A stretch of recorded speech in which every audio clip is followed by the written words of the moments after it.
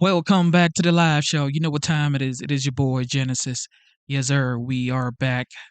Yes, it is currently 7:09 a.m. and today's date is the 31st of December 2024, the last day of 2024. How do you feel right now? Last day. Dear Lord, do you feel like you accomplished everything you set out to accomplish in 2024?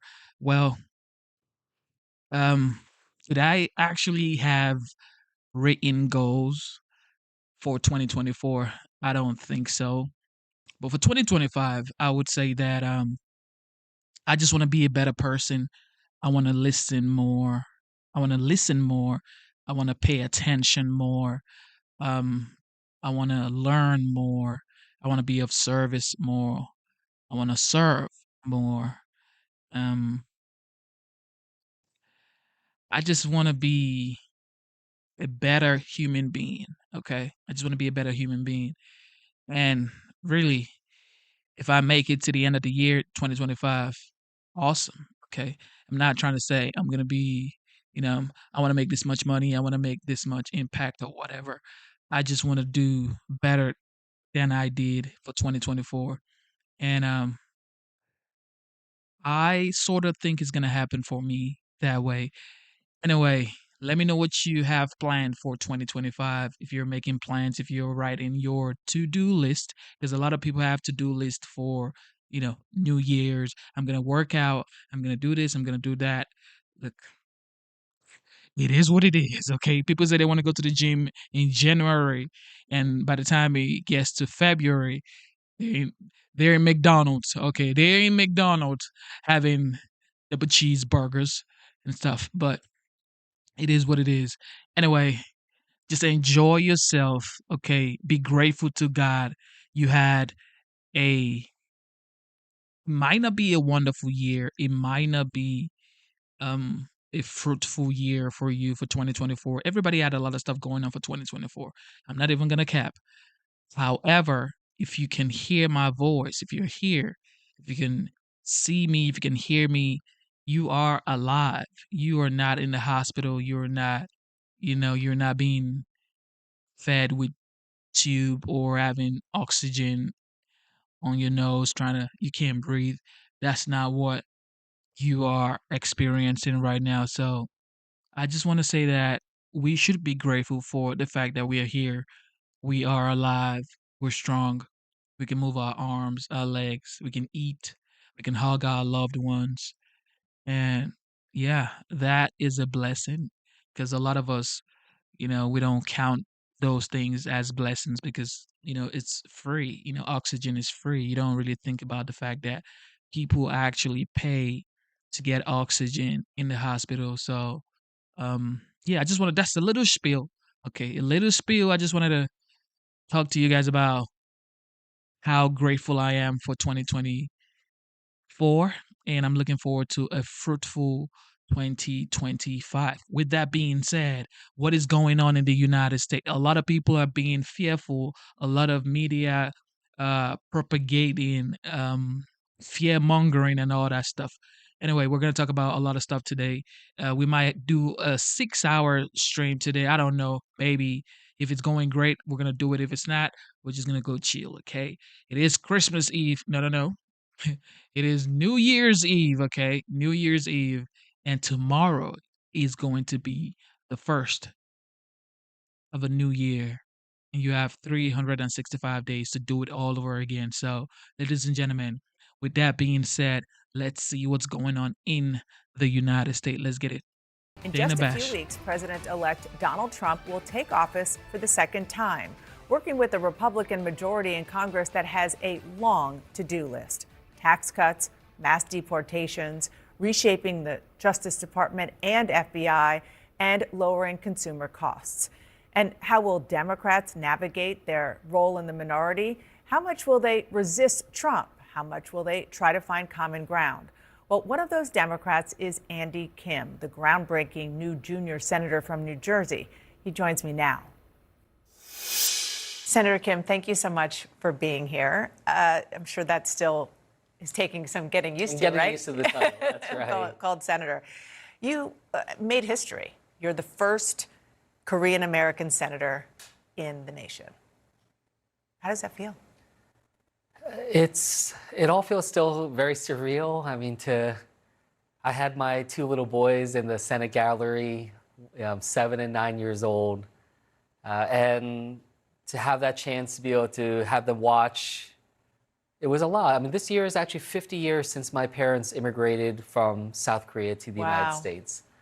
And the idea that we can celebrate our 50th anniversary of our family in America by me being sworn in as a United States Senator, it's beyond anything that my family could imagine. My mom called, we talked the night of my swearing in, and she was just in tears about just how emotional it was for her.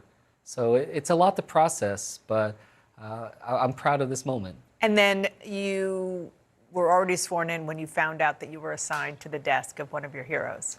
That's right. So, I didn't realize this initially, but, you have the 100 desks on the floor of the Senate, and the drawers, if you pull them out, you can actually see at the bottom, every senator that's used that desk has carved their name into it. And as I was looking through, one name stood out to me, which was Inouye, Senator Inouye from Hawaii, who, was somebody that, I grew up watching. I mean, that we haven't had very many Asian Americans in the U.S. Senate. I'm only the 10th ever. I'm the first from the East Coast of America. And for someone like him, who's a Medal of Honor recipient from World War II, served in the Senate for nearly 50 years, the idea that I get to use his desk was just so powerful, and just like really one of those moments where it hits you. You're like, this is happening, like I'm doing this work. So it's just a lot of history to comprehend right now. And obviously he was a decorated veteran, as you said. You've already introduced your first piece of legislation, which is bipartisan. It's with Montana Republican Senator Steve Daines, and it's called the Ernest Peltz. So they actually have desks that people reuse. I didn't know that. That's interesting. Veterans Benefits Act. Why was that important for you to do right out of the gate? Well, this is something that I've been working on in the House of Representatives, really tried to focus in on our veterans. I feel a deep responsibility and duty in many ways. I told you, my parents were born at the end of they were born during the Korean War. It was American service members that came to the defense of my parents when they were babies and their families. So my family could very well not exist had it not been for American bravery and our service members. So my family's always felt like we owe a debt of gratitude to our service members and our veterans, something that is important for the freedom of our family. And right now, I get frustrated when I see the challenges that veterans are facing. And, I just feel like in this moment of deep division within our society, within our politics, surely we can at least come together and say we want to support those who have defended our nation. You obviously now represent the entire great state of New Jersey, but you mentioned that you were in the House, and there you represented a district that Donald Trump won twice, despite the fact that you also won as a Democrat. And you've worked under both Democratic and Republican presidents. Where do you think you... Why am I watching this? Nah, this ain't it. This ain't it right here. Nah, we ain't finna waste our time on that right there. We are not finna waste our time right there.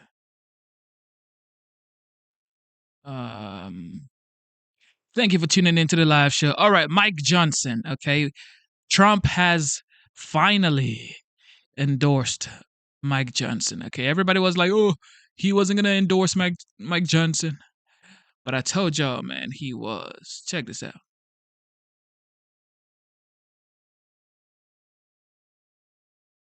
Well, this just into CNN. Donald Trump wants the current House Speaker to keep the gavel. The president-elect endorsing Mike Johnson ahead of the new Congress's meeting later this week to elect a speaker. CNN's Elena Treen joins us now from West Palm Beach, Florida. Elena, a lot of us political observers were wondering, is he going to let Johnson twist in the wind? Is he going to weigh in? And now he has weighed in. He has, and he has made it clear that he is backing House Speaker Mike Johnson for that leadership election on Friday. And really, this is a major boost to Mike Johnson, especially as many conservatives in the House have made it clear that they are not committed to backing Johnson. We've already heard from one Republican House member, Thomas Massie, reiterate today on X that he is planning to vote against Mike Johnson. I want to read for you what Donald Trump posted this morning on Truth Social. He said, quote, "Let's not blow this great opportunity which we have been given. The American people need, in all caps, immediate relief from all of the destructive policies of the last administration. Speaker Mike Johnson is a good, hard-working, religious man. He will do the right thing, and we will continue, again, in all caps, to win. Mike has my complete and total endorsement, MAGA." Now, look, Pamela, one thing that was unclear, like you mentioned, was whether or not Donald Trump was actually going to put his finger on the scale and come out and endorse Mike Johnson. Part of that is because a lot of people were skeptical after Donald Trump, just the week before the holiday recess, when members went home, in the 11th hour, kind of blew up the spending deal that Johnson had negotiated with the Senate and really complicated that fight for him. And so it was unclear where Donald Trump stood on this, but he's making it clear he wants Mike Johnson in the role. And part of this is because, look, Donald Trump, and he reiterated this in his post this morning, he really believes that he has a mandate to run Washington once he is sworn into office. And he wants somebody at the top role in the House to really be loyal to him, someone that he believes will work alongside with him and move to enact his agenda and his priorities. Mike Johnson has been trying to make it clear to him for months now, to Donald Trump, that he is a loyal servant to him. And so I think that's where a lot of this came down to. We just learned that Trump has endorsed House Speaker Mike Johnson for the upcoming speaker race. What are your thoughts on that? A massive boon to Mike Johnson. Listen, after the last spending deal, his speakership looked like it was in a lot of trouble. There are a lot of members of the Freedom Caucus who were unhappy with how he's handled things. We know how it went just last cycle when Kevin McCarthy went up to something like 15 votes before he was ultimately ousted and replaced by Mike Johnson. But this is the best gift he could have given him heading into the new year. I think it makes it far harder for members of Congress to vote against him. I imagine a few still will. But Donald Trump wants to hit the ground running. He doesn't want to be sworn into office and then have Congress basically at a standstill. I mean, we're not going to cap, okay? Nobody's going to cap. Mike Johnson was very instrumental to his winning the election, okay? Mike Johnson did everything he had to do. Mike Johnson is a very articulate person, a skillful communicator. And I mean, everybody has their reservation about anybody. It is what it is. However, Mike Johnson was Gucci. We ain't gonna cap, okay? We're not gonna cap. Mike Johnson actually did his job. But a lot of people say he's a snake, he is this, is that. But he did what was supposed to be done when the campaign was going on earlier in the summer, straight down to fall, and now winter. And now we have the 47th president-elect. We only have 20 days to go for this legend, the 45th, now the 47th, to be sworn in. So we don't want any BS going on, okay? Mike Johnson should keep going. He's done a great job, as far as I know. Still trying to elect a speaker for weeks on end. So huge win for Mike Johnson, but also Donald Trump signaling to House Republicans, I don't want you guys wasting any time. I have an agenda when I come in on day one, and we don't want the distractions we saw last time around.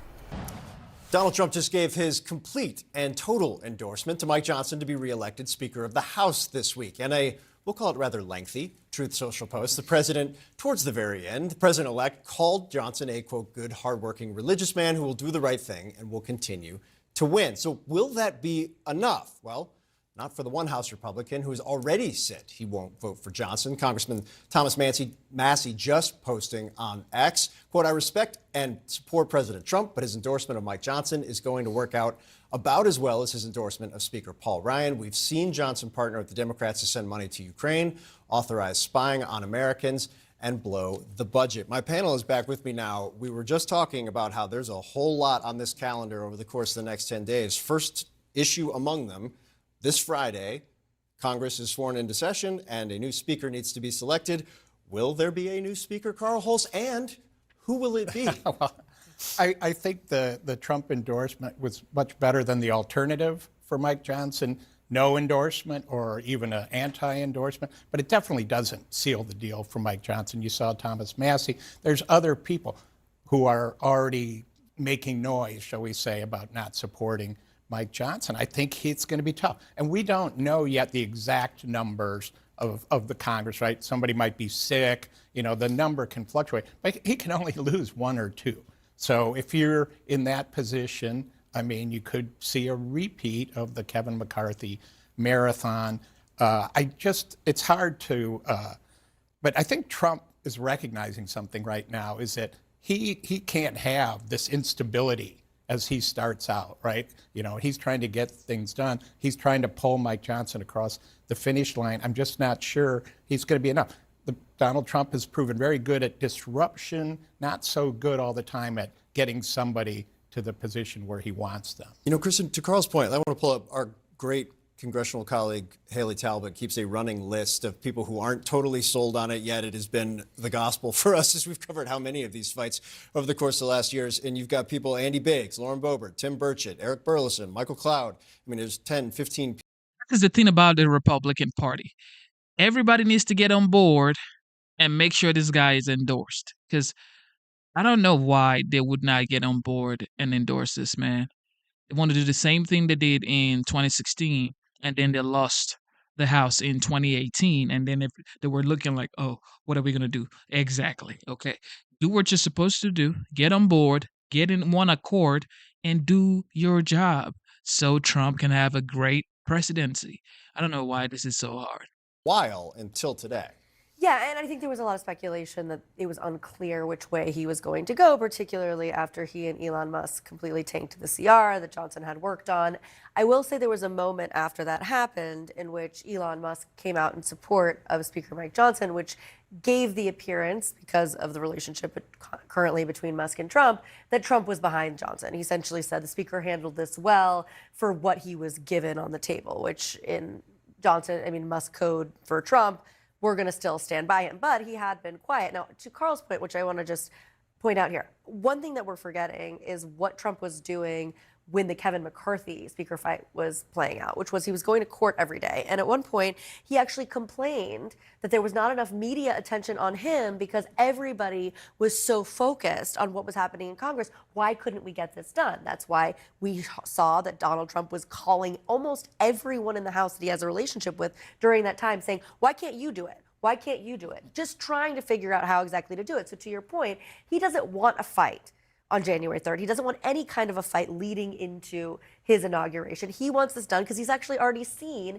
that this is going to take away from him. Now, if you're Johnson, you got to feel pretty good about what happened. You're twisting in the wind. He's probably out there trying to figure out whether or not Trump was going to come out publicly. This is a win for Johnson. How it plays out obviously remains to be seen. Yeah, biggest loser remains Kevin McCarthy. Right, exactly. Lambasted not by name on the president-elect's Truth Social account this weekend, as seems to be his lot in life from here on out. Susan, just taking a step back, and I think this gets to Carl's point a little bit, which is if you're the president-elect, you want 2 reconciliation bills, it seems like. You want to move extremely fast on your agenda issues right off the bat, and you're trying to figure out how to just handle getting a Speaker of the House on some level. What does this portend for the opening months of this second Trump administration? Yeah, I think it's really important because, first of all, it reminds us that this is an unbelievably, really a historically narrow majority that Republicans have in the House of Representatives, depending on the vacancies and filling those vacancies created by Trump's own cabinet appointments, by the way. You're looking at a Speaker of the House having only a 1 or 2 vote margin for a significant period of time. That essentially means it's ungovernable. And it's actually remarkable that Mike Johnson has survived as long as he is. It's testament to the fact that there was so much chaos last year that, in a way, people just sort of gave up and went along with him. Will they continue to do so? Donald Trump's instincts here are to bypass Congress. Donald Trump he's almost the opposite of the kind of president who's going to, invest a huge amount in working patiently, building coalitions. That's just not the kind of politician Donald Trump is. He's the politician of the bully pulpit, of the. No, this is, here we go. Here we go. Bunch of BS. Look, this is the facts. He is a businessman. He doesn't like slow motion. because that's what the government does. Slow motion. Slow motion. Okay. That's what they do. They move at a slow pace. And this man is a businessman. He wants to get shit done fast. All right. All right. I know you guys have heard about the South Korea situation, the airplane crash, and how it's being investigated. Now, some people are blaming Vladimir Putin. Of course, everybody's gonna, have someone else to blame. However, he probably has something to do with it. I mean, this is just my opinion, okay? It's not facts. It's just my opinion. South Korea's acting president has declared 7 days of national mourning as details continue to unfold surrounding South Korea's deadliest air accident in decades. Officials have confirmed that a Mayday call was made by the pilot of the inbound flight from Bangkok due to a bird strike on the aircraft before attempting an emergency landing. 179 people died in the crash. 2 crew members who were in the tail section of the plane incredibly survived. The NTSB now leading a team of U.S. investigators to assist South Korean authorities. CNN's Mike Valerio is at the crash site in Muan, South Korea, and has this report. Well, we're getting a better sense of how expansive the debris field is, and right now we're only a couple yards away from the epicenter of the debris field. That is the tail section of the Boeing 737-800, which managed to survive relatively, and I stress relatively, intact, 15 yards high. And this is the section of the plane where the 2 survivors were pulled from, rescued by first responders minutes after this plane was engulfed in flames. So we're going to pan to the left. That's where you can see this massive yellow. Dear Lord, this is why my spouse's mother's mom said she doesn't want to get on a plane to take a trip. Okay, she doesn't want to take a trip because she says something like this may happen. And I mean, planes hardly crash. Okay, planes are like one of the safest way of traveling.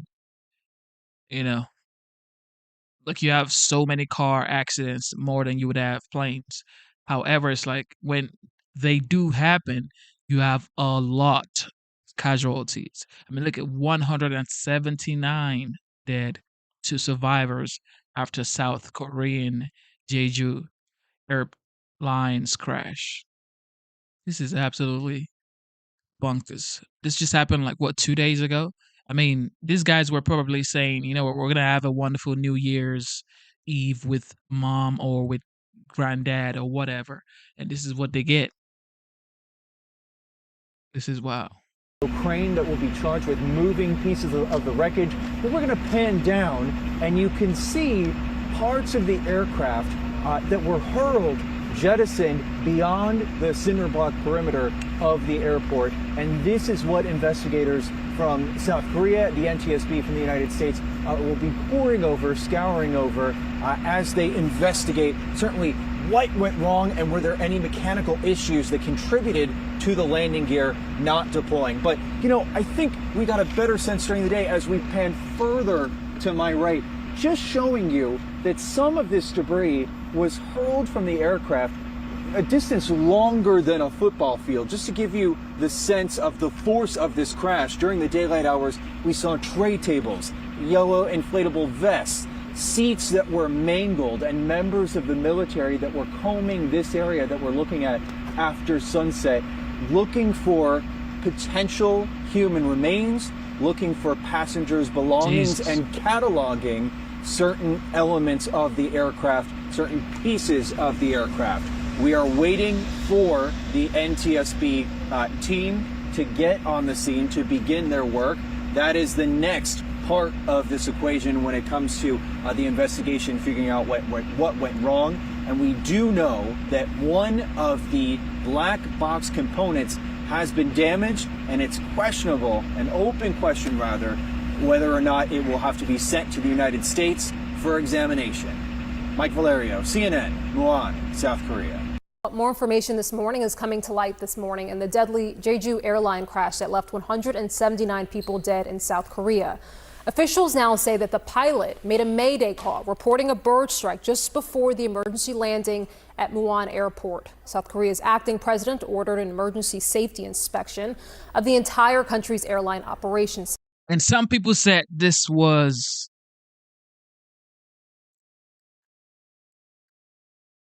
quote an inside job. Okay, there were bullets coming from inside the plane. This was, I mean, this is all over X. Okay, this is what you get when you're on X and you see some information. This is what they're saying, that it wasn't just like a natural bird strike. This was something that happened from inside the plane. This is what people are saying on X, but how true is this? They're still investigating anyway, but this is just sad. And this is the second plane crash. One happened on Christmas Day and another one 2 days ago, which is this one. So two deadly, fatal plane crash. This is wild. System. Let's bring in now aviation attorney Justin Green, who joins me here to discuss. Justin, great to have you in the studio this morning. Good morning. Thanks for having me. You have been a part of litigation with crashes in the past like this. I'm curious sort of your first top line reactions when you see that pretty horrific video. Well, I think the first thing, my heart goes out to the families. 179 families now are suffering and looking for answers, and they're going to find that the answers are relatively slow in coming. The second issue is we kind of know what happened. You know, we have video of what happened. The airplane did a belly up landing. They did it fast. They ran off the runway. They hit a wall. They burst into flames. The big issue is, you know, why it happened. And the investigation is going to look at every single factors. But the key pieces of evidence are going to be the black boxes, the digital flight data recorder, the cockpit voice recorder, and then the actual wreckage. You know, the wreckage, most of it burned up, but the engines are really the key pieces. And the mayday call about a bird strike, they're going to look at both engines and try to determine what caused what looks like a loss of power. Yeah, and say more about that, because as we hear about possible causes, bird strike, as you just pointed out, we're now hearing that the pilot made that mayday call. Obviously, the landing gear, clearly there was an issue with the landing gear, that malfunctioned, but multiple aviation safety experts that I spoke to yesterday on our air said those are independent issues. One should not impact the other, and I'm just sort of curious if you think that maybe more than one factor was at play here. Well, in almost every major accident nowadays, there is more than one factor. A single point failure is not supposed to happen. Aviation safety is based on redundancy. So they have two engines, they have multiple hydraulic systems, they have backup systems. So in here you have a confluence of factors that most likely caused it, which may include problems. You know, the bird strike seems to be the initiating factor. But what happened to the systems after the bird strike and how the pilots handled it, that's going to be the focus of the investigation. And answers are going to come out relatively soon once the data from the black boxes are downloaded. Is that the type of information that you would expect to be also released publicly relatively soon? Because I imagine you have 179 people who didn't live. There is a chance that there could be litigation following this. Yeah, 179 people. I don't even want to watch this anymore. Like, this is just sad to see, sad to comprehend that 179 people could just go just like that. Just like that. Gone. Just like that, y'all. This is wild. Can never make this up. All right, so H-1B visa is still, look, it's still going bonkers. Okay, everybody's still trying to have a conversation about H-1B visa. Like, that's not, shouldn't even be a question. Okay, that is not something that people should be contemplating on and saying, you know what, we don't want H-1B visa. Elon Musk came into the United States through H-1B visa. Okay, and this man happens to be an asset to the United States, to the world at large. I mean, just facts. But people want to talk about H-1B visa. We don't want immigrants coming here taking the jobs of Americans. Yes. However, if they're coming in here through a legal way, okay, legal process, not illegally, okay, they have to come in here through a legal way. And if they have skills, just like the engineers in Silicon Valley. I told you about my family member who was diagnosed with lupus, and her her doctors were like foreigners. Her lupus doctor was a Chinese woman. Her kidney doctor was a Ghanaian or something like that, someone from Africa. So maybe Uganda or Ghana, something like that. And the other doctor was an Indian. So most specialists in the United States are not even American born people. Like engineers are mostly Indians, doctors are mostly like Indians, Chinese, Africans. So H-1B visa, it's like it is very important to have H-1B visa coming in. H-1B visa students or immigrants coming into the United States because those people are special. Okay, they have skills that the United States actually need. This is my opinion.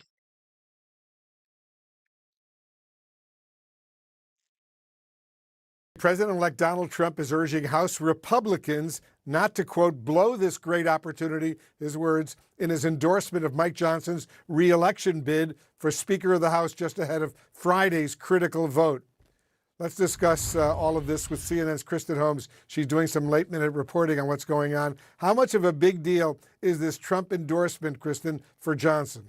Well, it's still somewhat of a big deal, even though we are hearing House members say that despite this endorsement, they are not going to vote for Mike Johnson, or it doesn't push them over the edge when it comes to Mike Johnson.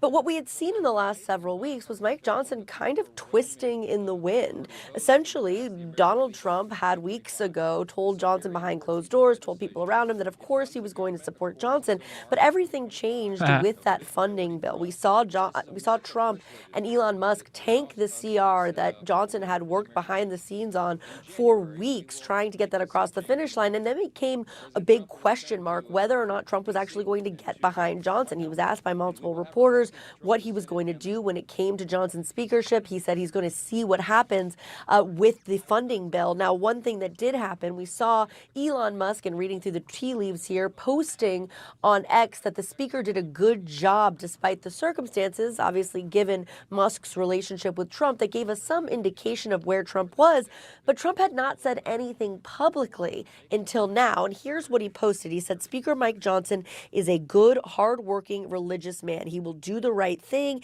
and we will continue to win. Mike has my complete and total endorsement, MAGA. So one thing is clear. This is a good thing for Speaker Johnson, but that doesn't necessarily dictate the outcome, particularly, as I said, we've already seen some of these House members say that they adore President Trump, that they want to work with President Trump, but that's not going to change their opinion on Johnson. Interesting. All right. Thanks very much. A quick follow question, Kristen, before I let you go. Trump is siding with Elon Musk on the sensitive issue of H-1B visas, an issue that is clearly dividing his MAGA supporters. Today, Steve Bannon weighed in, escalating the feud. Talk a little bit about that.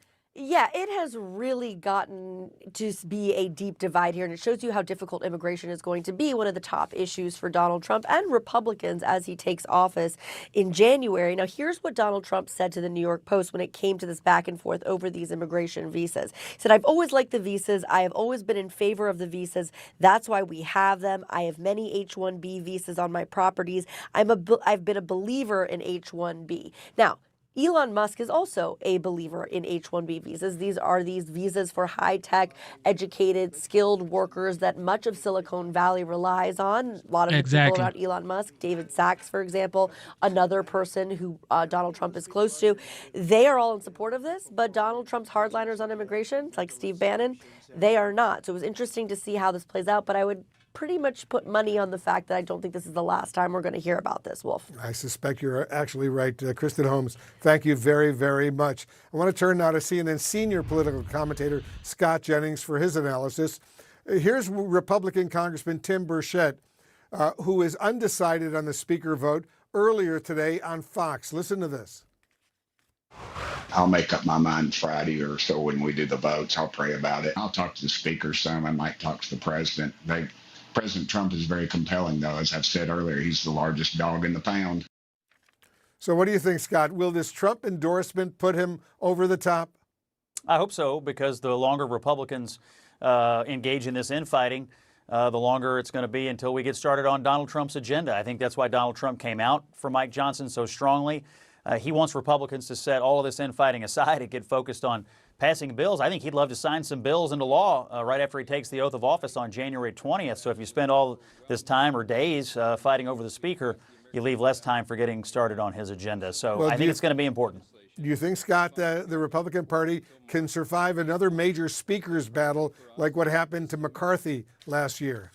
I mean, the party can survive it. It's just why do we need to think about having to survive something when we have an obvious option here? Mike Johnson has done a good job. Look, anytime the numbers are this close, it's going to be a very difficult job, and there are things that aren't going to go smoothly every single time, and we just have to accept that.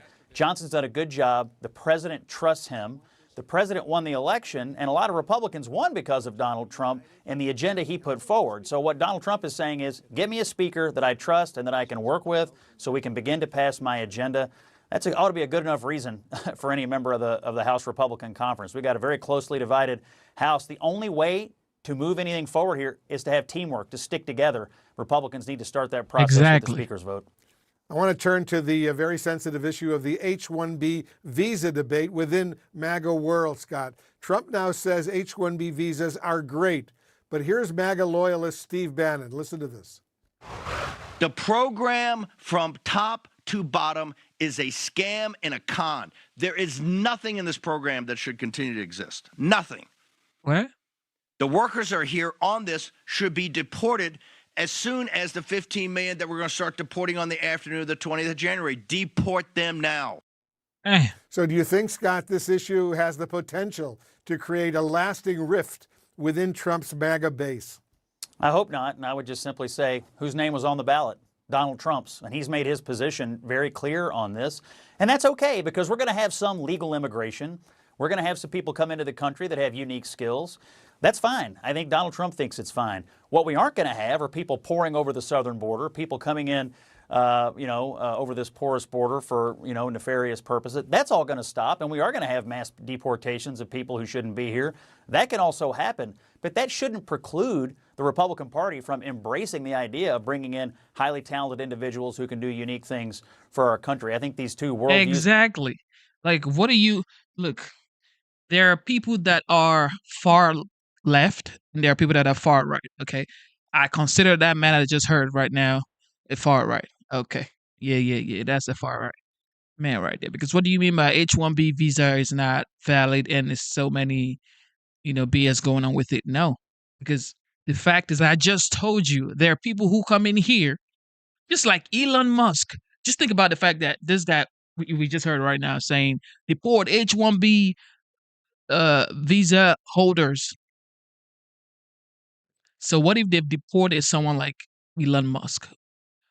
Do you think NASA would be enjoying the privilege that they are enjoying right now, having Elon Musk, or having the expertise or the brains of a man like Elon Musk? So when someone like that says deport every H-1B visa holders, I don't know, man. That sounds too far right. And like I always say, when far left are talking, I'm like, that's BS. When far rights are also talking, I'm still gonna call you BS, okay?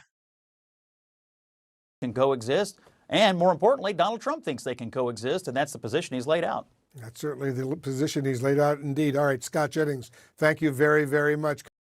Thank you for tuning into the live show. You know what time it is. It is your boy Genesis. Yes, sir. What is going on?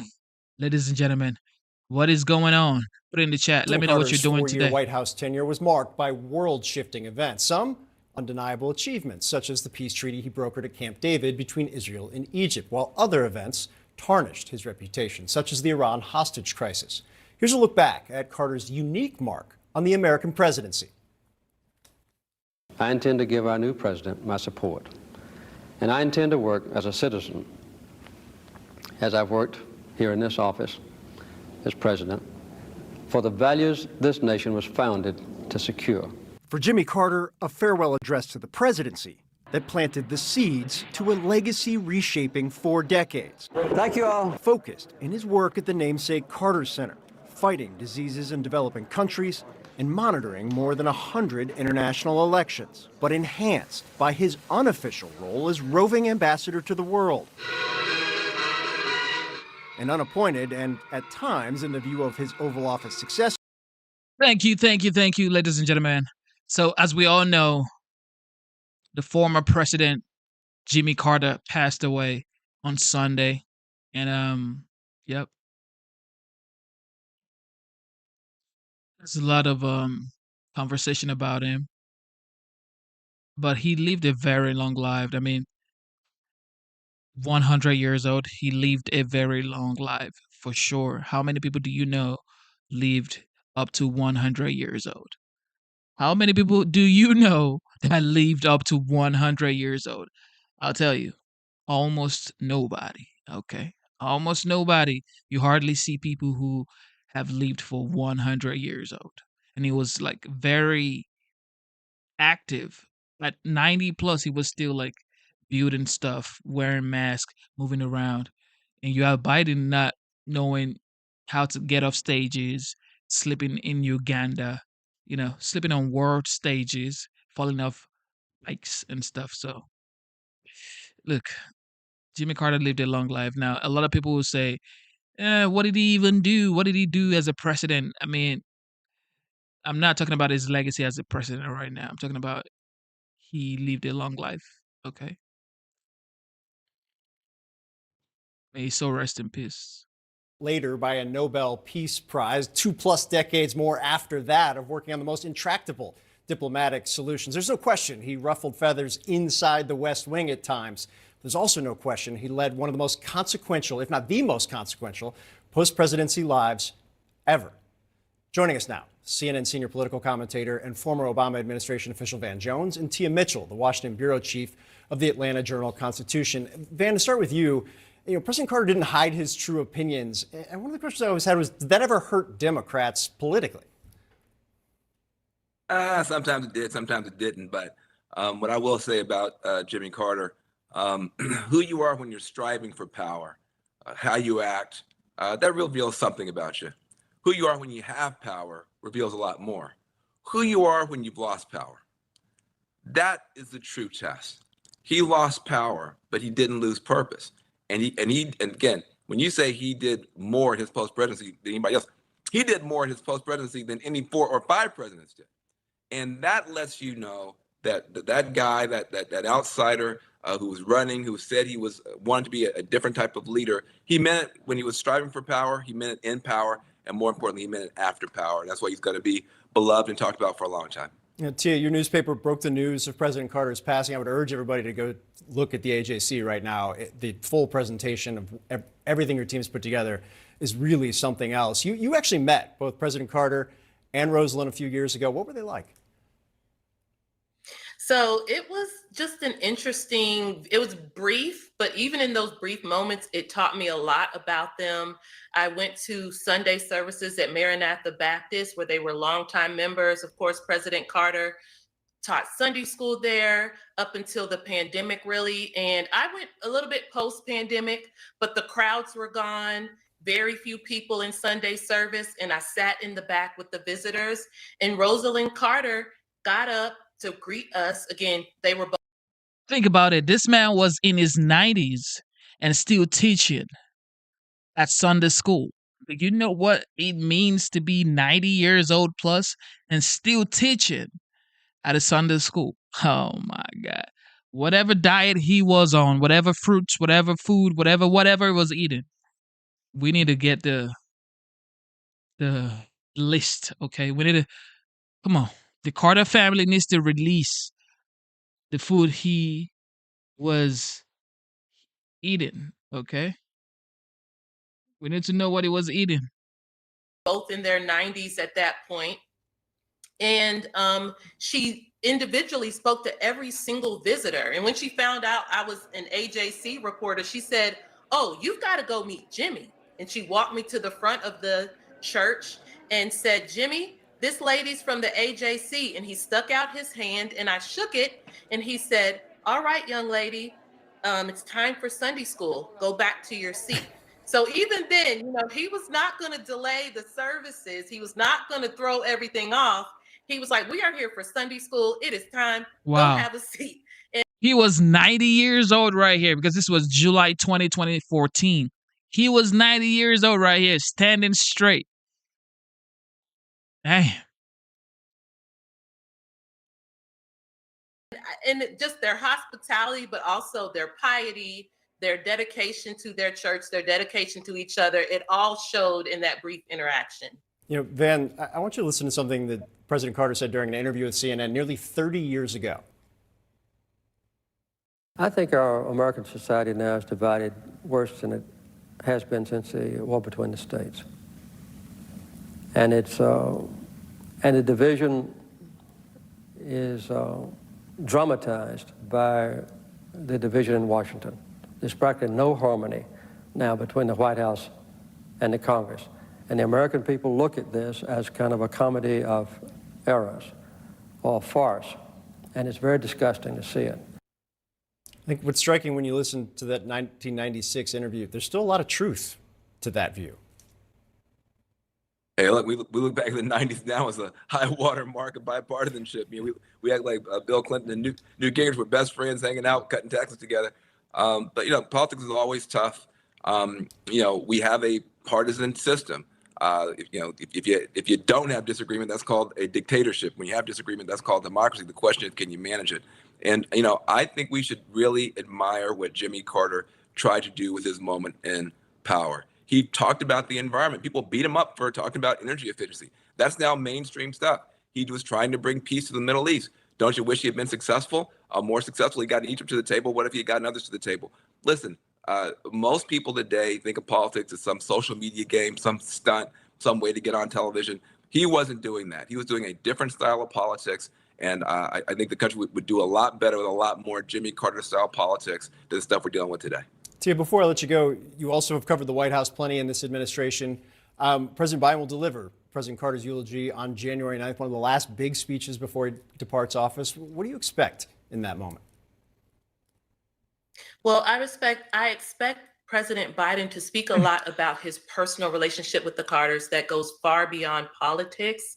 I also think he's going to talk about Carter's legacy and what he took away from Carter, both as president and, of course, post-presidency. Last night, he spoke about decency being his biggest takeaway, and the fact that Jimmy Carter kind of remained who he was, very humble, always friendly to everyone he met, whether you were someone in power or just a regular person on the street. And so I expect a very personal, heartfelt message from the president when he eulogizes Jimmy Carter on January 9th.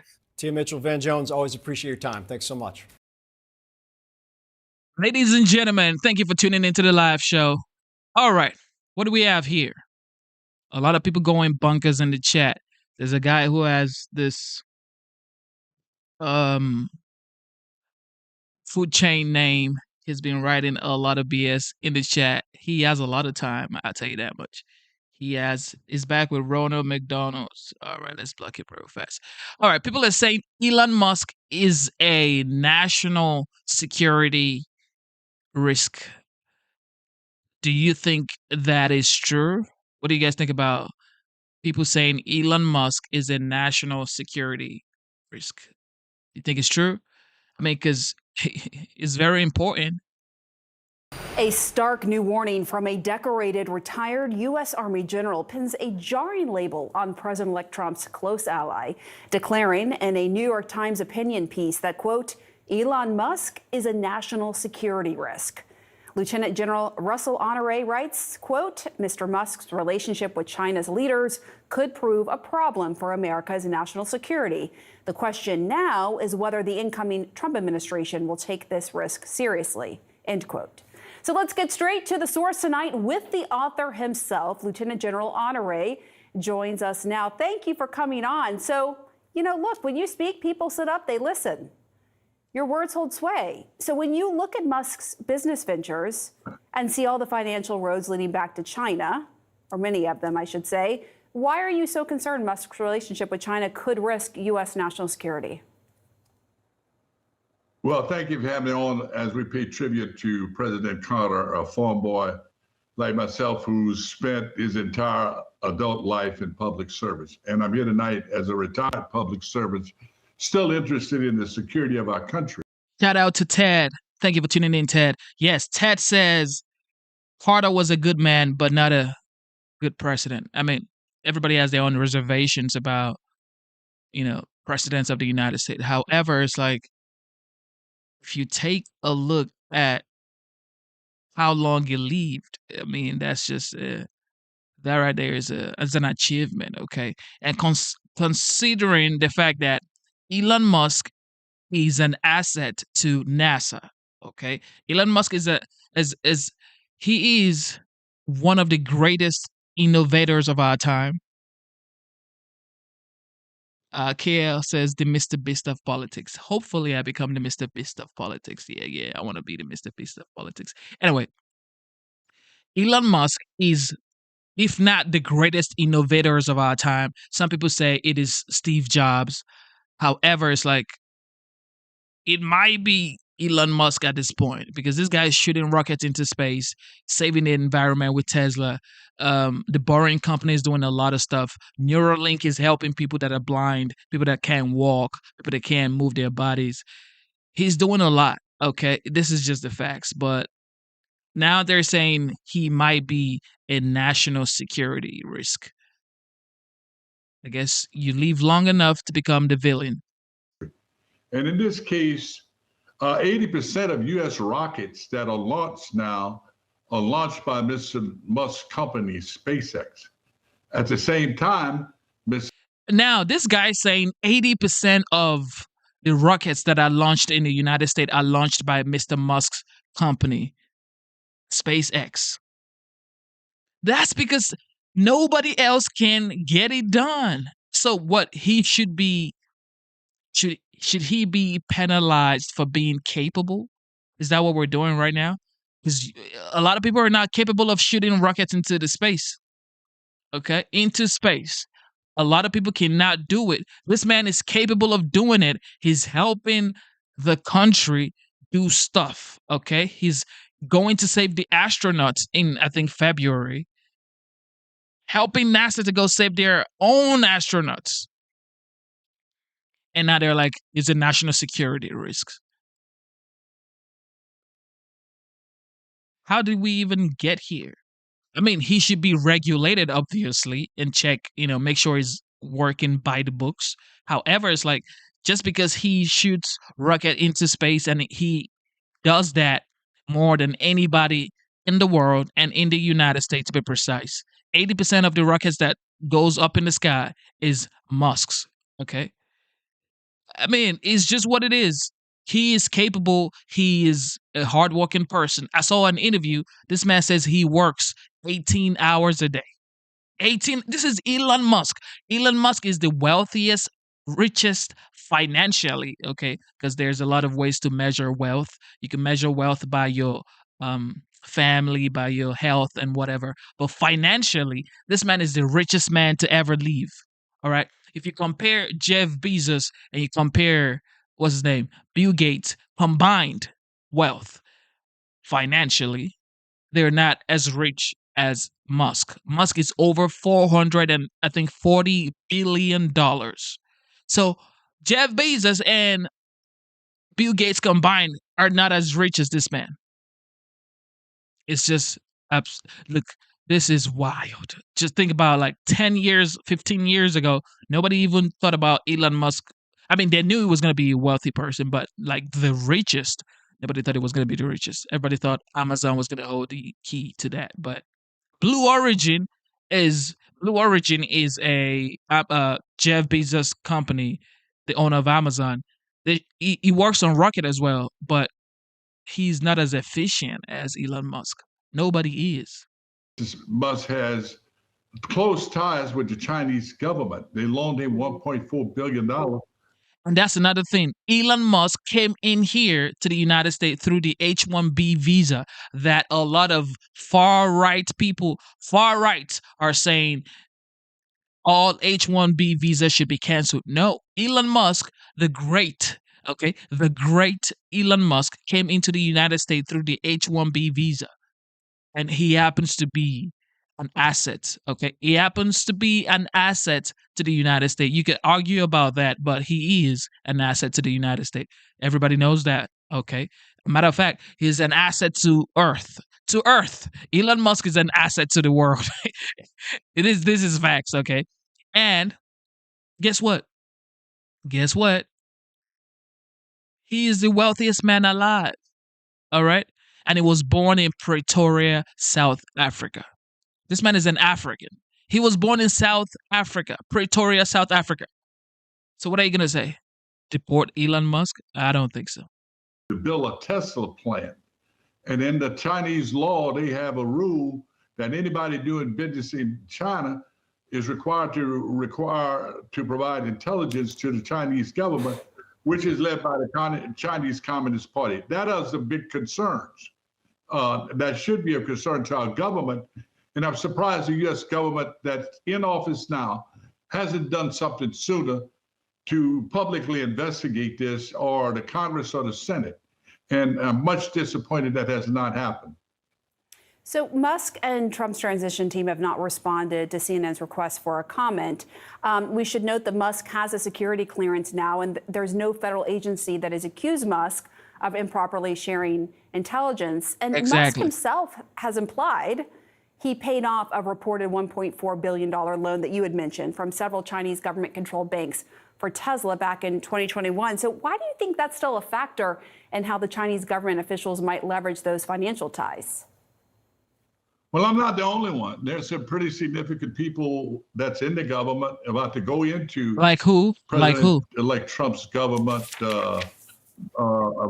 Vic Ramaswamy and Senator Marco Rubio has raised this question as early as May, that this is a serious concern. Musk's ties to the Chinese Communist Party and doing business there and his relationship, as well as in recent weeks, Steve Bannon, a very loud-spoken and influential person in the Make America Great Again movement, has spoken to his concerns about Musk's relationship to the Chinese. Musk also has relationship, he's quoted as communicating with President Putin in Russia.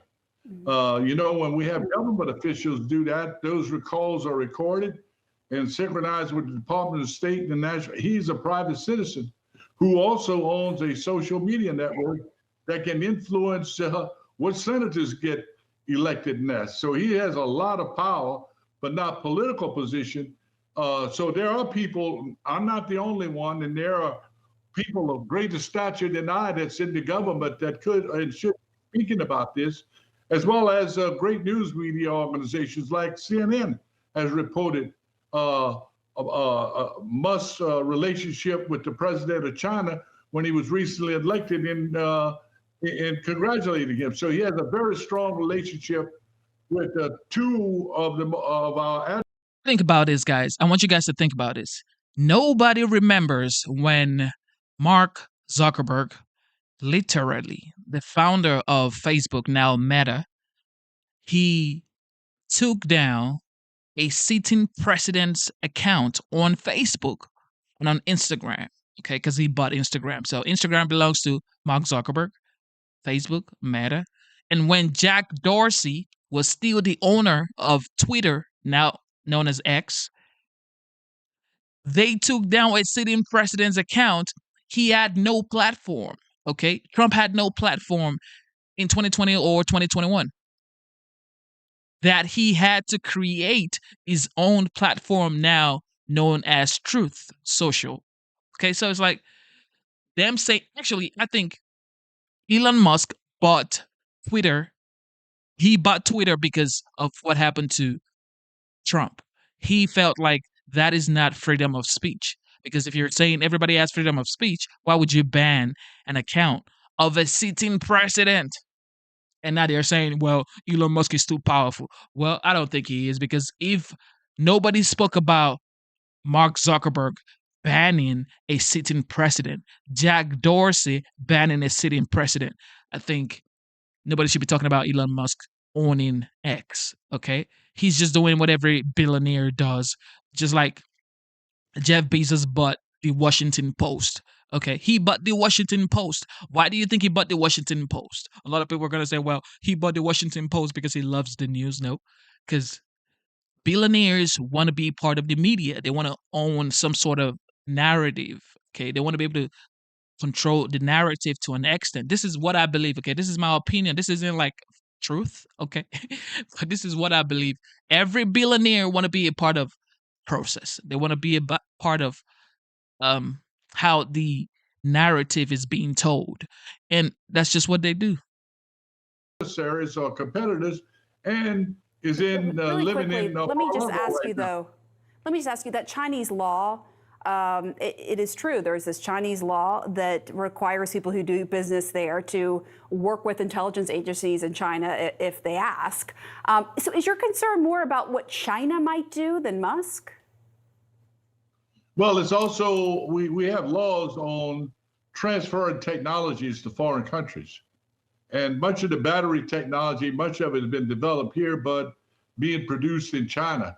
There's also rules around passing U.S. technology related to SpaceX.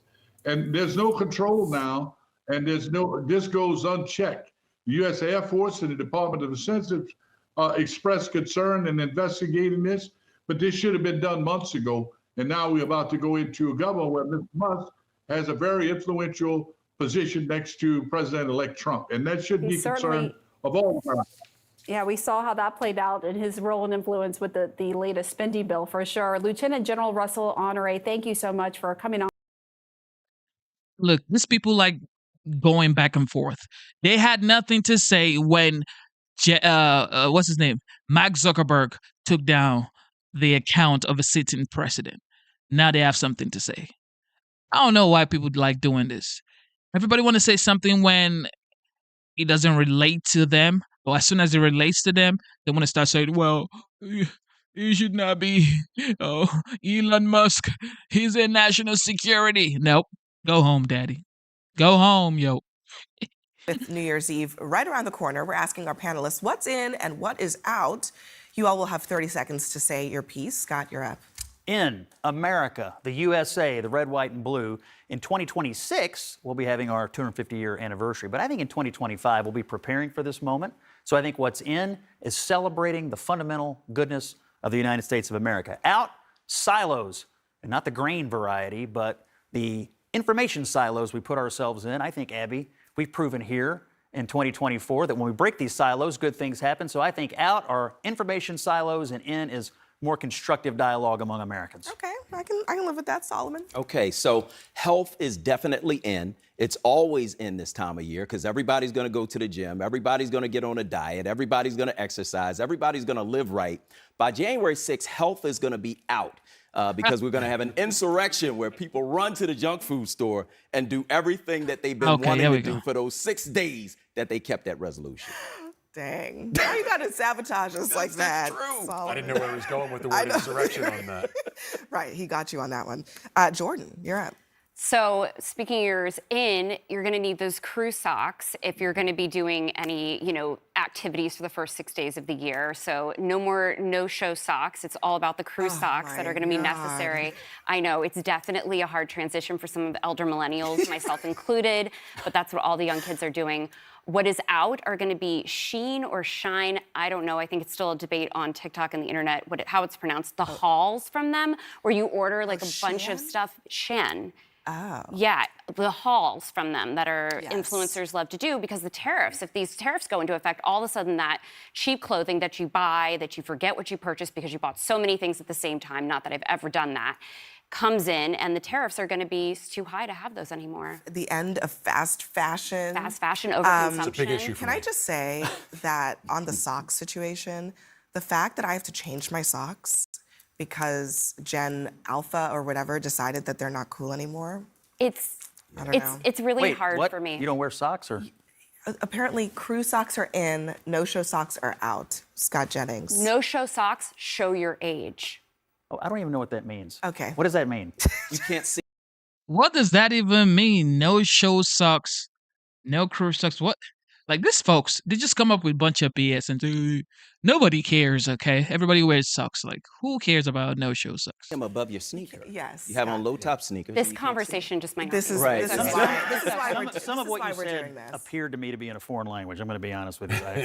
All right, Doug, what you got? My in will be short. I don't have one. I wasn't clever to come up with one. But my out is a very serious one, and that is people who are FaceTiming and using speakerphones in public. I was at dinner tonight. Oh shoot! Oh shoot! Am I guilty of that? I don't think I use speakers when I like my phone speaker when I'm FaceTiming. I'm always like with my headphones, but people do it a lot. They go ha ha ha, what's up, bro? And it goes, yeah, nah. Night at Lenny's Clam House at Howard Beach, Don't which do is it at the amazing. gym either. It's an amazing place. And there's a guy next to me FaceTiming the whole time, using language that's inappropriate, whether it was appropriate or inappropriate.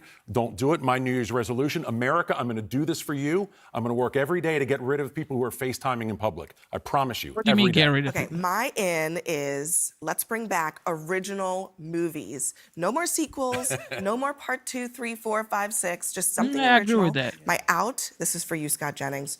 No more backyard chickens. I'm sorry. We got what? a bird flu. I'm sorry. We got a Are you- bird flu coming. You are coming after my flock? I think we are done These are with my backyard girls. chickens. They're spreading disease. They're not. They're spreading goodwill and eggs. I don't understand. Oh my God, they're spreading goodwills and eggs. How many people have farms? How many people have farms in the chat? I want to start a small farm. I would like to actually start it. Oh, look at me right here. I'd like to actually start a small farm. I really would like to start a small farm. Okay, here we go. You know, it never ends. What is this? But we also want to get to some other top stories. According to Fox, okay, they're saying Chinese hackers breach U.S. Treasury computers.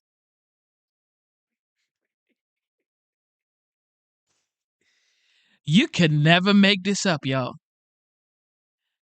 They're saying Chinese hackers breach U.S. Treasury computers. How is this even possible? Okay, somebody said the farms are, it's not like farms, it's like homestead. Yeah, that's what I'm supposed to say. But I actually want to buy acres of land and actually do farming. You know, I don't just want to have like a backyard and have, you know, chickens and stuff.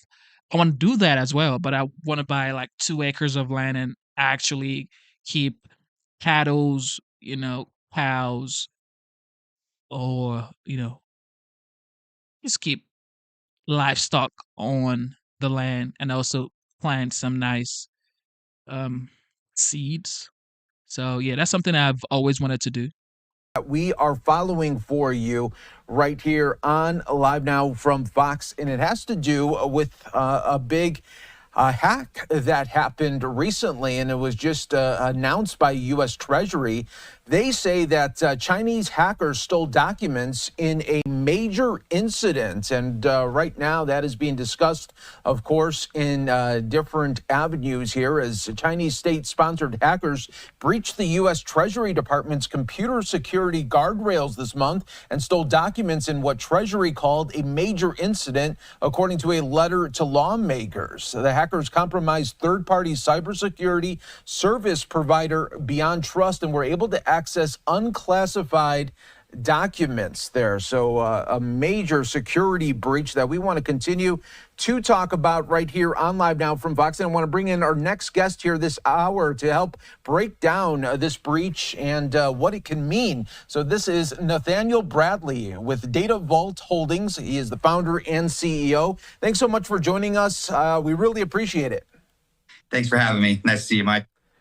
All right, so let's get right into this for everyone that's watching. You think about, okay, Treasury, big department there, has to do with a lot of, we're talking about the safeguards really of our economy. And with this breach, what does that mean? And what were you thinking when you heard that? Well, leading into this, there's been a lot of talk about TikTok and its approach with our youth and how they penetrated they have the number one app in U.S. youth. And now this attack, which is again, the Treasury is going to have documentation there that gives you insights to American life, almost every aspect. And there's This is just troubling, okay? If Chinese hackers can breach into the US Treasury computers, you think your little computer that you have in your home office can save you? No, it can't. Okay, you cannot. Okay, we're not.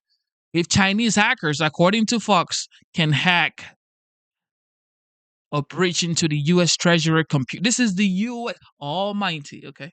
This is the almighty US Treasury. Okay, this is the almighty US Treasury. Yeah, I don't think my computer right here is even safe because at this point, man, a tremendous threat to our businesses and to our communities when you look at this particular breach, which happened through a third party source. So, Beyond Trust, cybersecurity company that's a third party to the Treasury, has provided a security key that's utilized at workstations. And this is what ultimately it's not revealed to us how that security key got into the possession of these Chinese hackers, but that indeed was the process or the form of attack here was the ability to obtain access to work terminals by using a security key provided by Beyond Trust. So that in addition, to what I was thinking when I heard about the attack was really, the ongoing assault on our data and the use of it by our enemies with respect to understanding every aspect of the United States and how we live, how we operate, what our businesses are involved in. And these insights give, the Chinese government insights into their own communist regime. They are able to adjust and see information that it was proprietary to us and proprietary to our nation. So it is a very concerning threat.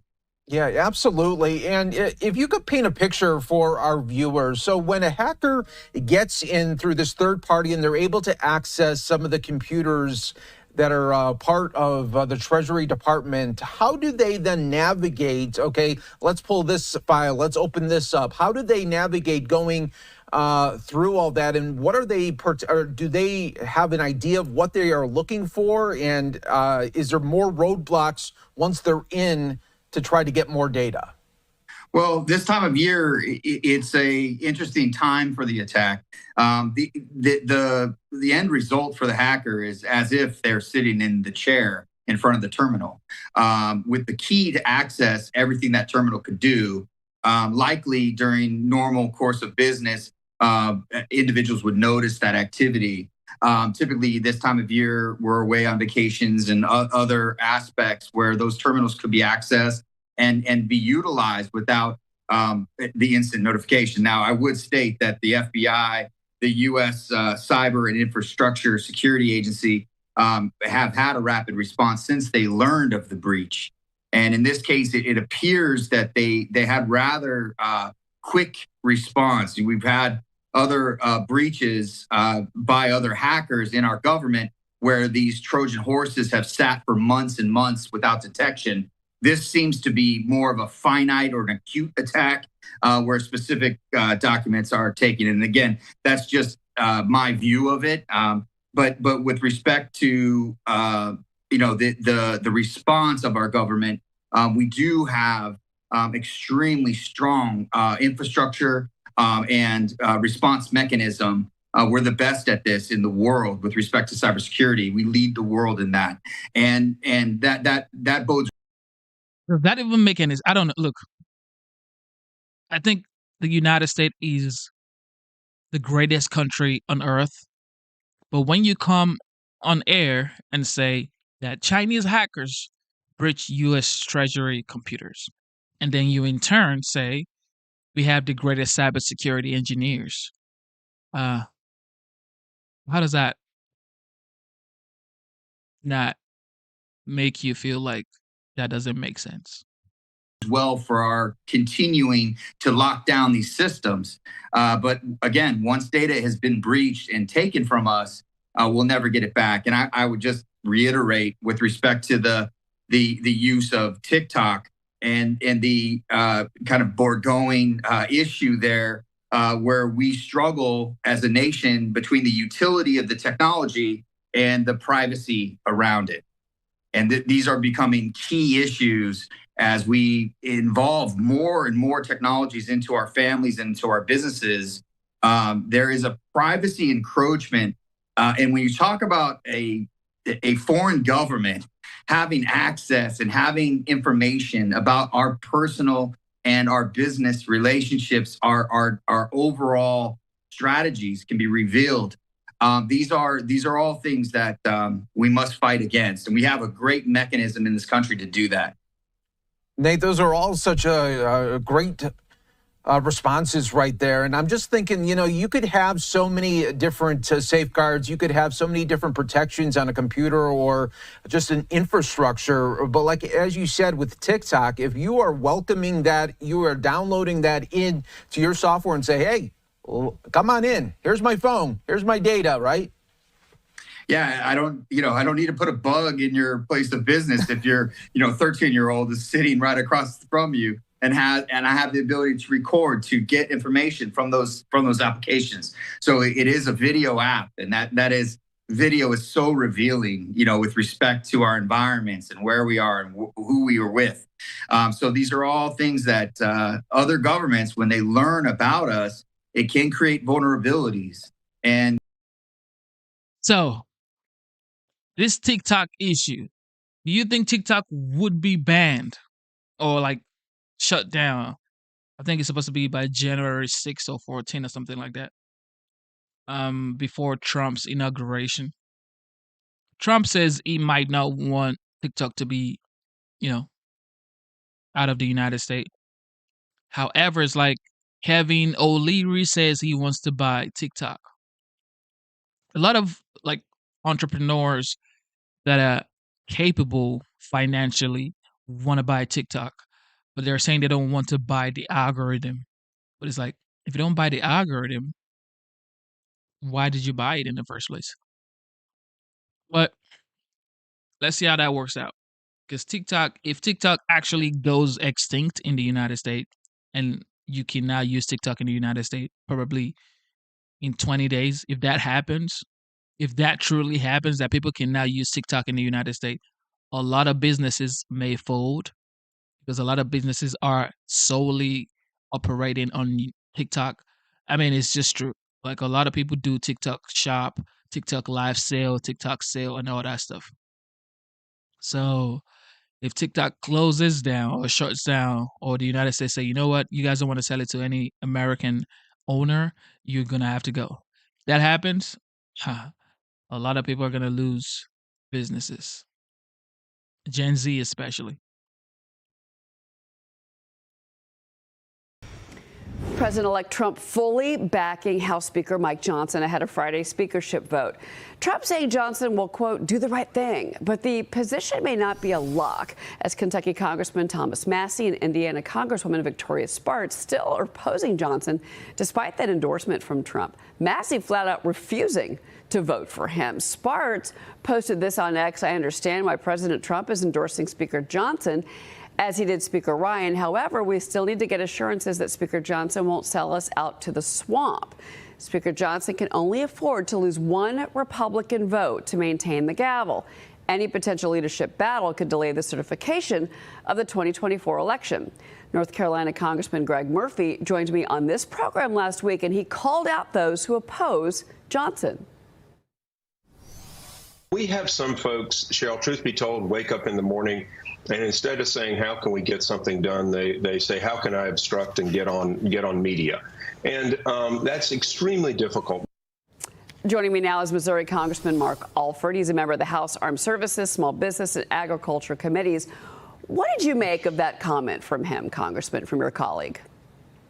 Well, look, I've been in these conference meetings now for 2 long years. It seems like, 2 years ago, it took 15 votes to get Kevin McCarthy elected Speaker of the House. We do have some issues in our conference, but nothing that can't be worked out. And listen, Mike Johnson is the person to lead this. He is the person to lead the House at this time in our nation's history. Trump actually has the mandate, okay? He's going to be calling the plays. And Johnson is aligned with Trump to make sure that his mandate is carried out in the U.S. House. And we voted, Cheryl, we voted in conference a week after the general election in November unanimously to have Mike Johnson as our speaker. We need to carry through with our word.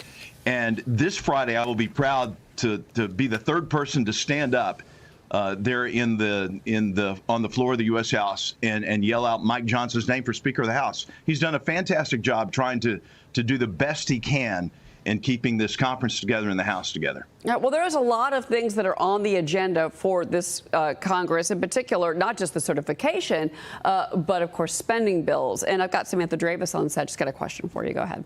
Sure. Yeah, Congressman, one of the things we hear fiscal conservatives criticizing about this process of doing these emergency spending measures and passing CRs and omnibus bills is that they simply don't have enough time to read the bill. You saw Congressman Chip Roy tweet about the CR. I only had an hour and a half to read this bill. And so I understand you're going to be an appropriator next year. What do you think is the prognosis for potentially returning to regular order and passing appropriations bills through regular order and addressing some of those concerns? I completely agree with you. There's no other speaker candidate who could get to 218. It has to be Speaker Johnson. At the same time, some of these concerns about the way we do business in Congress are valid. Well, look, I agree with you. Things have to change. They are changing. We're moving in the right direction. This time last year, we only had one of the 12 appropriation bills passed off the House floor. This year we have 5. We have all 12 passed out of committee, which is a big deal. Tom Cole, the chair of appropriations, has done a masterful job in getting those passed. The problem is we can't get our own conference to vote on these appropriation bills. And we've got to have the Republican votes to do that. You're not going to find a perfect appropriation bill. You're not going to agree with everything in an appropriation bill. We've got to get these 12 passed. We're on the right track to do that. I think with Trump's support, when he becomes president, he is going to, I think, put some pressure on some of these holdouts to get these appropriation bills done and quit holding up the business of Congress. Well, one of the business agenda items that is very important to the American people because of how they voted in November is the border and, of course, the issue of immigration. The total cost of Trump's planned mass deportation operation is estimated to cost $315 billion. That's coming, this estimate, from the American Immigration Council. Time is reporting about the massive backlog at immigration court cases that could slow down deportations, with more than 3.6 million cases pending. Now, immigration advocates are telling the LA Times that Governor Newsom there is planning to combat Trump's deportation operations, but that does not go far enough. They now want funding for lawyers to represent detained immigrants, Congressman. And in particular, back to this issue in the court. Gavin Newsom. Some people say his name is Gavin Newsom. But it's like, what is Gavin Newsom doing in California? Why is he trying to sabotage Trump's policy about making sure that people come into the United States through a legal process? I mean, isn't that what every person with common sense should be talking about? You should be talking about everybody who comes into the United States should come in here through a legal way because of national security. So it's like, why is he doing this? Gavin Newsom, man, I don't know. I mean, Newsom, that's one problem. But there's 3.6 million cases that are pending because of the fact, and this is what they point out to, that the law requires they have a final order of removal issued by that court, but those courts are understaffed. So you're going to have to hire a bunch of new government workers to staff the courts to even get the cases through. And then there's also the issue of where you're going to put them as they're waiting to be potentially deported. Well, Tom Homan is working on that, along with the governor of Texas, Greg Abbott, who's provided some land to build some facilities very nice facilities to hold these people until their cases can be adjudicated. By the way, only 1 out of 10 is a proper asylum claim when you look at these. But look, this is all Joe Biden's fault. Let's make that very clear. Through his failed policies, his lying along with Alejandro Mayorkas, the biggest liar since Pinocchio, have failed the American people with a failed border policy. This, I call it a repatriation project, not a deportation project. We're going to repatriate some 11 million individuals who should not be here. And Tom Homan is right. It is illegal to harbor these illegal aliens, and everything must be done to stop that as well. Anyone in the United States who is illegally harboring illegal aliens is going to have to answer to the federal government for that. But this $315 billion is an investment in this repatriation project. It is going to cost money on the front end. It's going to save us money and save us security on the back end. All right. Before you go, I do want to get just real quick your comments on this trip that you originally took to the Middle East. Israel's ambassador to the U.S. is warning Yemen's Iranian-backed Houthi rebels to stop attacks on Israel or face the same fate as Hamas and Hezbollah. But that's after recent Houthi drone and missile attacks in that region. Congressman, you and this bipartisan group of lawmakers went to the Middle East. You spoke with leaders from not just Israel, but Egypt, Jordan, the Saudis. What did you learn, and what can you tell us about that trip? They are all upset at Iran. They want us to do something about Iran. They want us to do something about the Houthis, and we did while we were there. The Whiteman Air Force Base sent over B-2 stealth bombers loaded with some pretty good bombs and took out some targets in Yemen, the Houthi targets of deeply embedded ammunitions there, which I was quite proud of. And here's the problem, Cheryl. The Houthis, funded by the $16 billion that went to Iran of sanctioned money that Biden released, have been using that money to hit ships in the Red Sea. Egypt is losing $600 million a month in lost revenue from the Suez Canal that they would be getting because these ships aren't going through the Suez Canal because the insurance companies won't cover the ship's insurance because of the Houthis. Something has to be done. We have done something. Israel's going to do something. The Houthis need to be eliminated. They're a menace to this world. That man was straightforward.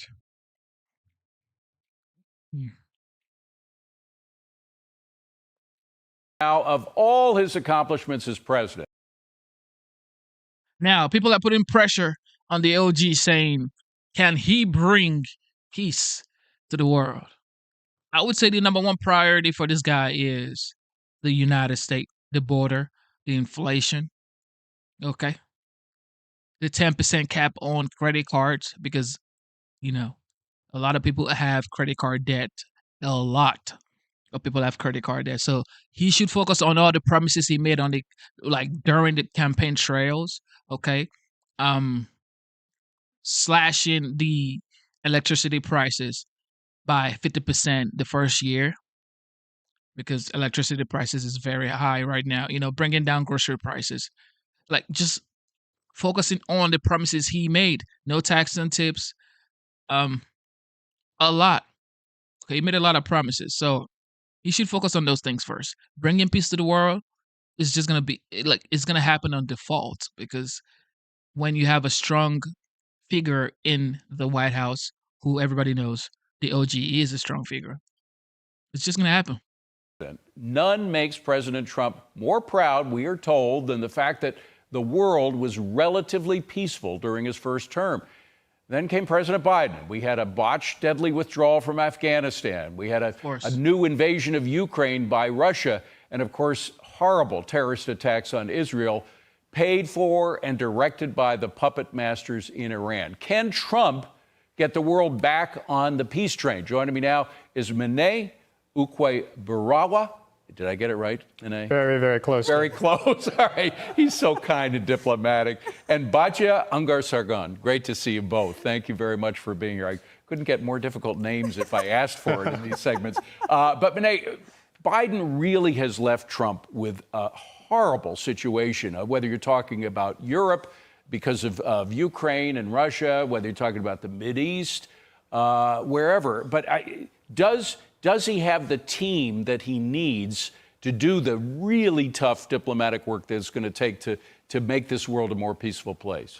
Absolutely. I think that if you look at President Trump's picks so far, the team that he's putting in place, one of the first hires he had for national security was Mike Waltz, a Florida congressman, who has experience in the armed services, very much favors a strong defense, but also is not someone who's going to go too aggressively towards starting foreign engagements in the way that Trump doesn't want to do. So I think he's perfectly aligned with the values that helped the Trump administration. And he's a military guy, unlike all those inside the Beltway guys who have no experience in the military. Exactly. He takes the responsibility of whether we're going to send troops into combat very seriously, having done it himself. And what President Trump is saying about wanting to resolve some of these foreign conflicts, come to the table backed by American strength and actually get resolutions, as opposed to just hoping things don't get too out of control and wanting to keep conflicts out of the headlines, which was the Biden approach. You know, it reminds me of law enforcement at home. You have to be proactive. If you're just reactive, you're going to be picking up dead bodies. That's not where we want to be. I have to switch to the Mideast, though, where there are unfortunately too many dead bodies. And a lot of what Israel has done since October 7th is on its own, without help from the White House. In fact, the White House, the Biden administration was telling them to do the opposite of what they knew had to be done. You now have a guy in the White House, or come January 20th, who's going to be aligned with Israel. How much of a difference is that going to make in the Middle East? Do you know who I think explained this the best? Tulsi Gabbard, who is President Trump's nominee for Director of National Intelligence. Tulsi Gabbard said, "When it comes to fighting terrorism, I am a hawk. When it comes to counterproductive wars of regime change, I am a dove." That is Donald Trump's America First policy in a nutshell. He is not an isolationist. He does think that America has a role on the world stage, but he does not believe it is our job to go out there pushing our interests and our values on other countries. It is our job to protect our people and our allies. And what you saw in the Biden administration was the exact opposite. He was hawkish when it came to all of these foreign entanglements that have nothing to do with America, like in Eastern Europe. And he was totally dovish when it came to fighting our enemies that Israel is fighting for us in the Middle East. And he was wrong. I mean, the point is he was wrong. This brilliant operations that we see Israel carry out, like what happened with the Hezbollah.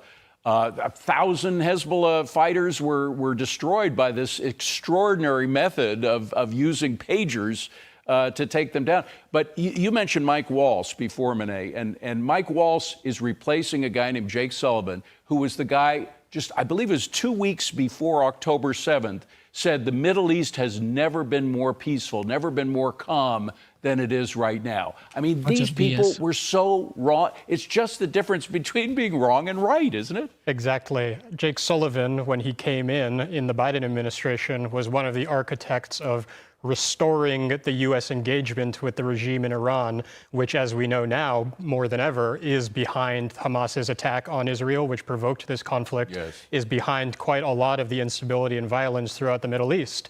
And they really believed for quite a long time that all we need to do is talk to the mullahs, we can engage them, we can remove the sanctions, and they'll be willing to be a little bit more peaceful and less aggressive. The exact opposite happened. When they had cash back in their coffers, when they had an America that wasn't willing and able to oppose them, they became much more aggressive. And so it's going to be President Trump's primary goal to try to re-engage an aggressive stance toward Iran and make it clear that they're not going to be able to sponsor violence and terrorism. By the way, they may also have had a mole in the State Department as well, but we'll get into that as we get more evidence of that. Batya, I have to bring it back home for a second because Black Lives Matter had a demonstration in New York City this weekend. Doesn't matter what it was for, but the bottom line is they had less than 20 people come.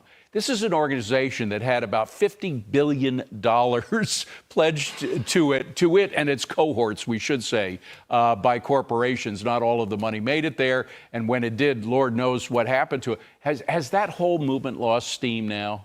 Oh, Of yeah, course it's it has. totally over. I think what Donald Trump really revealed is that the divide in America is not racial, God forbid. It's not even political. It's not between right versus left. It's between the elites and a very united, multiracial working class made up of black working class people and white working class people and Hispanic working class people and Asian working class people and Jewish working class people whose interests are all united. We all want safety. We all want security. And the bottom line is we're not going to. We now have the guardian angels. I haven't seen the guardian angels since the 1980s. They're coming back because of the barbarism that we see in our subways here in New York. You and I take the subways. We see it firsthand. That's exactly right. I mean, I grew up in the New York area and can remember seeing the guardian angels around during the end of what was known as the bad old days when there was a lot more crime. Before Giuliani. Exactly. Unfortunately, that's all come back, especially after 2020. And we all saw firsthand the horrible episodes of violence on the subways. And it makes sense to me to have people who are actually patrolling, walking down the subways, especially because there are fewer NYPD officers today than To think about the fact that the guardian angels, they're back in New York. That's just absolutely amazing. I made a video about it. It's on the video page. But when I saw that, I'm like, this is what New York definitely needs.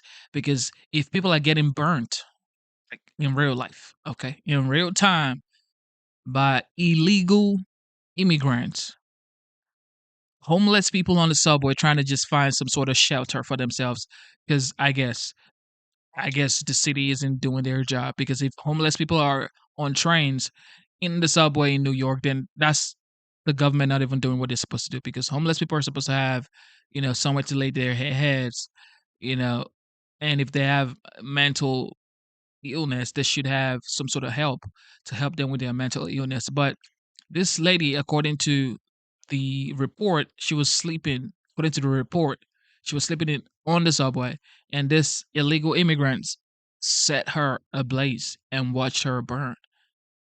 So yeah, guardian angel for sure, 100%. there were 4 years ago when the violence got so horrible. So I definitely applaud these volunteers for being willing to actually enforce some safety in this city. We love them. All riders feel more safe when you see. Exactly. President-elect Trump Exactly. Everybody's feeling safe now. Okay. fully backing House Speaker Mike Johnson ahead of Friday's speakership vote.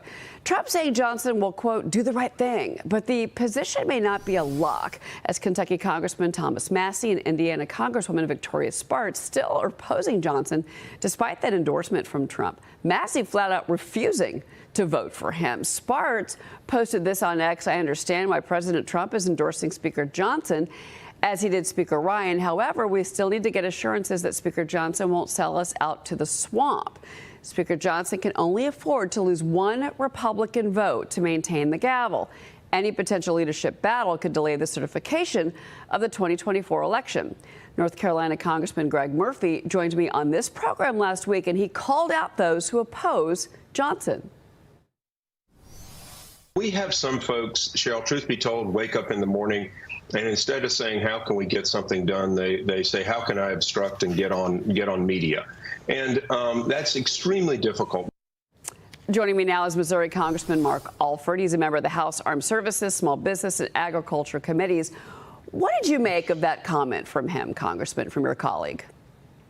Well, look, I've been in these conference meetings now for 2 long years. It seems like, 2 years ago, it took 15 votes to get Kevin McCarthy elected Speaker of the House.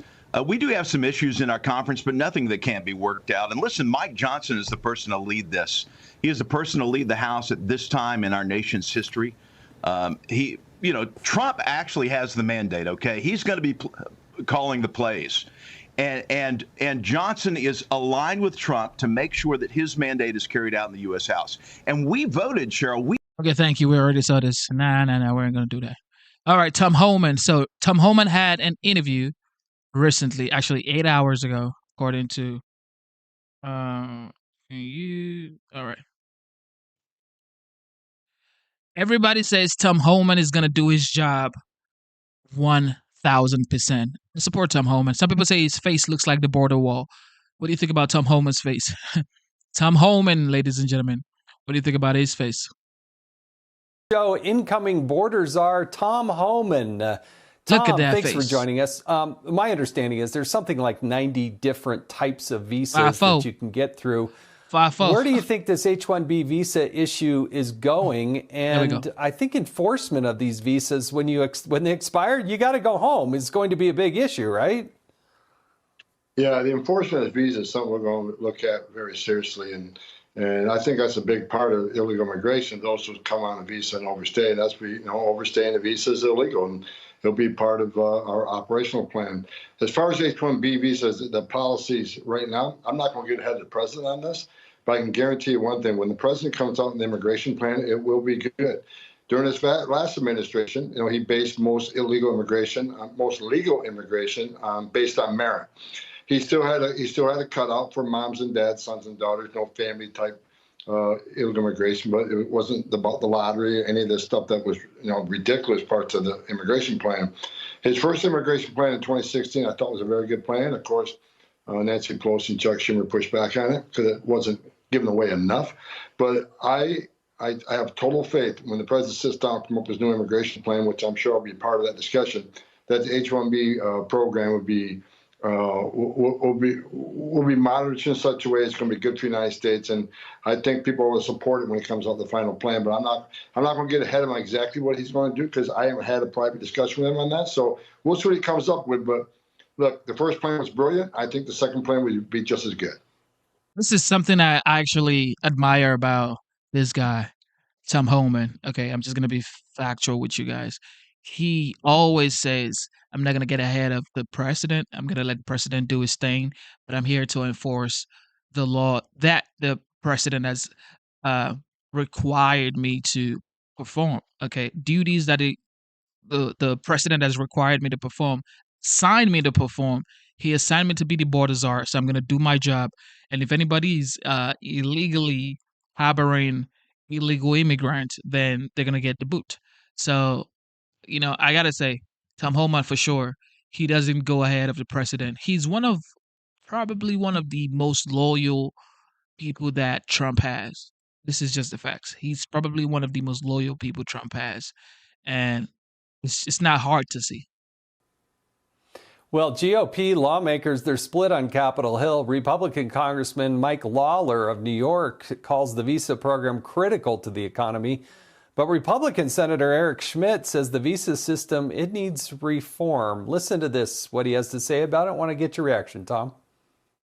But the context that we need to, I think, keep in mind here is that the American workers have been left behind by this economy. Many factory jobs have been sent overseas, and I think the abuses of the H-1B program have been evident, where you have sort of the sons and daughters of those factory workers who lost their jobs, got white-collar jobs as accountants, and then are training their replacements, the foreign workers who are undercutting their wages. So I think the solution here, President Trump has actually articulated as 2020, is to reform that system and get rid of the abuses, make it merit-based, and make sure that we're not undercutting wages and having Americans train their foreign replacements.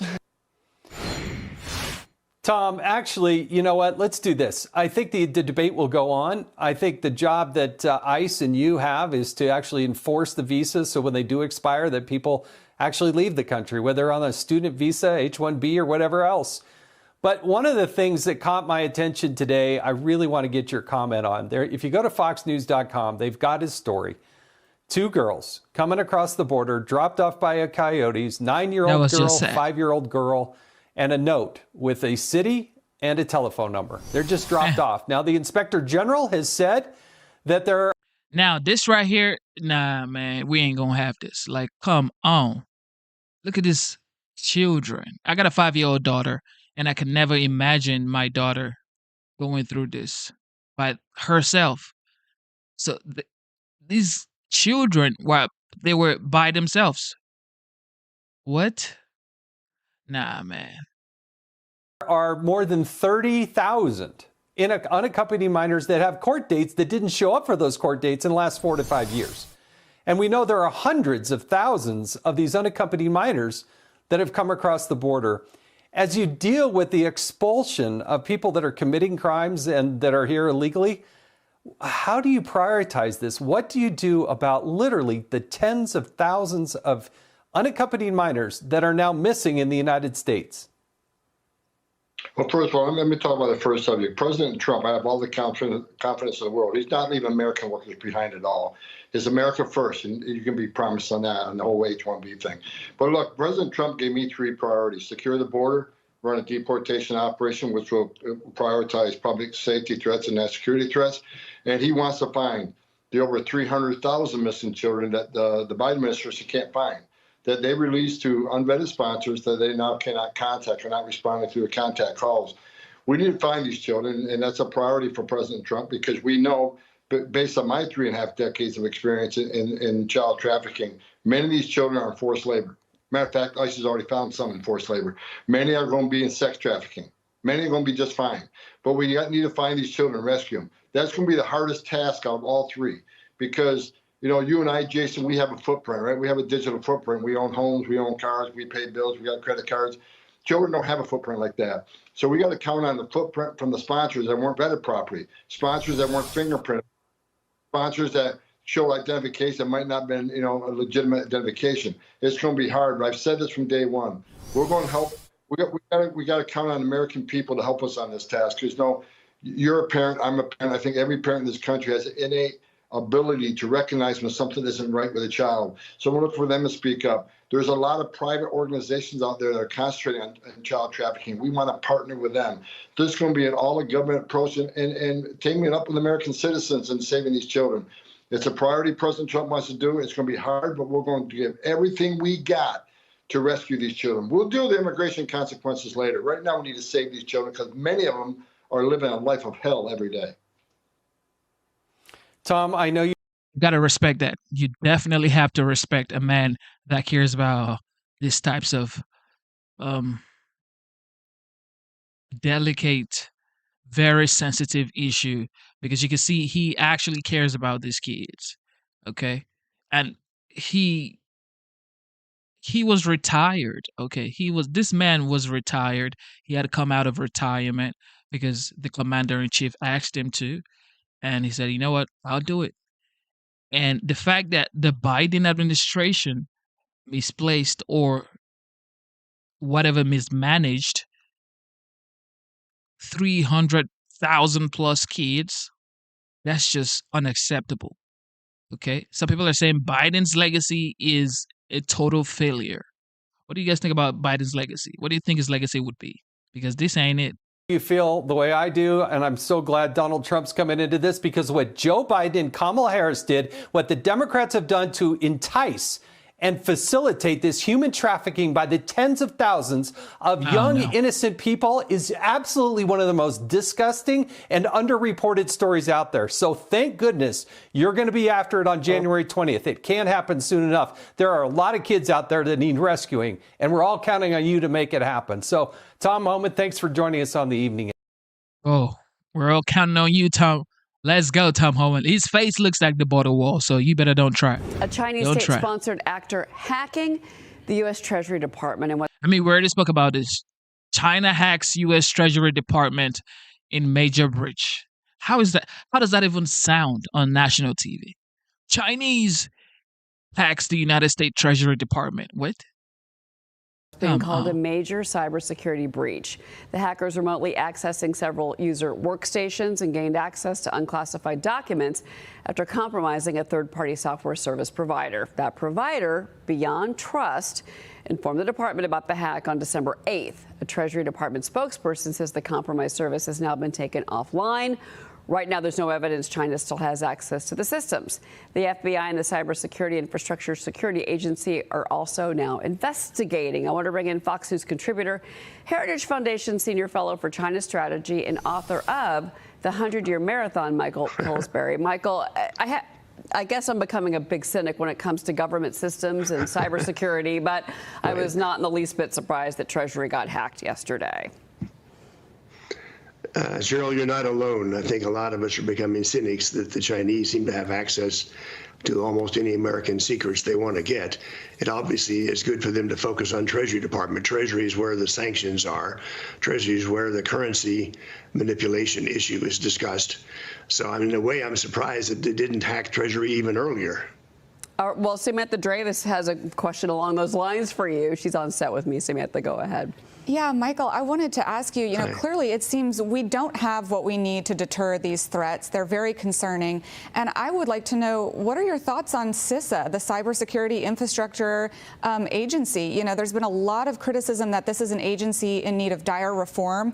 There were reports that the agency was weaponized to go after disinformation on social media, and it was really weaponized into an agency that strayed from its true purpose. And so I actually took the time to go to their website and their Twitter. I don't see them posting anything about this. What is their response, and do you have concerns that this agency needs reform? Yes, you've identified a really important problem, that different parts of our government are alert to the China threat to different degrees. And it's ironic that sometimes the people in charge of a really specific issue seem to be asleep at the switch. The Pentagon seems to be quite active. They put out reports, they conduct exercises, they're building a new generation of weapon systems. So the Pentagon doesn't need guidance on the China threat. Someone else who doesn't need guidance is Donald Trump himself. I'm an eyewitness that he went through real friction with most of his government in the first term on trying to get the China trade talks going and get a meaningful deal. A lot of the government just would not help Mr. Trump, and he had to conduct meetings and pretty much micromanage things himself. So I hope the lessons learned for the next term, all these mistakes that happened in the first term that President Trump had to correct. He had to fire some people too, as is well known. And if you're doing research on this, you might enjoy 4 or 5 of the memoirs that have come out. Jared Kushner's memoir, Peter Navarro's, Bob Lighthizer. They go into the friction and how much trouble there was among different units. And finally, President Trump just had to step in again and again and make things happen. I hope that's what's going to happen in the next term. Well, I think it's pretty clear that he learned a lot in his first term, and he's going to be doing things very differently in his second term. Xi Jinping, by the way, reportedly telling President Biden in a condolence letter about Jimmy Carter that the U.S.-China relationship is one of the most important in the world. Chinese state media says that Xi is also, quote, willing to work with the U.S. to promote the development of, quote, healthy, stable China-U.S. relations. I'm curious, Michael, if you buy that. But the Wall Street Journal is reporting that the U.S.'s channels with China have gone dark ahead of Trump's return to the White House. They say, and this is the Journal, Chinese officials have repeatedly tried and failed to get access to Trump's inner circle. What do you make of that? Well, this is why Susie Wiles' ban on cabinet nominees posting their opinions is so important. We just can't have friction and trouble before the president is even inaugurated. And some people are already putting out things who are nominees or possible ambassadors that can mislead the Chinese. President Trump, about 25 years ago, wrote a book on how China was our major threat and what he would do if president. This is 25 years ago. And he said unpredictability and really harsh sanctions are the only way to get China's attention. It's in the book. 25 years is a long time, and we really haven't succeeded in implementing President Trump's vision then, candidate Trump, you might say, although he didn't run in 2000. So that's what Michael, we face right now. I don't have a lot of time with you. I'm sorry to interrupt you, but when you say mislead the Chinese, can you be more specific on that? Well, there's hawks and doves in any government dealing with China. We've got people like Steve Bannon, who's very proud to say that China is the focus of evil. We've got Peter Navarro sometimes saying we should pull all U.S. companies out. We've got Gordon Chang saying close the embassy, have no relations with China, stop all trade. On the other extreme, you've got people who want to have business as usual with China. So what President Trump had to do in the first term is resolve these different points of view, including firing people. The president's in charge, and he's the only one who has the 25-year history of just how tough you have to be on China to get results. What do you make of the criticism that Elon Musk has received, in particular because of his businesses in China? He is someone that is very close to President-elect Trump right now, and of course is tasked with DOGE and cost cutting. But he has been criticized by the mainstream media because of the Tesla issue and production in China. Does that factor into what you're talking about here? Yes, it does. Elon Musk is one of the few around President Trump who has had a lot of contact with Xi Jinping. To have success in Shanghai with his huge Tesla factory there that he's the sole owner of, that's a huge achievement. He knows how to work with the Chinese and get what he wants. On the other hand, everybody knows he'll be kind of vulnerable to pressure on the Tesla factory in Shanghai. So it cuts both ways. Elon Musk could be a major asset and someone who knows how to deal with Xi Jinping as well as President Trump, or he could be a problem that he seems to speak up and take the Chinese line from time to time. That's why Susie Wiles' ban is so important, Cheryl. We don't want people tweeting and giving away the president's negotiating positions before the cabinet's even confirmed and before most of the ambassadors to Asia have not even been named yet. Before you go, and I don't have a lot of time, there is these several defense experts are warning that China is directing the largest military buildup right now since 1930s Nazi Germany. Yeah, that's why. Do you see that happening? Are they building up their military, and why? Well, this is one of the things the transition teams are trying to figure out right now. Why this sudden jump in Chinese military exercises all around Taiwan? Every morning, Taiwan puts out how many PLA ships and aircraft were circling around Taiwan yesterday. This is really quite dangerous. We don't want, in the next 3 weeks, we don't want a war to break out and Biden to leave behind a huge conflict with China. So the transition teams are trying to find out, why did this buildup take place? What is our response? And is there any hope to maintain peace in Asia, or are we headed for a war left behind by the Biden team? I'm very much worried about that, Cheryl. Yeah, I think many are as well. Michael Pillsbury, thank you so much. Always great to speak with you. You're a I just hope, well, with a diplomat in the White House, I am almost certain that there would be no chaos or misunderstanding. But everybody knows that Kim Jong-un has started some BS. He has started making some conversation about how he wants to put some very hard laws against the United States. And I really think that everybody's gonna say their stuff until Trump gets into power. Okay, January 20, everybody's gonna realize that okay, this ain't a joke anymore. Okay, this is real life. This is real life because there's no way that you're bringing back BS to the United States. All right, it's just facts. Let me find that video for you guys so we can see what this man is talking about. Let me see. Where is he at? Okay, first let's see the Biden family and how people are saying that he may have had a lot of businesses or a lot of business dealings in China. Check this out. President Biden is reportedly expressing regret for dropping out of the 2024 presidential race. Like, what was he According gonna to do? the report, Biden believes he could have beaten Trump if he wasn't pushed out by his own party. Lucas Tomlinson is live in St. Croix. That's lovely, where Biden is spending the holidays. Lucas. Good afternoon, Tammy. President Biden's approval rating remains around 39%. It's been underwater since that hasty withdrawal from Afghanistan. But as you mentioned, it doesn't appear to have stopped some of his aides who say Biden should not have dropped out of the race and said the president thinks the same thing. Let's take a look at that Washington Post piece, which says, quote, Biden and some of his aides still believe he should have stayed in the race, despite the rocky debate performance and low poll numbers that prompted Democrats to pressure him to drop out. Biden and these aides have told people in recent days that he could have defeated Trump. According to people familiar with their comments who spoke in the condition of anonymity, described private conversations. Aides say the president has been careful not to place blame on Harris or her campaign.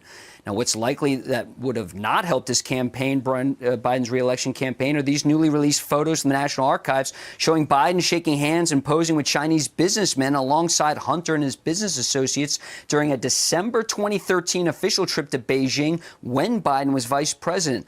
Biden has long denied any involvement in his son's overseas business dealings. I've never discussed my business or their business, my sons or daughters. I've never spoken to my son about his overseas business dealings. I have never discussed with my son or my brother or anyone else anything having to do with their businesses, period. Now, many Republicans have long claimed Biden has not been truthful with this matter, including James Comer yesterday on Sunday Morning Futures. Joe Biden lied. He did, in fact, introduce his son to all these Chinese people. Joe Biden did, in fact, meet with all these Chinese people that were wiring his family millions of dollars for mysterious reasons. And we knew it, and I think the American people with common sense knew it.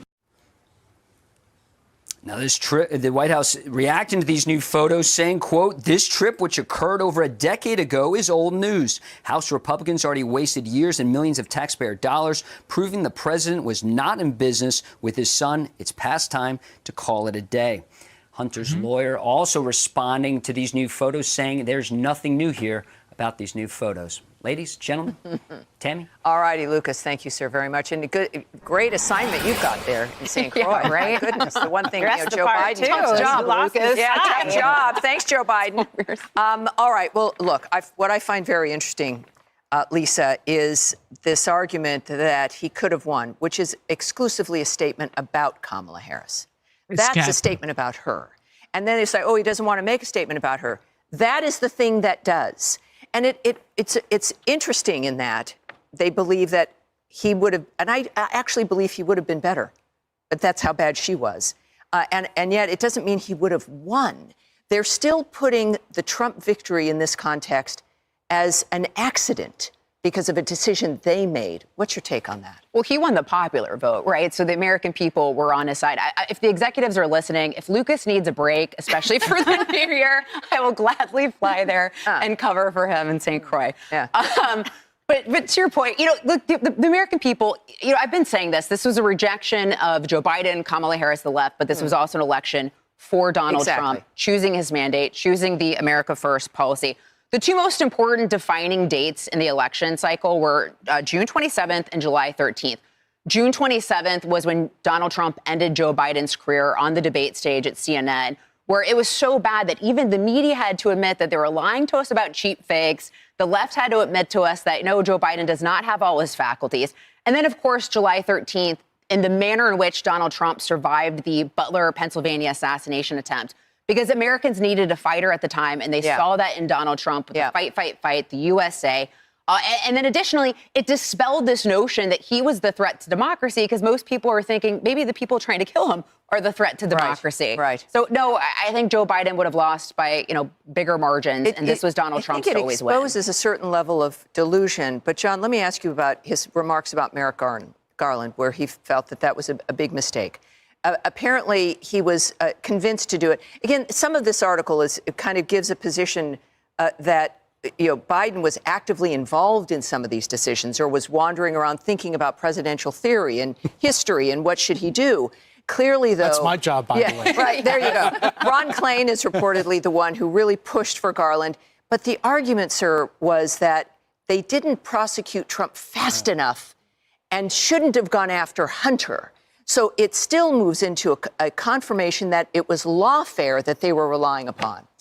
If you needed any proof that Biden was not mentally capable and should not have served a second term, it's comments like these. He was elected, if he had read the nation right, read the people right, he was elected to be a transitional figure. He instead thought he was a revolutionary figure like FDR or LBJ, and he was intent on breaking all kinds of norms to get there. Lawfare is the best example. How can someone think the best thing for the country would have been to prosecute your leading rival, with all the powers of the federal government behind you, to produce an electoral outcome? That is the first time in American history that's ever happened. It's terrible for the country. He has opened up a cycle of retaliation that is going to undermine our politics for years. His family's going to experience it from all those pictures we saw of him glad-handing it with the Chinese. Congress and the U.S. attorneys should be all over that in the next administration. But that, to me, shows that he's putting himself before the best interests of the country. If we're going to talk about whether Carter was a good president or not, Carter didn't put himself before the country. Biden saying it would have been better for him to be president another 4 years in his mentally diminished state when aides were covering up for him for years, and then that I should have prosecuted Donald Trump in 2021 Yes. shows that he actually didn't have the best interests of his own country at heart. You know, it could be an argument that Carter was perhaps the first example of where aides and the left had moved into the nature of what the president would do and where they felt that they were the president, Molly, not the president, because, you know, he handed over the Panama Canal, established the Department of Education and the Department of Energy, massive government expansion, of course, leading to more spending, massive inflation. I mean, it's an argument there. But here you've got, you know, speaking of the photos of him with the Chinese associates, effectively introducing them, it appears, to Hunter. It's one thing to say that, you know, we've looked at his accounts and there was no money, but there's the power of being vice president and then president is what we have argued, I've argued, has informed that relationship. Because of his position as president. Yeah, and now we know. Yeah, on this post-mortem that continues, a personal post-mortem, it's almost into a forlorn fantasy now. We're digging through this article, you know, and it's time to move beyond that. And then when you see a photo like this coming out, this really remarkable photo, where the heck has this photo been? Why wasn't all of this out when the House and the Republicans were trying to get to the bottom of all this? Hunter's lawyer, Lowell, reacted to this saying there's simply nothing new here. And which is true. Point. And I think, the other side of the aisle could very well agree to that. This is something we've seen before, and we should have seen this photo long ago, and there should have been questions asked about it and answered about it. And likely, as you mentioned, John, there may very well be more questions to come. So to the extent it just reinvigorates what we've already known and what Republicans have been alleging and looking into, and the questions about influence peddling continuing. You know, Nicole, this also, though, reminds the American people that things were kept from us, right? Even Obama joined in his team in the lawsuit to keep these photographs in the National Archives, which has become obviously very politicized as well. But this is not good for the legitimacy of the government, of what the impact is on now what the American people are watching unfold in the aftermath. Well, the secrecy of this presidency, from the ties with Hunter Biden and all of his business connections to President Biden's mental and physical fitness, I mean, all of this was hidden from the American people for the last 4 years.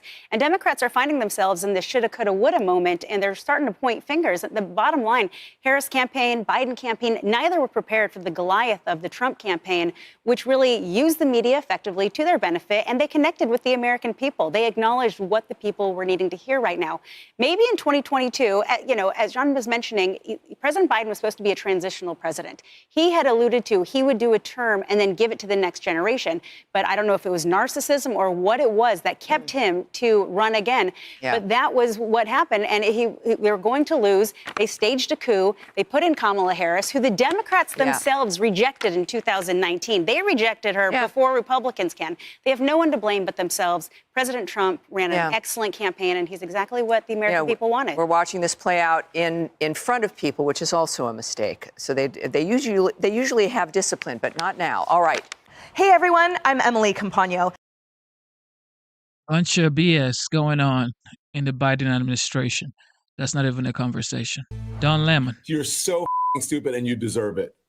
You deserve it because you're so dumb. Yes, I am gloating over your stupidity.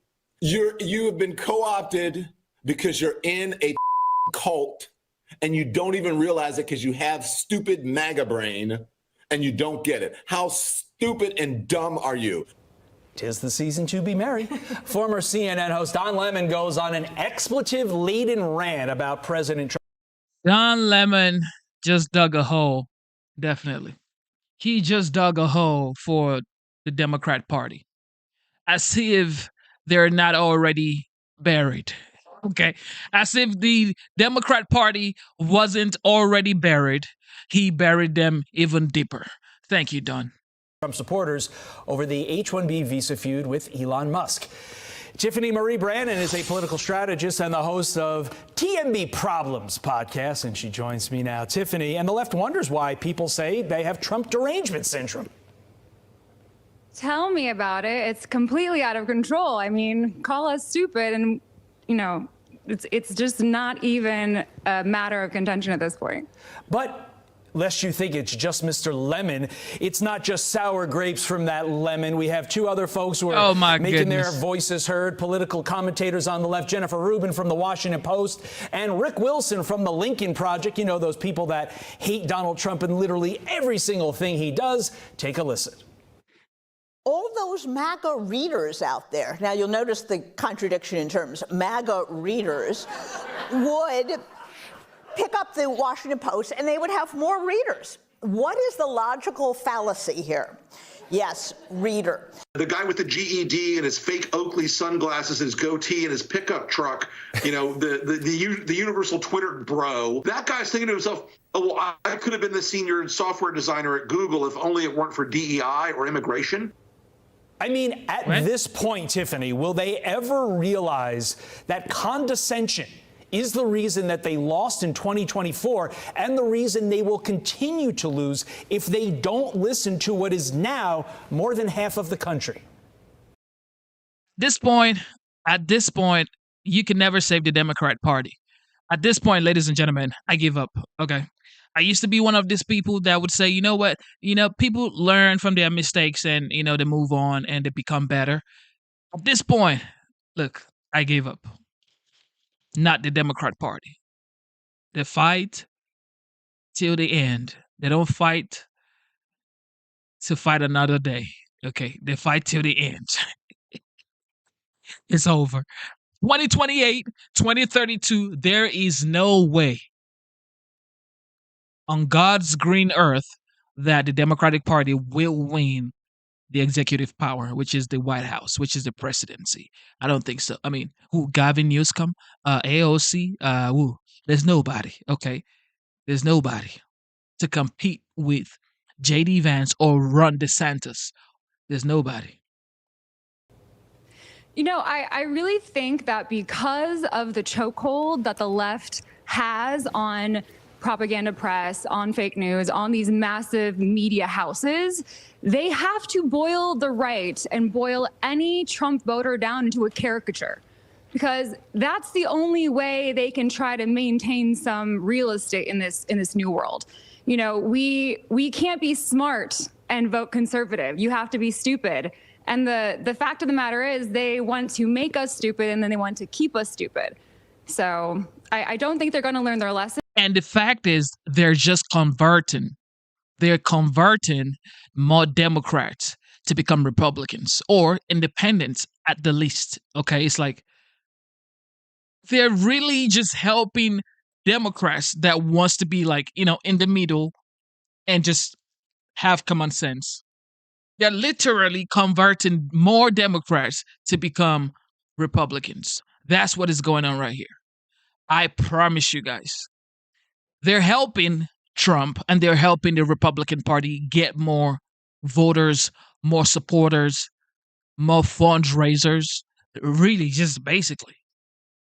I think this is kind of beating a dead horse at this point. And, you look at the people saying this, you look at, I think, really what sore losers they've been and what that speaks to in terms of longevity of these, historic news houses that have just kind of become corrupted and basically just arms of the administrative state. I'm really glad you mentioned that, because they almost brought about their own extinction this year. And because of that, in part, 2024 is being called the year of the podcast. Also, thanks in part to Donald Trump sitting for multiple podcasts. Watch. I always got more publicity than other people, and it wasn't like I was trying. In fact, I don't know exactly why. Maybe you can tell me why. Oh, I could definitely tell you. You said a lot of wild. I think that you're starting to come around or soften your views on some of the networks that you may have not gotten along with in the past? No, they're fake news. Yeah, fake news. No, they're so bad. Do you think Biden does that? Biden's sleeping. Yeah. He has one ability I don't have. Yeah. He sleeps. He can sleep. Okay, so now we know everybody needs to do podcasts. In 2028, the election is literally going to be one big podcast from January 1 till Election Day. But with that said, what do you expect from legacy media in 2025 as they try and stave off what literally is their own extinction? Yeah, I think what you really saw this year throughout the 2024 election that conservatives understood and Trump specifically understood that liberals just keep missing every time is truth. We want truth. The American people want truth. Everyone is sick of being filtered. We are tired of inauthenticity. And you can no longer run. And this is why I believe that the Democrat Party would not have any candidate to come out and actually cause some sort of uproar like Trump did. DeSantis can do something like that for 2028. Even J.D. Vance can do something like that. But Gavin Newsom is going to be the next person that would run for the Democrat Party, or maybe AOC, or maybe Josh Shapiro. If this is what I predict, okay? If Democrat wants to have any ounce of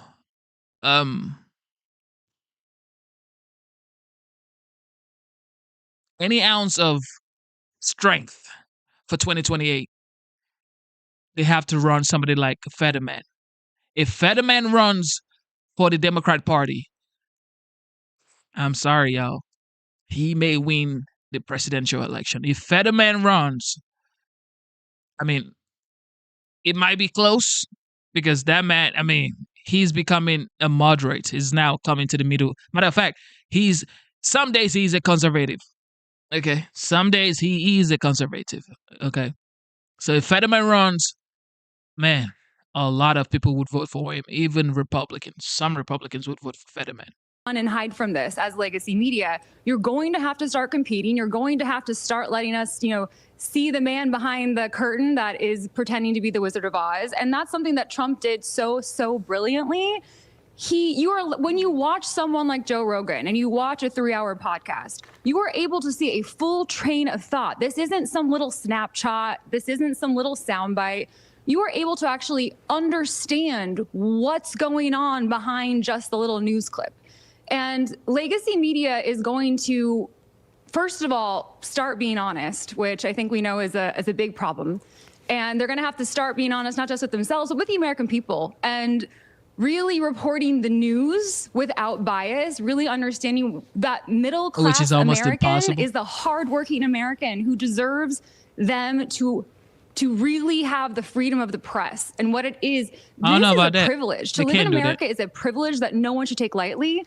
And to be able to deliver the news, that is a privilege and that is an honor. And to see it so corrupted, I think with 2028, I love how J.D. Vance has handled the media as VP. I think you see in him kind of a future of how future candidates, especially like millennials that are up and coming, understand this genre and will really be able to, this is their world. Right. They are, if not completely digitally native, pretty darn close to it. That's a really great point. I'm wondering if 2025 is the year that every time somebody on the right raises a question about something, it is no longer branded as a conspiracy theory or misinformation by the left. But I don't know. Oh, yeah. It's over. Trump changed everything, okay? He changed the landmark. He changed it, okay? He has changed it. If you're not authentic, if you cannot speak to your policies, if you cannot convert people, if you cannot talk to truck drivers, line workers, plumbers, HVAC technicians, welders, carpenters, if you cannot talk to those people and for them to be able to know that you're actually talking to them, authenticity, Trump has changed everything. Like, he's made everybody realize that if you're not yourself, you cannot come out here and talk some BS because everybody knows, everybody can see through the BS and say, yo, bro, go back home. Okay. That's what happened to Kamala with the billions of dollars that they raised. She still lost. I don't know, man. All right. North Korea. Here we go. Growing hostility from North Korea. Kim Jong-un vowing to unleash what he calls the toughest anti-American policies ahead of President Trump's second calls. The hostility from North Korea. Kim Jong-un vowing to unleash. Did you hear the way she pronounced his name? Listen to the way she pronounced his name.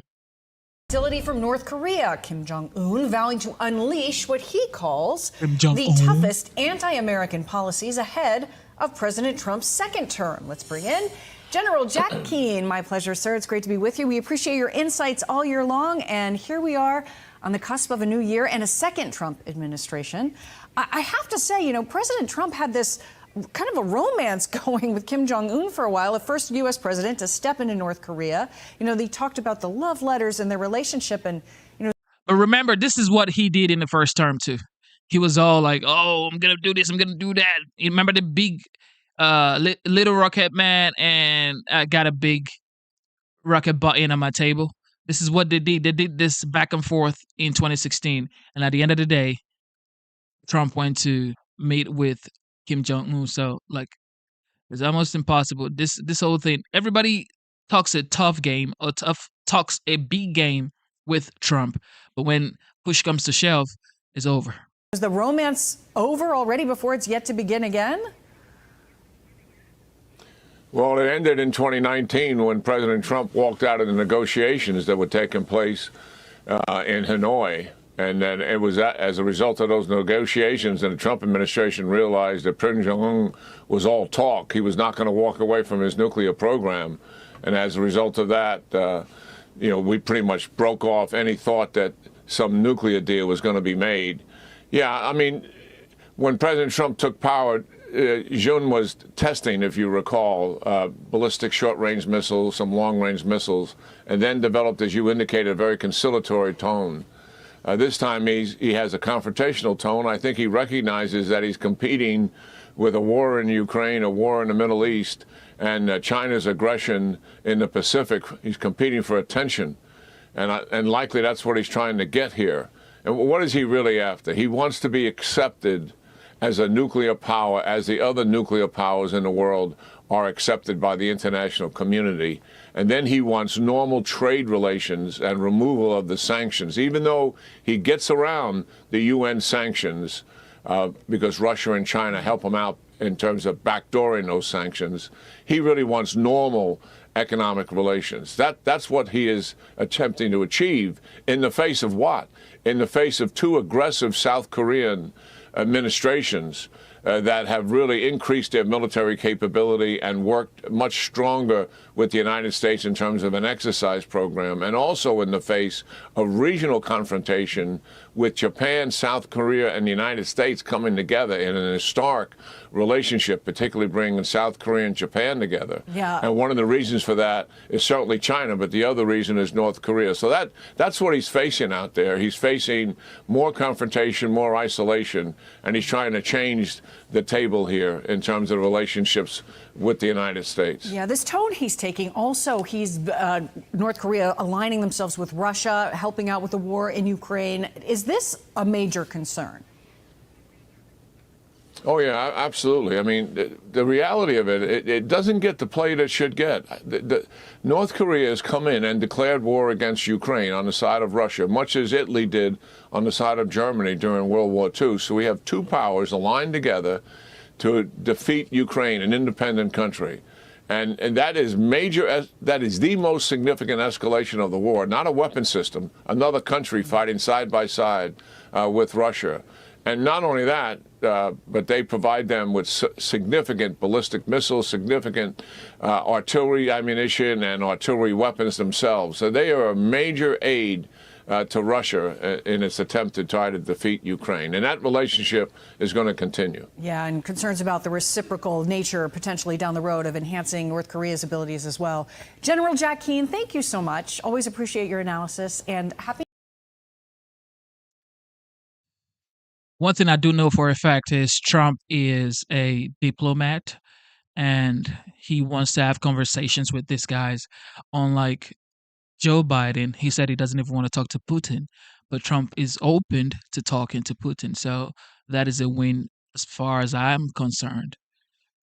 I don't think there would be any more escalations moving forward because Trump wants to have a conversation.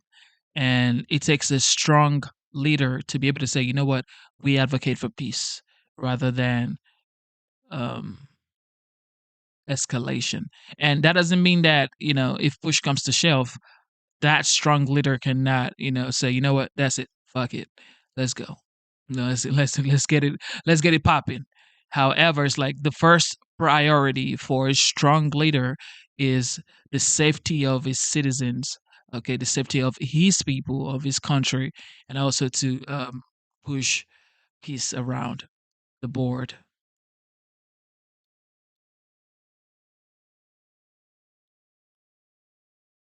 Let's talk more about Joe Biden because he has some regrets. Wishes he had done some things differently. Has some regrets. Now that he is on the doorstep of walking out of the White House, he's looking back and saying, hey, what could I have done differently? And the main thing seems to be he wishes he would have stayed in the race. He thinks he could have won with some of the reports over the weekend.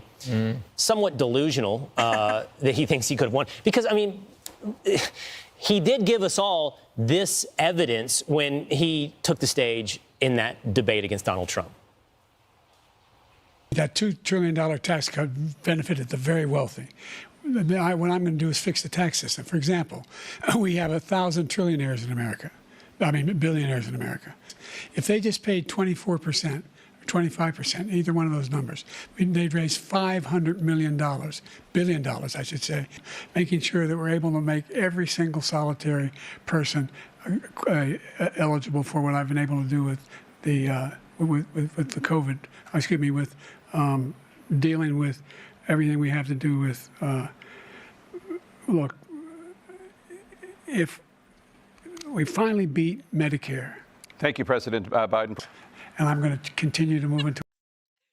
Trump was looking at him like, are you okay? What do you, how did you go from that to we finally beat Medicare? What happened, Joe? Trump was like, bro, are you good? Till we get the total ban on the total initiative relative to what we can do with more Border Patrol and more asylum officers.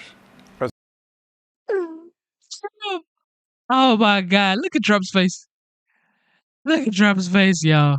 Trump is looking at them like, are we going to air this? Is this going to go on TV? Is this live right now? Because this ain't what the world is supposed to be seeing about our president. Look at Trump's face. If we finally beat Medicare. Thank you, President Biden.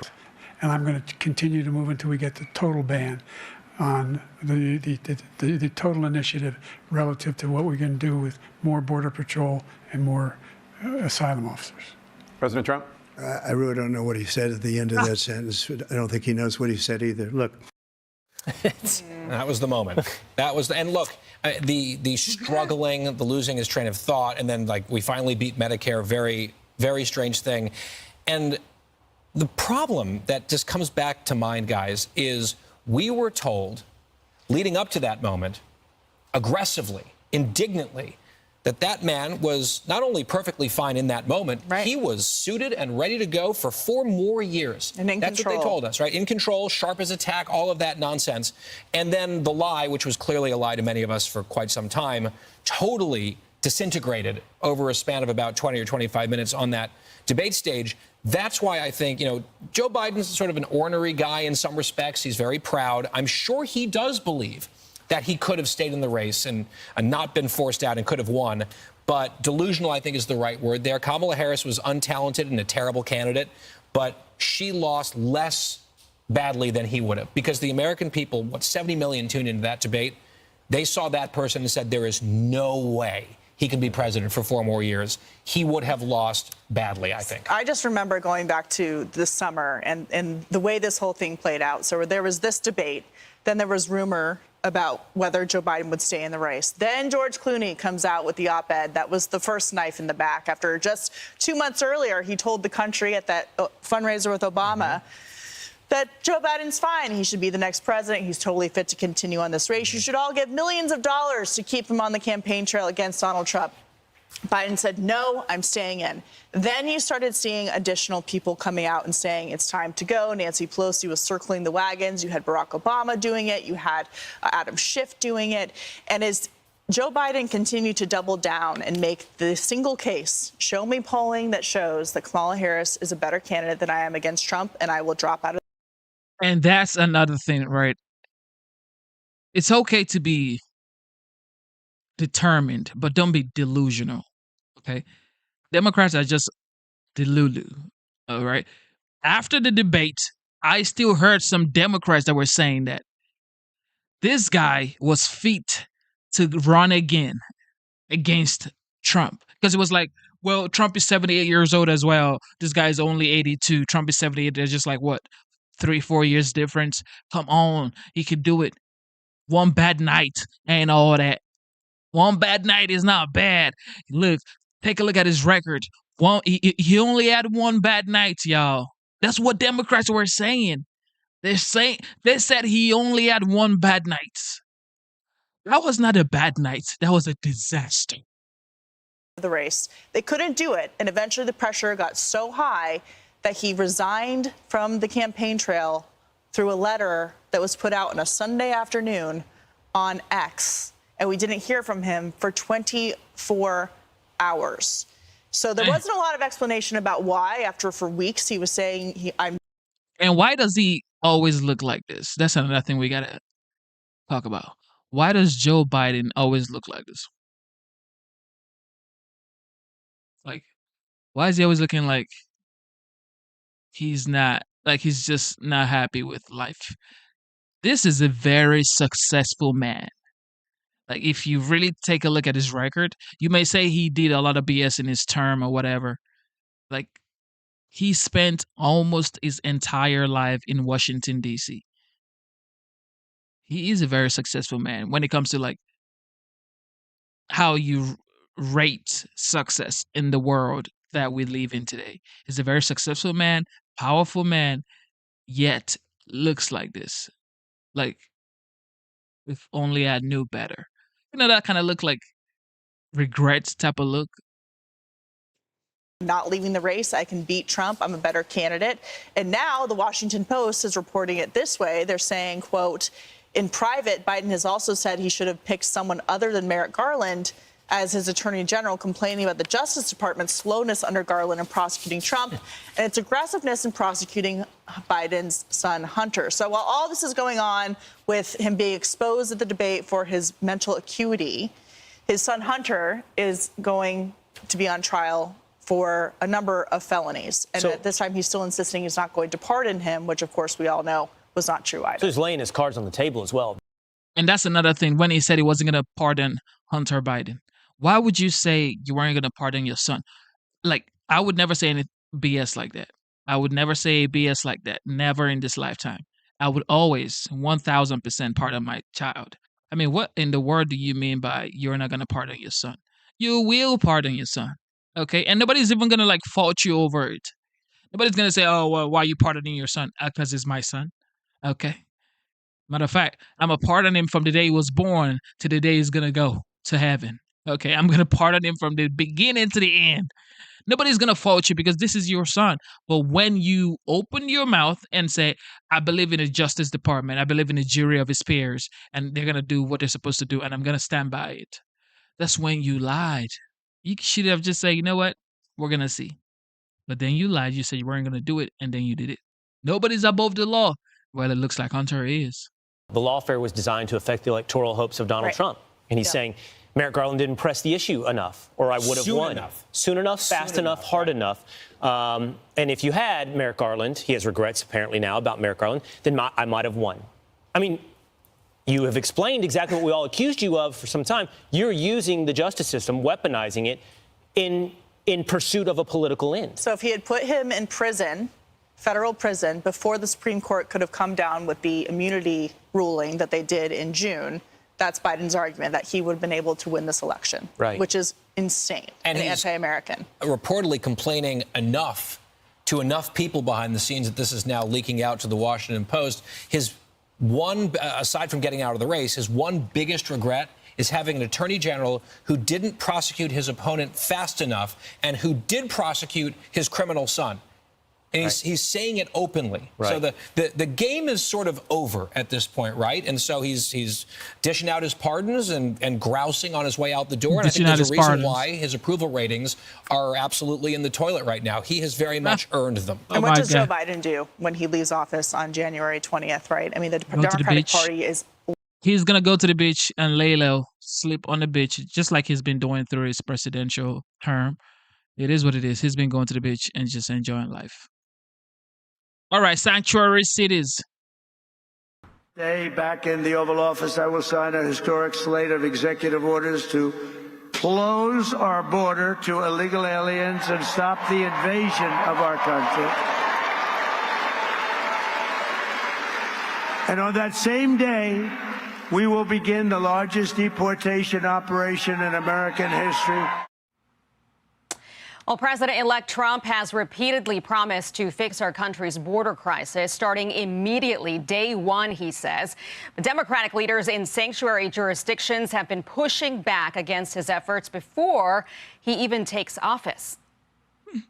We're not going to cooperate. We're not going to ask our police force to serve as ICE agents. I'm going to do everything that I can to protect our undocumented immigrants. They're residents of our state. I will fight. What are you saying? Like, did you just hear what that guy just said? I am going to do everything in my power to protect our undocumented. What? How can you say that on air and you are an elected official? Agents. I'm going to do everything that I can to protect our undocumented immigrants. They're residents of our state. I will fight you every step of the way. If it's contrary to our values, we will fight to the death. Would the Massachusetts State Police assist in mass deportations? No. Man, these people are, and they say Make America Great Again is a cult. These people are like the real cult, if you really think about it. Because that guy was just saying that they would fight till the death. For what? What are you doing? What are you doing fighting to the death, bro? This ain't GTA. Bro, chill. That's just not, it ain't worth saying something like that for immigration. We're going to fight to the death. What? Come on, man. We're not going to cooperate. We're not going to ask our police force to serve as ICE agents. I'm going to do everything that I can to protect our undocumented immigrants. They're residents of our state. I will fight you every step of the way. If it's contrary to our values, we will fight to the death. Would the Massachusetts State Police assist in mass deportations? No, absolutely not. We are not cooperating with those efforts that actually threaten the safety of everyone by causing widespread fear. Not cooperating, they say. Trump's pick for Deputy Chief of Staff Stephen Miller's nonprofit with a warning now to those sanctuary states and city leaders in California and beyond. The organization sent out 249 letters outlining the consequences of interfering with or impeding illegal immigration enforcement. Here's an excerpt from that letter. It says, "Your jurisdiction's sanctuary laws or policies, therefore, make a mockery of American democracy and demonstrate a shocking disrespect for the rule of law. We urge you to do the right thing, protect your citizens, and comply with federal law." Republican Congressman Andy Biggs of Arizona, a border state, will join us shortly to talk about this. But first, we go live to senior national correspondent William LaJeunesse with the latest on the pushback. Hi, William. Well, I said the letter is a warning shot to governors, mayors, and police chiefs who, quote, blatantly violate federal immigration law. Such lawlessness subjects you and your subordinates to significant risk of criminal and civil liability. And accordingly, it says, we put you on notice of this risk and insist that you comply with the nation's laws. So the law they're talking about, U.S. Statute 1373, says local and state governments cannot prohibit local sheriffs or police from communicating with ICE in any way, which entirely conflicts with sanctuary laws that prohibit police from communicating with ICE at all, refusing to admit that criminal aliens are in their jail or when they're going to be released. Shame on any elected representative, any congressman, council person, any mayor, any governor who don't want to remove public safety threats from your community. And they're here illegally. That is your number one responsibility, is protect your communities. So if you're not going to do it, President Trump and ICE will. So why is it important? Well, ICE filed 300,000 detainers last 4 years asking jails to hold migrants for deportation. Even more detainers were filed under President Trump. Yet reports show hundreds of counties decline thousands of detainers, in many cases, no matter how serious or violent the crime. Well, that puts sheriffs sworn to protect public safety between a rock and a hard place, right? Facing federal prosecution if they don't cooperate, and from the states if they do. So, Aisha, there are two issues here, right? The law says if you're here illegally, you're deportable, crime or not. And secondly, the 1986 Immigration Control Act, passed by Congress, requires criminal aliens be deported, quote, as expeditiously as possible after the date of their conviction. So that's really hard to do if states are interfering with the process. Back to you. All right, William LaJeunesse, thank you for setting us up. Appreciate it. Republican Congressman Andy Biggs of Arizona with a recent opinion piece titled, "America Last. Democrats Push Mass Migration, Ignore Voters." He serves on the Judiciary Committee and as the co-chair of the Border Security Caucus. He is joining me live now. Congressman, good to see you. Correct me if I'm wrong here, but Arizona, a battleground state, went for President-elect Trump in November. Border security was one of the most important issues nationwide. So what do these people think that they're doing here? Well, you're right. Trump won by nearly 200,000 votes in Arizona. It was a big win for him. Republicans went up and down the ballot, and border security was the top issue. So you have a governor now, our governor, and the mayor of Tucson have said they're not going to cooperate. So they're missing the boat on what their citizens want and also what the law requires. And I believe that under this administration, which will be different than the last one, Aisha, is that you'll actually see a Department of Justice go after those officials who are actually aiding and abetting and violating the law. Well, it's interesting because Chuck Schumer came out with a warning last week saying that they were going to use the courts and all these judges that they had appointed during the Biden administration to fight back. There has been a legal victory, though, for the incoming Trump administration. In fact, a federal judge just sided with Texas to stop the Biden administration from selling off parts of the border wall just a month before he takes office here. So the president-elect posting this on social media, calling the ruling a major crucial win for America and our national security. The judge has also ordered an investigation into the illegal selling of the materials, which will expose just how corrupt and anti-American radical Democrats are. Incoming border czar Tom Homan also weighing in on this, Congressman. Let's listen. It's disgusting that they're going to take that border wall, which like you just said, we pay top dollar for, and selling it for pennies on the dollar. Ken Paxton, the AG in Texas, took immediate action. I know I've been working with Lindsey Graham, taking immediate action. So right now, I think we got them stopped. But it's insulting. They wait 4 years just before we take control to sell a main piece of our plan to secure that border.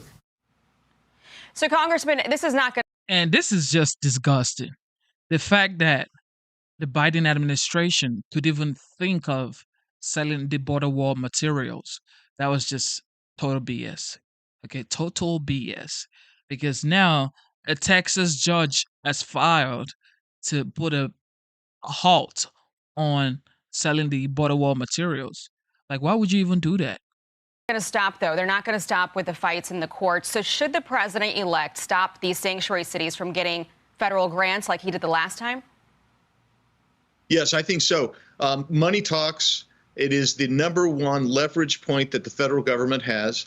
And we are still a federalist government. And that means that we respect the states, but they have to comply with constitutional obligations and laws that we pass. And this is one, and they're violating it. And so money will be the leverage point, I believe, for the Trump administration and this Congress going in against these states that want to violate the law. Before I let you go, Congressman, I have to ask you about the president-elect making some news over the weekend, demanding that the debt ceiling issue be dealt with before he ever is sworn into office. That's not a very long time. You know, you voted against the last CR measure that had the debt ceiling involved in it because there were no offsets. Is there any world that you see in which this could get done before January 20th, the way that the president wants to see it? Well, it would take pedal to the metal, and yeah, you could do it and have your budget reconciliation done, but it would take all hands on deck, like right away. And this is where we get to Speaker Johnson. I think he should be working on it right now. We shouldn't be taking so much of a holiday. I get it. We're tired, but you know what? It's our job. We can get it done, but it'll take everybody pulling together. That's for sure. Will you vote for Speaker Johnson? In January, he just got the endorsement from the president. Vote for Speaker Johnson. Yeah, just this morning got the endorsement. I haven't publicly or privately committed yet. I do want to speak with the speaker just to see what his plans are, because there are some issues that I think need to be worked out, specifically dealing with the budget issues. Okay. All right. If Trump endorses him, what are you guys doing? This is why the Republican Party be doing too much sometimes. The Democrats, when they come together, they're together. The Republican Party now has the majority. If they mess it up, I'm sorry. Sorry. Boro. Julie, let's bring in Paul Perez, the president of the National Border Patrol Union. Paul, thank you. You just heard what William LaJeunesse set up in California, but this comes after Governor Gavin Newsom is asking for tens of millions of dollars to provide legal assistance to migrants that may want to challenge it. And you've got in San Diego County, it wasn't too long ago that the San Diego County Board of Supervisors voted 3-1 to become a super sanctuary jurisdiction, specifically to stand against the incoming border czar Tom Homan and President-elect Trump's plans to crack down on day one. Here is one of those supervisors talking about ICE compelling her sheriffs to cooperate. Listen to this, Paul. Our sheriffs are not responsible for, nor should they be held accountable for participating in what is essentially a federal job, which is deporting members of the community. Paul, what do you say to that? Can't make this up, man. So what I say is take President Trump and his incoming administration at their word. They're going to do the job of protecting Americans. And so it would be incumbent upon those sanctuary cities and jurisdictions to understand one thing: federal law supersedes state law. Any municipality, anybody that's going to get in the way is going to be dealt with. And so they need to take this incoming administration at its word, because they're going to have some of the best legal minds working within the Department of Justice and the Department of Homeland Security. So it's not something that they're taking lightly. They're going to do the job. Paul, let's go from coast to coast, from California out to New York. If you heard in Nate Foy's report, he was just talking about the police commissioner in New York City said it's not a specific threat to New Year's, but one of the challenges, particularly in the Times Square area, they have had crime after crime committed by the violent Venezuelan TDA, Tren de Aragua gang members. And so she's saying that is a possible threat to the community. We can show you that in the El Centro sector, the Border Patrol chief out there posting this picture today from Chief Bovino. This is a Tren de Aragua gang member writing, "This ain't Aurora. Tren de Aragua faces consequences in the premier sector." So this is coast to coast. Do you think that these sanctuary jurisdictions that refuse to cooperate are making it more dangerous? Oh, yeah, of course. They're making it dangerous for everybody, especially those that are in their jurisdictions. And their job is to protect the public. And they're not even doing that. So, yeah, they are making it more difficult. Border Patrol agents, ICE officers, HSI, everybody wants to do their job. And under this administration, they're just not allowing us to do it. And I want to just lastly, Paul, address the Mexican cooperation question mark. That's what I'm calling it. Mexico has a new president, Claudia Sheinbaum. We know that she has taken some effort to try and assist the Biden administration in bringing numbers down in the just couple of months she's been in power. But she tweeting out what the Associated Press also reported on, that now they're setting up south of the border an app to allow migrants who want to cross potentially illegally across our border to alert when they may be at risk of being apprehended by U.S. officials. Your reaction? It's not going to matter. President Trump has made clear he's going to allow Border Patrol agents to do the job, and they can create apps, they can do smoke signals, they can give whatever kind of warnings they want. It's not going to deter us. It's not going to stop us from being effective at securing the border, because that's what President Trump wants to do to protect this nation. And just lastly, in the 10 seconds I've got, are you concerned that Mexico... Everybody that I know that live close to the border, they're like saying this is facts, that the border is just in crazy condition at this point. And that's sad to see here.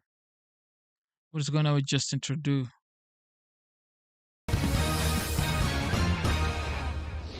They really want to explore this idea of an economic union because Canada, but you think about 40 million people, size of California, unlimited resources, unlimited power, unlimited gas, unlimited water, unlimited lumber, unlimited everything. Yeah.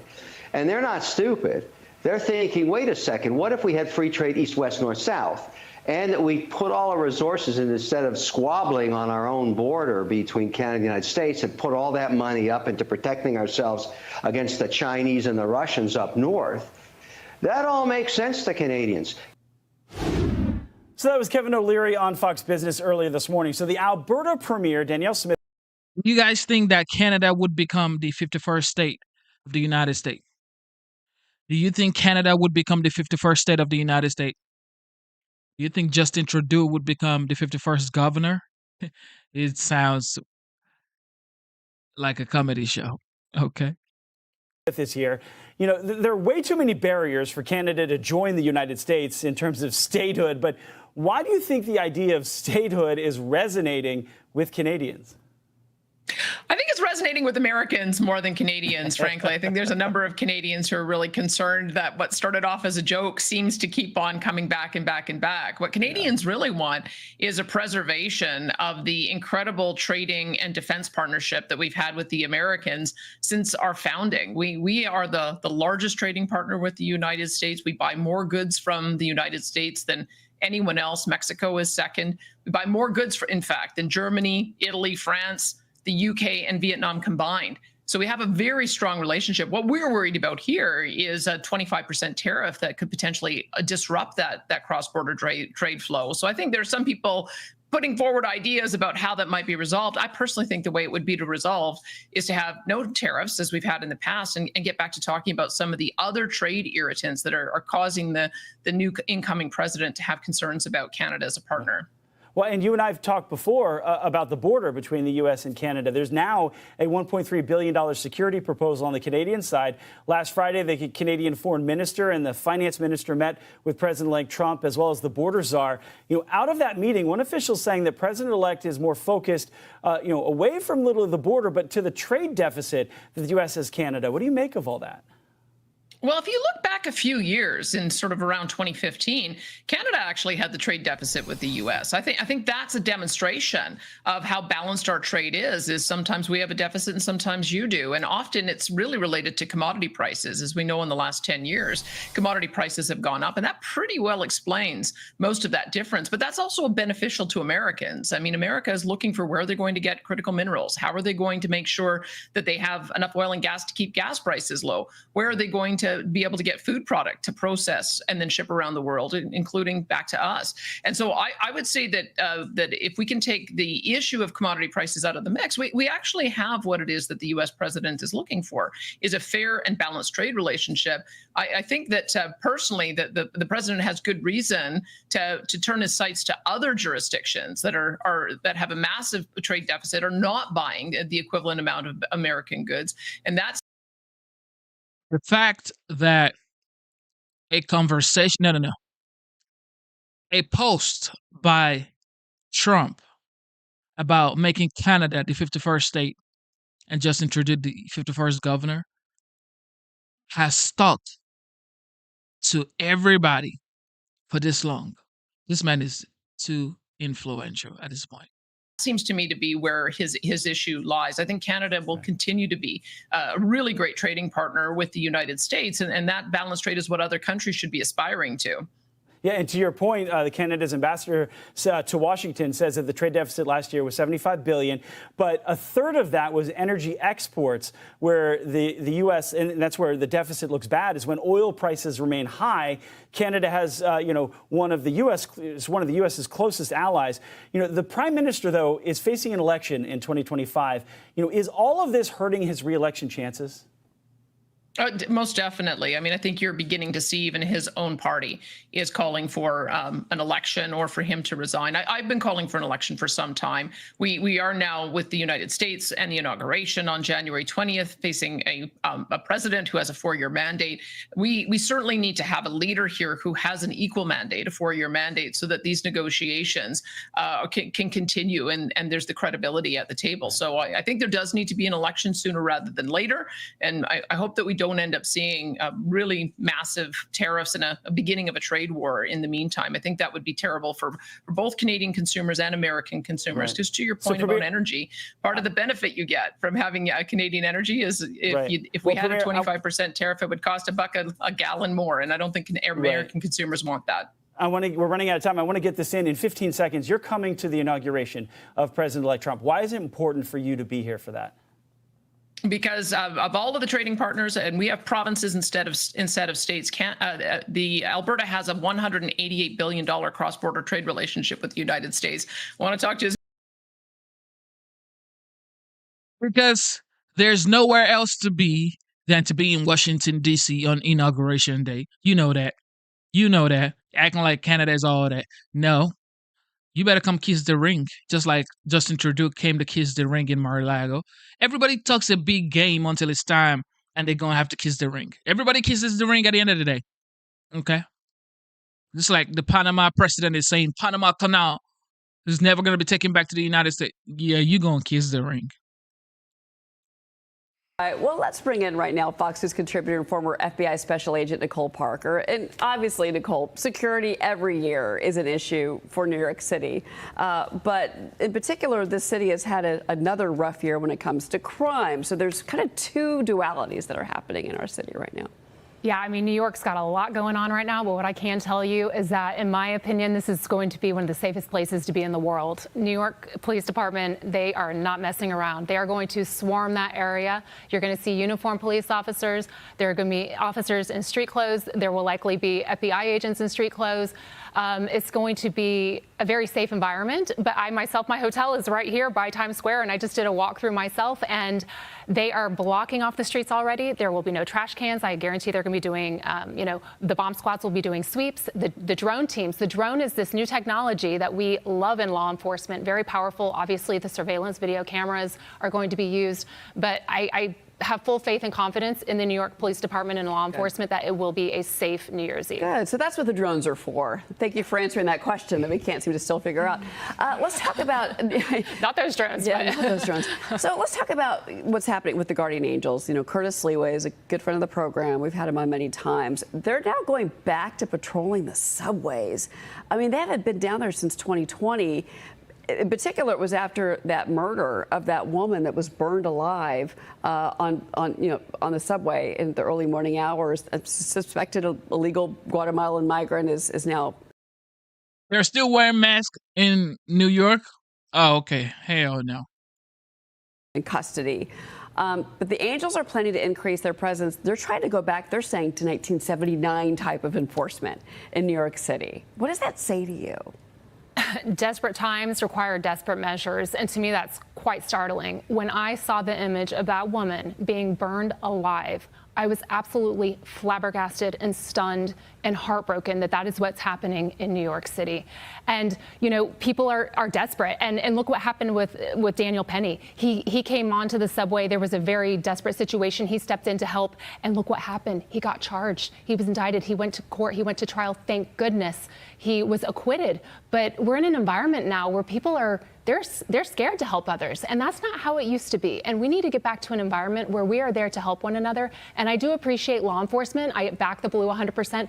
But in this environment, we cannot necessarily count on them being there every single moment in every single situation because their hands are tied as well. I mean, what they have undergone under this current administration is startling and unacceptable, in my opinion, having come from law enforcement. But I do appreciate that people are trying to step in and make their communities safe. Because right now, I can't tell you the last time I took a subway in New York City. I used to live in New York. I would not take a subway myself. When I see what happens, it is absolutely dangerous, and it's got to stop. Coming from somebody that was the former member of the FBI, that's pretty shocking. Samantha. Yeah, I agree with you completely, Nicole. Obviously, there's a public safety crisis, and God bless these guardian angels for stepping up and trying to help, but they shouldn't have to. This crime crisis is a direct result of New York City's sanctuary city policies. Since 2022, this city has taken in over 200,000 asylum seekers, 56,000 of which ICE has identified as criminals. So with respect to the homeless people that are sleeping on the subways, that's in part because the shelters are full with these illegal migrants. So the sanctuary city policies have to stop. And then I would also say District Attorney Bragg rode into office a couple of years ago saying he was going to decriminalize simple assault, assaulting a police officer, drug offenses. And that's exactly what happened. That was BS. That's exactly what happened.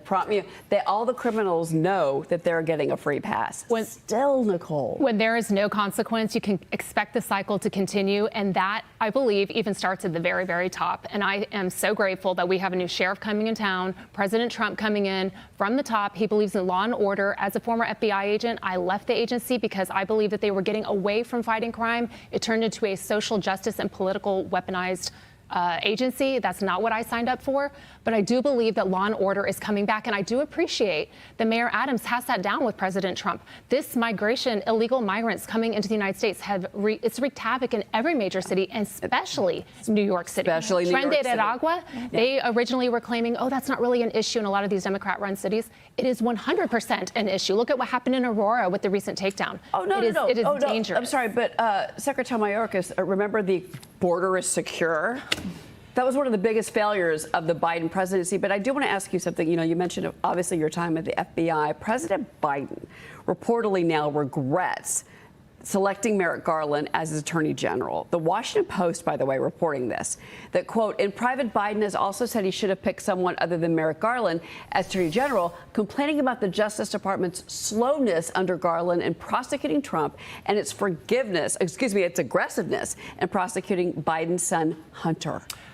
Well, as a former FBI agent who was there, and I worked under 3 different administrations, the agents feel exactly opposite of President Biden. And I can tell you I left because it was politically weaponized. They treated President Trump as if he was on the FBI's most wanted top 10, probably top #1. I had never seen one individual. They went after him so hard on every single level, local, state, federal. And so it's mind-boggling because we at the FBI, I represent thousands of people that feel the same way that I do. We actually believe the exact opposite, that they turned a blind eye to certain individuals, including his son, and went hard after Trump and his supporters. If you went to FBI.gov today, you will see Capitol violence is still on the front page of their website. 4 years later, they claim that is the #1 largest case in DOJ history. I was a witness to the 9/11 terrorist attacks. I find that insulting, and I find that wrong. I believe that there are many other things that have been much more dangerous and detrimental to our nation, but that is not how they treated it at the FBI and DOJ. They went after Trump hard. They went after his supporters. I believe in law and order. I do not believe in violence, but I do know that they turned a blind eye to certain individuals on one side of the political spectrum and went hard after conservatives and Republicans. Shout out to Nicole Parker, man. Yeah. She's speaking facts. And she happens to be a former FBI agent. That's facts. I mean, why would you even say that assaulting a police officer is not a crime? It's a soft crime. Like, why would you say that in a city like New York? Well, New Yorkers are like, because New York is a beautiful city. It's a fun place to stay. But New Yorkers, it's already a fast-paced city. Okay, now you say that it's all right to assault a policeman. Come on, man. That's not even right. They're already going through a lot of stuff. They already have to pay high rent, high grocery prices. They're already stressed out. New Yorkers are definitely stressed out. There ain't nobody. You can never tell me otherwise. Okay, New Yorkers are one of the most stressed people in the United States. I can tell you that much. But it's like, come on. Protect your city. This morning, the loss of Jimmy Carter, the 39th president, passed away yesterday at the age of 100. He was the nation's longest living president. A national day of mourning and state funeral are set for January 9th. Both President Joe Biden and President-elect Donald Trump offering moving tributes to Carter. Trump posting, in part, quote, "While I strongly disagreed with him philosophically and politically, I also realized that he truly loved and respected our country and all it stands for. He worked hard to make America a better place, and for that, I give him my highest respect." Meanwhile, Biden addressed the nation from his vacation in the U.S. Virgin Islands. From his vacation. Jimmy Carter stands as a model of what it means to live a life of meaning and purpose, a life of principle, faith, and humility. His life dedicated to others. But during Biden's comments, the media appeared to see Biden's remarks as a bit of an opportunity to get a dig in at Trump, and Biden seemed a bit eager to oblige. Thank you. President Trump to take from President Carter? Decency. Decency. Decency. There we go. Everybody deserves a shot. Everybody. Can you imagine Jimmy Carter walking by someone who needs something and just keep walking? Can you imagine Jimmy Carter referring to someone by the way they look or the way they talk? I can't. I can't. Tammy, he was given the opportunity, and he took it with a grin on his face there. Look, it's a shame and it's embarrassing for Joe Biden. He had that gritted teeth thing that he does.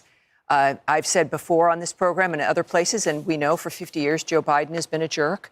So perhaps he should take some of his own advice with what's happened to this country. It was an opportunity, as President Trump, I think, illustrated, to be generous, right? Be generous. American people have made their decision. We're all Americans. We're moving forward. We will disagree politically and philosophically, but it's just a remarkable and a shameful thing to watch, but it is classic Biden.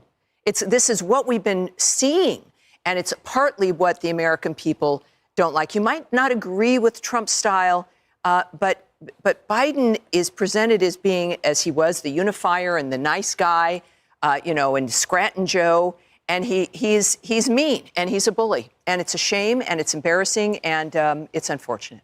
Decency, he said. He goes through gritted teeth there. John, we're delighted to have you with us. Thank you for being here as we look back on the life of the former president and your thoughts on the way the current president reacted there in that moment. Happy New Year, everybody. It's so great to be with you. Actually, I think hearing those statements from President Biden, it's part of us wanting to think better of President Carter. President Carter didn't treat President Reagan that way at the end of his time in office. It also reminds us Carter was a good man.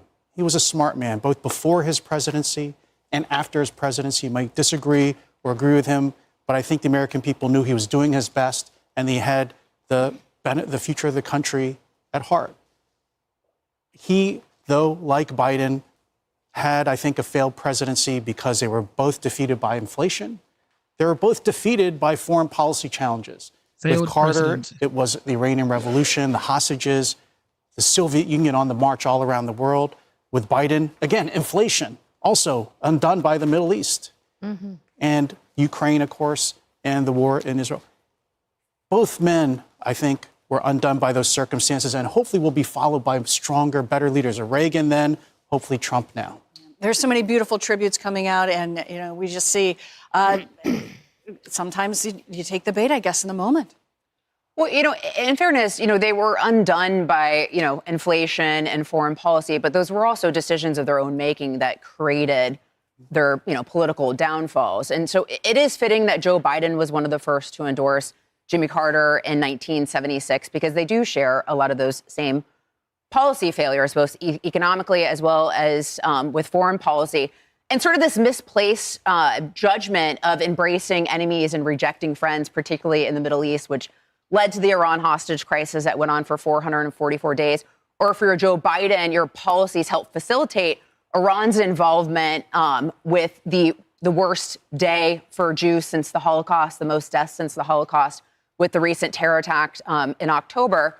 not too long ago. So, I mean, a lot of that was their own doing. The difference between the two men is Jimmy Carter will be known for having a level of decency, for loving his wife for 77 years, for being someone who flew commercial and took photos with people, walking down the aisle along the way, for teaching Sunday school at his local church after leaving political office. So he will be known for having a failed president, but a decent man, where Joe Biden will just be remembered as a failed president and an indecent man.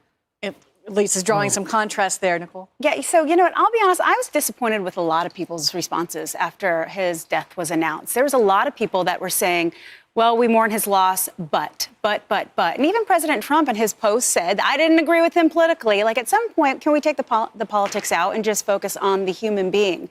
As Lisa just alluded to, he was all about faith, family, and the American people. Married to his wife for 77 years, taught local Sunday school at his church. He brought the guinea worm. It was not that everybody knows what that is, but it's a huge public health issue that was global, and he brought the incidence down by 99.9%. He helped lead those efforts. He also lived with stage 4 melanoma for years. This was a good human.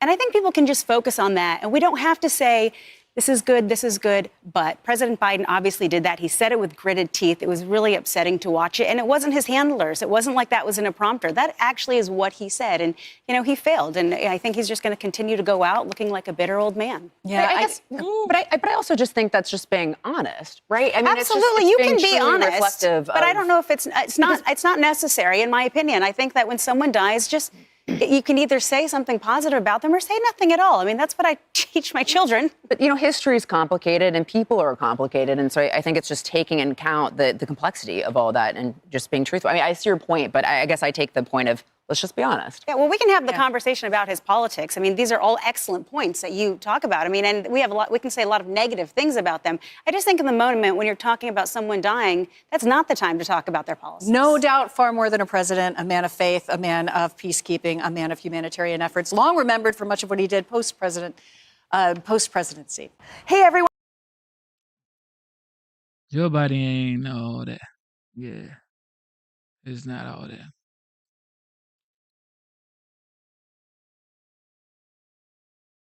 Thank you for tuning in to the live show. You know what time it is. It is your boy Genesis. Yes, we now have memberships, okay? So if you want to be a part of the channel, you can join the channel through membership. So the membership is only $4.99.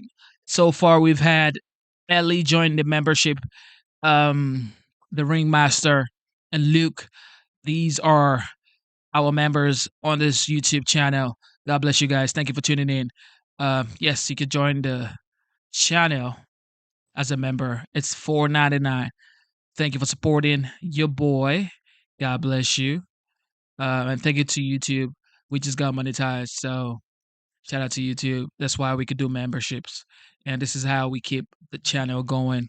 But thank you for tuning in, ladies and gentlemen.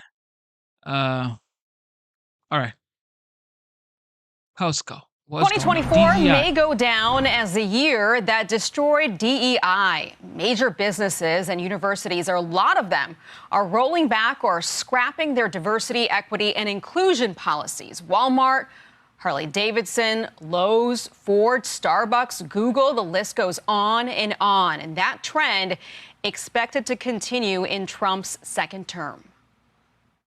President Trump is certainly going to make sure that his administration gets out of the quota business and gets focused on making sure that our corporations are about productivity. We've seen whether it's John Deere or Tractor Supply, all the way to Walmart, which is one of the highest, if not the highest grossing company in the world, making a decision to move away from DEI.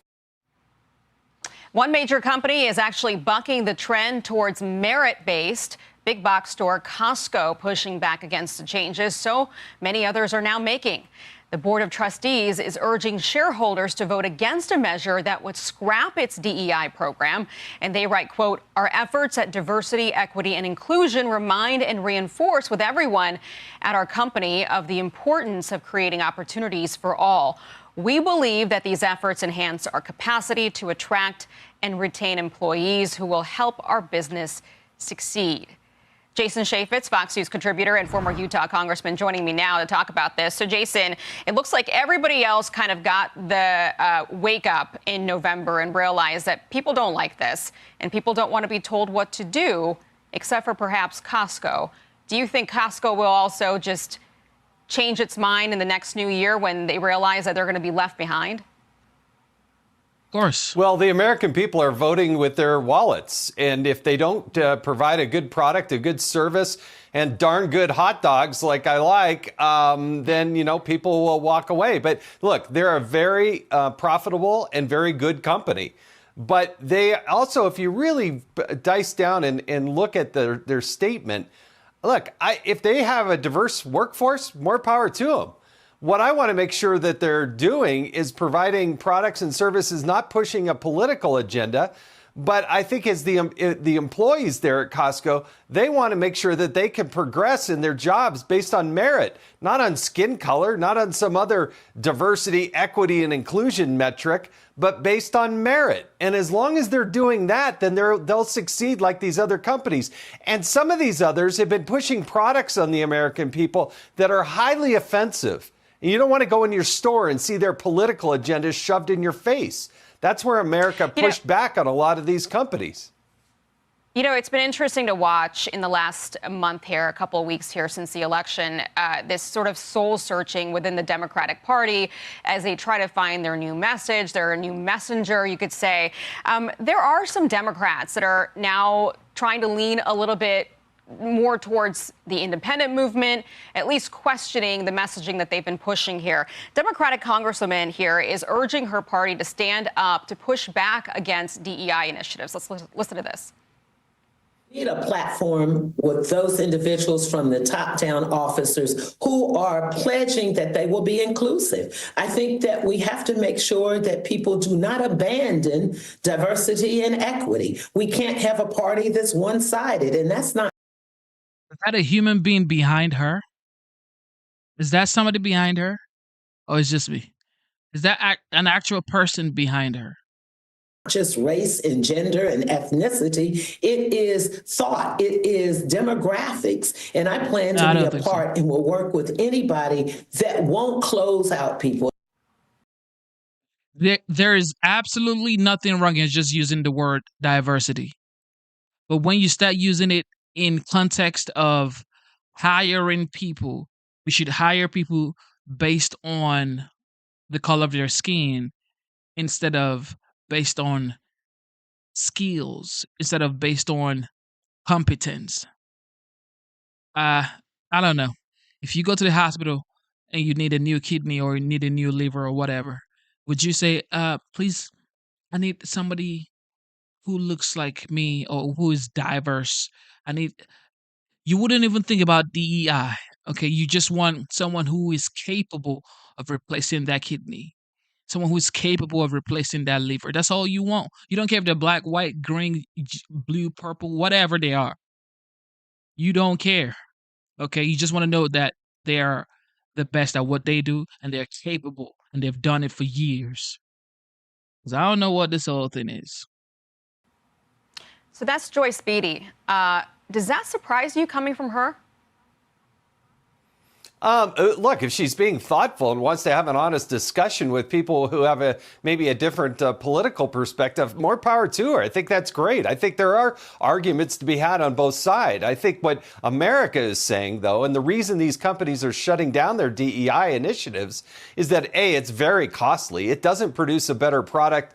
And they're bypassing a lot of people who, based on merit, are more qualified to do things. And so if we want to become a country who's less racist, then let's be less racist. Let's get rid of the affirmative action out there and say, you know what? If you're the best person for that job, doing the best that you possibly can, then that's the person that should get the job. And that's where I think America has come to as a whole. Not everybody agrees with it, but I think in mass you see these big companies recognizing, and these universities too. Some of these universities, like the University of Virginia, which I love, it's a great school, but they spend millions of dollars on these initiatives that don't make the education better. I would argue that it actually makes it worse. Yeah, I think those universities have a lot of looking inside and trying to figure out what their future holds. As we saw this past year, a lot of people, families at home thinking, I don't know if my kid needs to go get that higher education degree at that university with some of the stuff that we saw this past year. Jason Chaffetz, thank you for joining us. We appreciate it. Always good. It's a bunch of shit. Just bunch of shit. With this DEI situation, it's a bunch of shit. It's a waste of time. It's a bunch of shit. And this H-1B visa is still going back to this same rhetoric of immigration and whatever. All right, let's listen to what Kevin O'Leary has to say pertaining to Canada leadership. Friend Kevin O'Leary, who joins us this morning. Kevin, we understand you're headed to Mar-a-Lago to meet with President-elect Trump.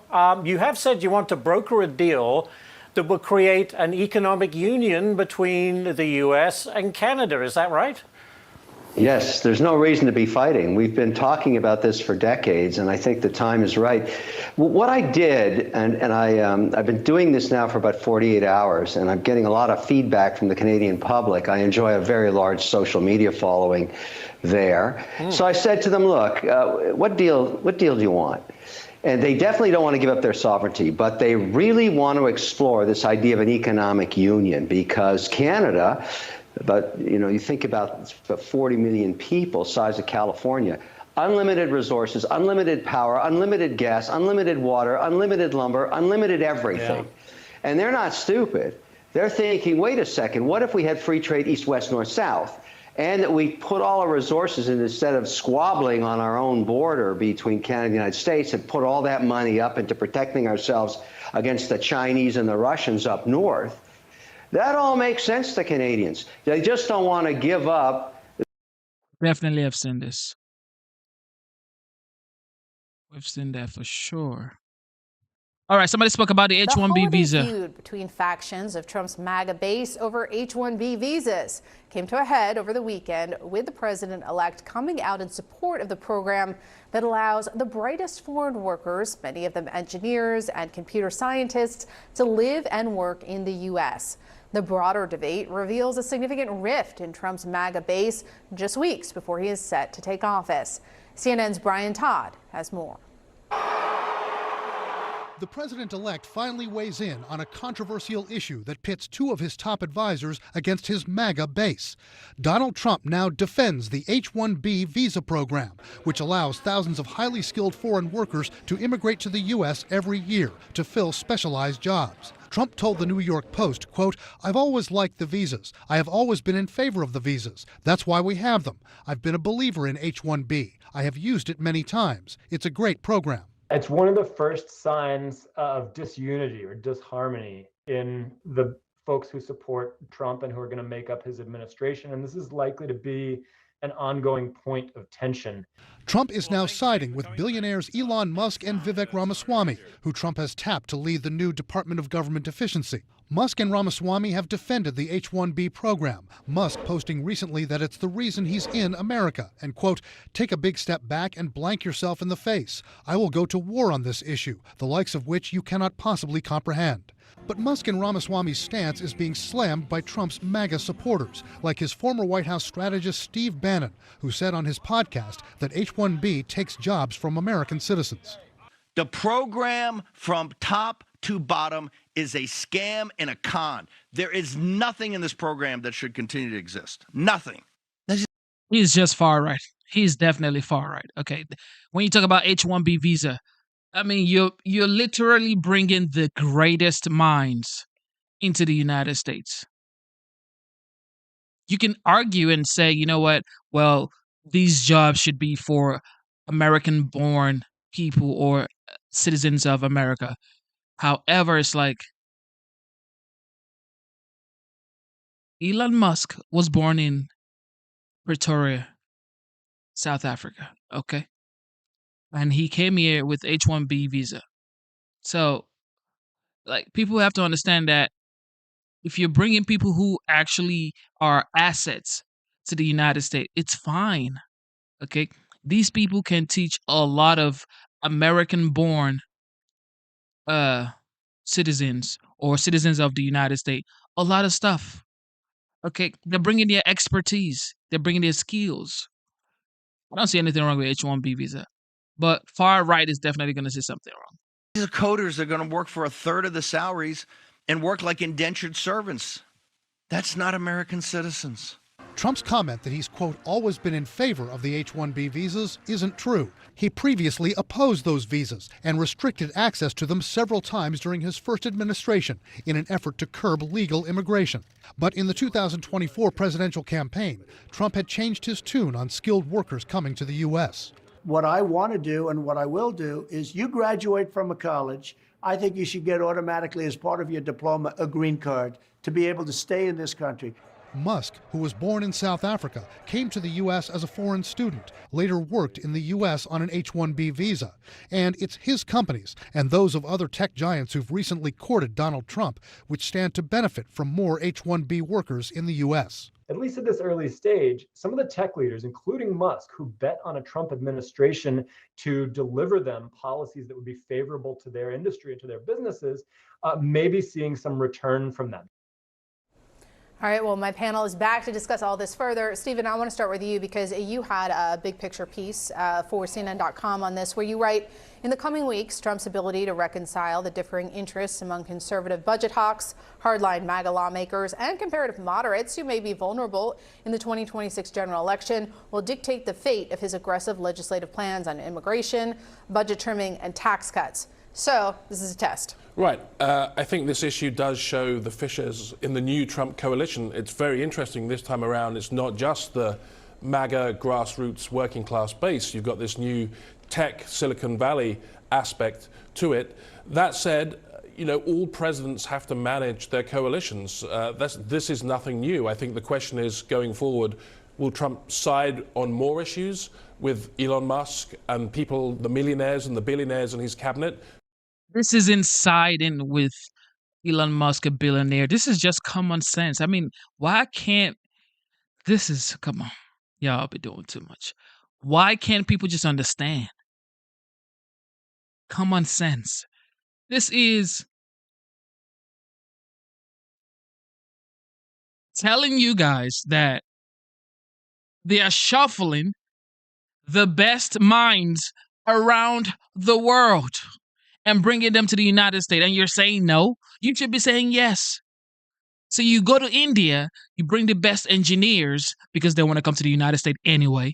You go to Australia, the best minds. You go to Ghana, Nigeria, the greatest minds. You bring them here, and they are working in the United States, building the greatest companies in the United States. Why do you think United States has the greatest companies? Meta, Tesla, SpaceX, Microsoft, Walmart. Why do you think the United States has the greatest companies? Why do you think the United States has the most billionaires, the most millionaires? Why? Because the United States has always been open to bringing immigrants into the United States based off of skills, and those skills have helped the United States build wealth.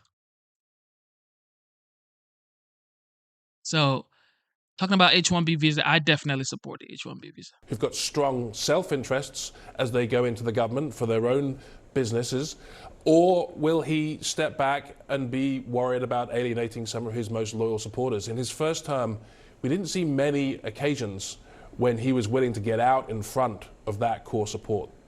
Ed, Stephen, I want to start. I want to bring to you this from the Wall Street Journal editorial board backing Trump on Sunday, writing, Trump may be wrong in trying to save TikTok, but he is right to endorse the value of H-1B visas in the dispute between Elon Musk and Steve Bannon. Mr. Trump is choosing the side of enlightened nationalism as opposed to the blinkered declinist version. So how do you square this with his America First mantra that arguably propelled him It is America First. Well, I think this goes to my point I made with the talking about the Johnson race. He's going to have to get involved, I think, a little bit more deeply. A lot of this disagreement happened over the holiday when he really wasn't involved. And once he did, it has declined some. And even the people who are still opposed are attacking Musk, notably, not Donald Trump. I think that's a very notable tone and message change. And I think, look, it's really important, as we're also seeing, again, to bring it back to Congress, I think Republicans are very, very keen on the fact that their first priorities, they need to be things that unify. So look, H-1B is an important immigration part. I don't think it'll be in that first package, especially with this fissure. You're going to be seeing things that, like, whether it's border funding, wall, things that they know could pass relatively easily. I think it's a Trump's objective to get points on the board as quickly and as effectively as possible. And Megan, some Democrats have called Elon Musk, quote, President Musk, of course, during the spending fight. But what does this controversy, the visa controversy, tell you about Elon Musk's role within the larger MAGA movement? I think he has a substantial role in the larger MAGA movement. You see that. You saw that with the funding fight. You see that here. He's always normally the first person out. And it's interesting that you say that people are attacking Musk over Trump. They understand that attacking Musk is getting under. This is another issue. So somebody just said in the chat, so Americans will be competing for jobs with the rest of the world. Yes. Okay. You will be competing for a job that needs the greatest minds to do it. So you're talking about doctors. So you mean to tell me that if Americans are, like, citizens of America are competing for operating on children's brains, operating on human beings, and someone who came from India, someone who came from China, someone who came from Ghana, Nigeria, Australia, wherever, comes in here and they actually know how to perform this operation better. So you're supposed to say, oh, because he's American, let him do the operation. No, this is the same thing as DEI. Okay. No, bring the greatest mind to come and impact the United States. Bring the greatest mind to be an asset to the United States. That's all we're saying. This is actually America first, okay? Because America is made up of immigrants. All right, Trump is married to an immigrant. She finally became a United States citizen. All right? These are facts. All right? Just because you were born here doesn't mean that you are the smartest. There are smart people around the world. It's only smart to recruit these smart heads and bring them here and own them, basically, and use them. Use them to become greater. Isn't that like common sense? Jesus.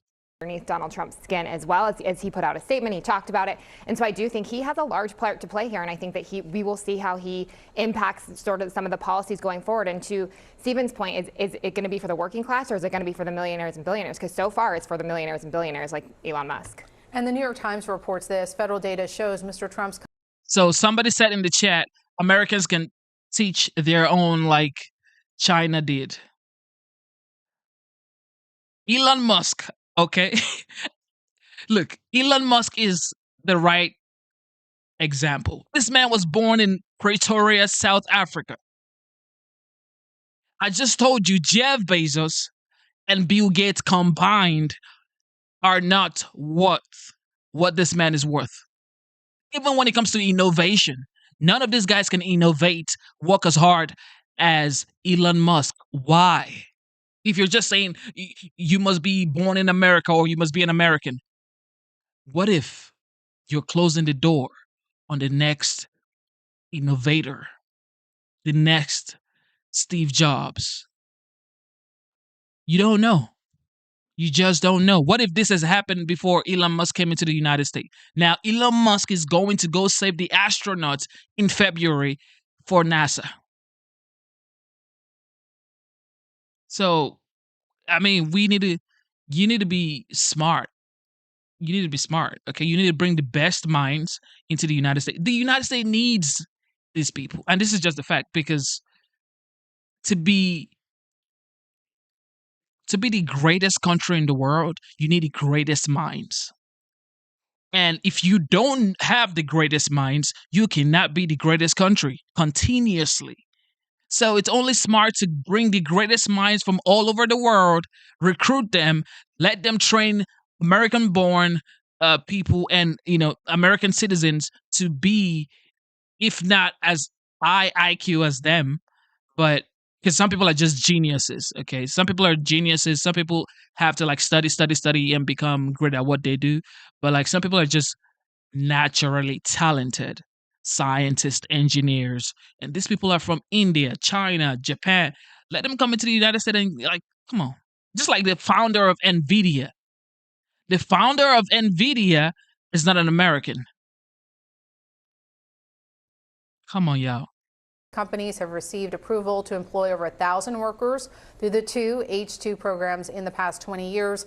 Mr. Trump's companies have applied for a dozen H-1B visas since 2019, but then most of these applications for quality control manager positions were subsequently withdrawn. Currently, Mr. Trump's winery in Charlottesville, Virginia, is seeking 31 foreign vineyard workers under H-2A program, offering them $15.81 per hour. So does Trump have a vested interest here? Is that potentially why he flipped? I can't speak to that. It's a good winery. It is a good winery. It's a really nice winery. Yeah, it is. Their cider's named Donnie Appleseed. Fun fact. But no, look, what I would also push back is this dichotomy between the MAGA base and the millionaires and billionaires. If citing the H-1B, for example, the Democrats support H-1B expansion. I mean, I don't know if you would characterize them siding with millionaires and billionaires over that. Same thing. Almost everyone, when I worked for Jeb Bush in 2016 primary, aside from Donald Trump and others, were in support of H-1B expansions as well, or at least keeping the status quo. So I would push back a little bit on this dichotomy that it's either MAGA base or H-1B is millionaires and billionaires. That's not the case. All right, where do we see this going? Really quickly, I'm going to do a quick round robin. Where do you see this going in the next few days? Do you think they can resolve any of these issues? But I think to what end, right? I think this is it's a holiday disagreement because I think there's a slow stuff on X. When we actually have the speaker fight going into the first 100 days, this will not be an issue. I agree. I don't think this will be in the top 100 days issue. I don't think this will be part of their major immigration package. I think this is just another food fight that's, like you said, for the holidays. It just gives us all some. Yeah, this isn't even the conversation. This is America needs this. Okay, that's not even a conversation. All of that stuff is just BS. What you mean? Let us fuck into Trump. Well, with the new year comes a new presidency. We were just talking about it. November 5th, Trump won. And now he's making the rounds. And so it was a big year for the GOP. Of course, you had Trump's win that many of us consider a landslide. Congress was both houses were won by Republicans. And now, as some would put it, everybody just wants to be Trump's friend. Progressive Mayor Muriel Bowser, she's the latest Dem, flocking to Trump. She wants to meet with him, and she did meet with him, I guess, to see how to make D.C. great again. This is her statement. She says, "Today, President Trump and I had a great meeting to discuss our shared priorities for the president's second term. President Trump and I both want Washington, D.C. to be the best, most beautiful city in the world. And we want the capital city to reflect the strength of our nation. I'm optimistic that we will continue to find common ground with the president during his second term, and we look forward to supporting a successful inauguration on January 20th. I guess it's kumbaya in the capital city. It's about time because Washington, D.C. has a lot of work to do to make it the most beautiful city in the world. And it should be, considering it's the capital of the United States of America. Absolutely. And I think that the mayor is a little bit concerned that President Trump will work with the Republican Congress to revoke home rule and reestablish the governance of Washington, D.C. away from the local city council and the mayor, who have done a terrible job. You know what? And I can say, as someone who actually lives in Washington, D.C., the city was really moving and grooving back in 2017, 2018. I think there was tons of construction, lots of optimism. 2019, COVID hit, and then it was strange because it was shutting down churches and shutting down schools, but leaving open bars. And it was just an odd time. And then 2020 you had all the protests,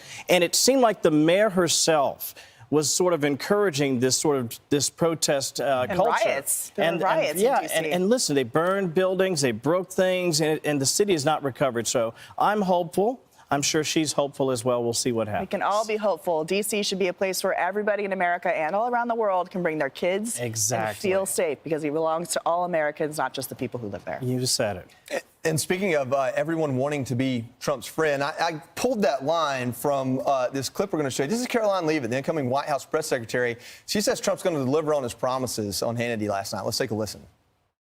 As President Trump has said, everybody wants to be his friend right now, and he's okay with that. He is building a team of people from Wall Street to Main Street who want to make this country great again and help him deliver on the promises that he made to the American people on the campaign trail. Common sense solutions to fix the problem. One thing I could never be is a victim. This is something I could never accept in my lifetime. I can never be a victim. I can never complain. I can never give up. I can never quit. Okay? I can never be a victim. That's the number one thing. I got a 5-year-old daughter, and this is what I always tell her. You're not a victim. You're never a victim. Open your mouth and talk. Okay? What do you want? Tell me what you want. And she tells me. Okay? Like, do not be a victim. What I've noticed here is people who look like me like to play the victim. There are a lot of great, smart people who look like me here in the United States, however, but it's like victimization mindset is never going to take you anywhere, regardless of how much you try to play the victim. I believe in hard work. I believe in creating opportunities for yourself. This is the United States, okay? In case you forgot, this is the United States. You can create opportunity for yourself. You could work your butt off and create opportunity for yourself. You don't have to sleep 9 hours a night. Okay, 8 hours a night. Yeah, you ain't going. The richest man alive right now, Elon Musk, says he works sometimes 18 hours a day. So who are you to be sleeping goddamn 10 hours a day? All right. So if you're trying to enjoy the benefit the United States comes with, you're going to have to work. You're going to have to sacrifice. You're going to have to be determined, focused. Okay. Lose sleep. All right. It is what it is. I can never be a victim. All right. And this is why people don't like me. Like, oh, look, you're not supporting your look. Look at have you looked at the mirror lately, Genesis? Do you know what you look like? Look at your skin. Your ancestors are going to be they're going to be proud. Yeah, my ancestors are going to be proud. Just think about it. If you... Okay, so I was talking to beautiful brown-skinned lady, and she was telling me how DEI was great and how she wasn't going to go spend her hard-earned money in Walmart anymore because they stopped the DEI program. And I'm like, why? She said, because it's still going on right now. This was still going on. I'm like, this is what I told her. I said, if MLK, Malcolm X, were still living today, do you think they would tell you that it is better now or it is worse now? You are basically living MLK's dream. And I told her, the 44th president of the United States was MLK's dream. MLK said, I have a dream. I have a dream. The dream he had was the 44th president of the United States. And that's it. That's the end of my argument. Okay? If anybody want to say anything, the dream MLK had was the 44th president of the United States. So whatever the 44th did, if he accomplished what he was supposed to do, that's his own legacy to leave. However, it's like you cannot keep being a victim. All right? No matter what you are, who you are, where you were born, who gave birth to you, like your background or whatever, you cannot leave a victimization mindset. I can never leave it. No matter what, bro. I could have $0. I could have credit card debt. Could be living on 2 loaves of bread. I can never be a victim. I refuse to be a victim. I'm going to work. I'm going to pray. I'm going to believe. I'm going to bro, I would break my back before I become a victim. Hell no. Nah. We ain't going to do that. And I was born in Nigeria, everybody. Like I've said this multiple times. I was born in Nigeria. I got to the United States 8 years ago. I became a United States citizen 3 years ago. And one thing I've learned here is a lot of people like playing the victimization mindset. Oh, when I get money, the first thing I'm going to do is, leave the United States. You cannot even survive living the United States. Like leaving outside of the United States, man, bro. You've been used to eating McDonald's. You think it's sweet? Yeah. Oh, bro, you from the motherland. Bro, my dream is to move back to the motherland. Bro, sit your head down. You can't survive there. Nah, you can't. You better stay here and enjoy your McDonald's. Enjoy your goddamn Wendy's and Chick-fil-A's and your 24/7 power that you got that you taking for granted. Yeah. Enjoy it. Talking about you want to go back to the motherland. You can't survive it. Nah, you can't. You better stay here and enjoy your McDonald's and enjoy the privilege that God gave you. God gave you a privilege to be born here. You're going to want to move to the motherland. Yeah, go to the motherland. When you come back here, I promise you're going to be like, I'm glad to be an American. I'm telling you, bro. Think it's sweet? Yeah, go back to the motherland. Oh, I checked my DNA. I'm from Nigeria. Go back home. You're going to miss McDonald's in 2 days.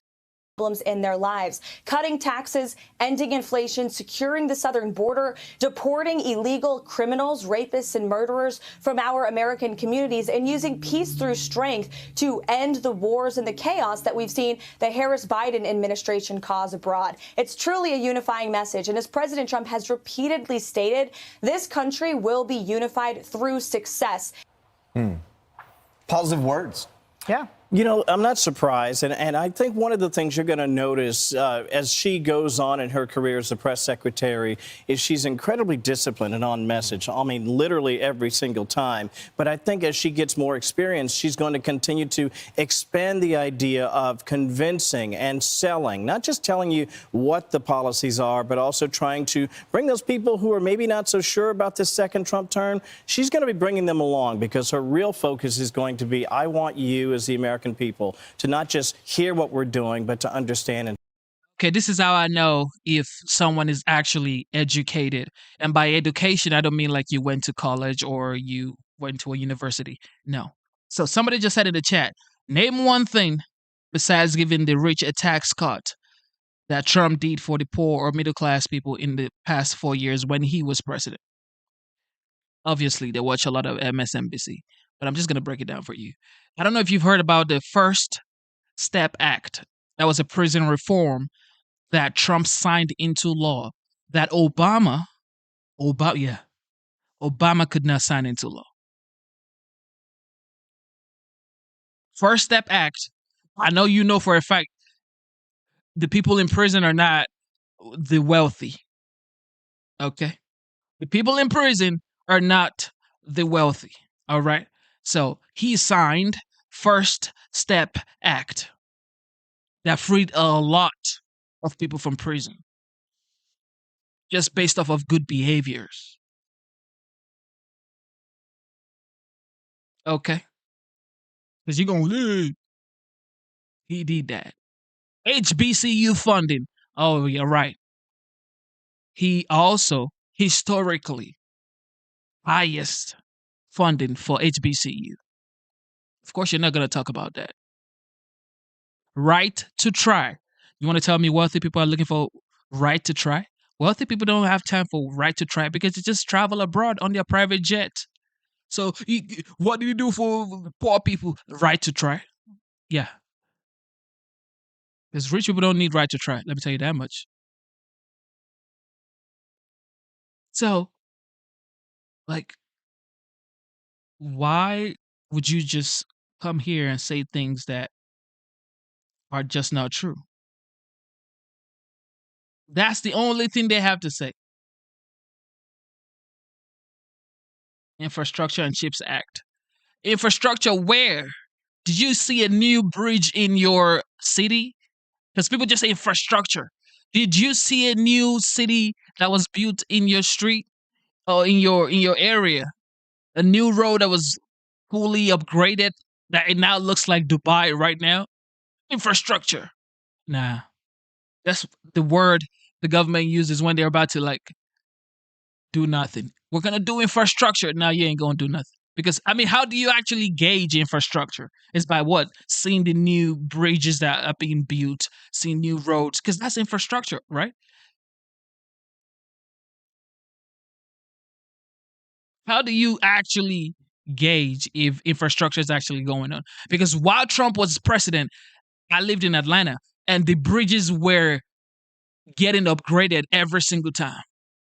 But from I moved to Atlanta in 2018, I guess. From 2018 to 2021, the bridges were fully worked on.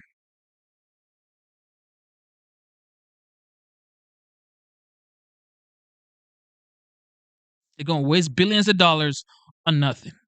Infrastructure. Before you say A, the Democrat Party would have been like, infrastructure. Where? To take part. Well, and when you have good policy outcomes and you have good facts, it makes it a lot easier as a communicator to talk about those things. When the economy is not going well and your policies are resulting in hurting people, either personally or hurting the economies of governments or causing damage, it's very difficult to explain that away. Or like the previous White House, the one that's outgoing, if you're trying to say that inflation is transitory, that it's not really happening, that what you're seeing with your own two eyes is not happening, it's hard to explain that away. But if you have success that people can feel, it's a lot easier to talk about it. You nailed it. Kevin, that's a great point about Caroline taking this role and kind of how she's going to do it. I think there's multiple pictures of her sitting just off stage from, I think, one of the best press secretaries we've had in a while, Kayleigh, which is now our colleague. But if you look at Trump's press secretaries, from Sean Spicer, all the way through Sarah Huckabee Sanders and Kayleigh, there was such this antagonistic relationship. I mean, everyone in the press pool was coming in there trying to get gotcha. I wonder, on this topic of everybody wants to be Trump's friend, I wonder if that's actually going to change. That's a great question. Because what do they want more than anything? Wow. They want access. They want to be able to sit down and ask a question. They want to be able to pull, the president to the side and get some answers.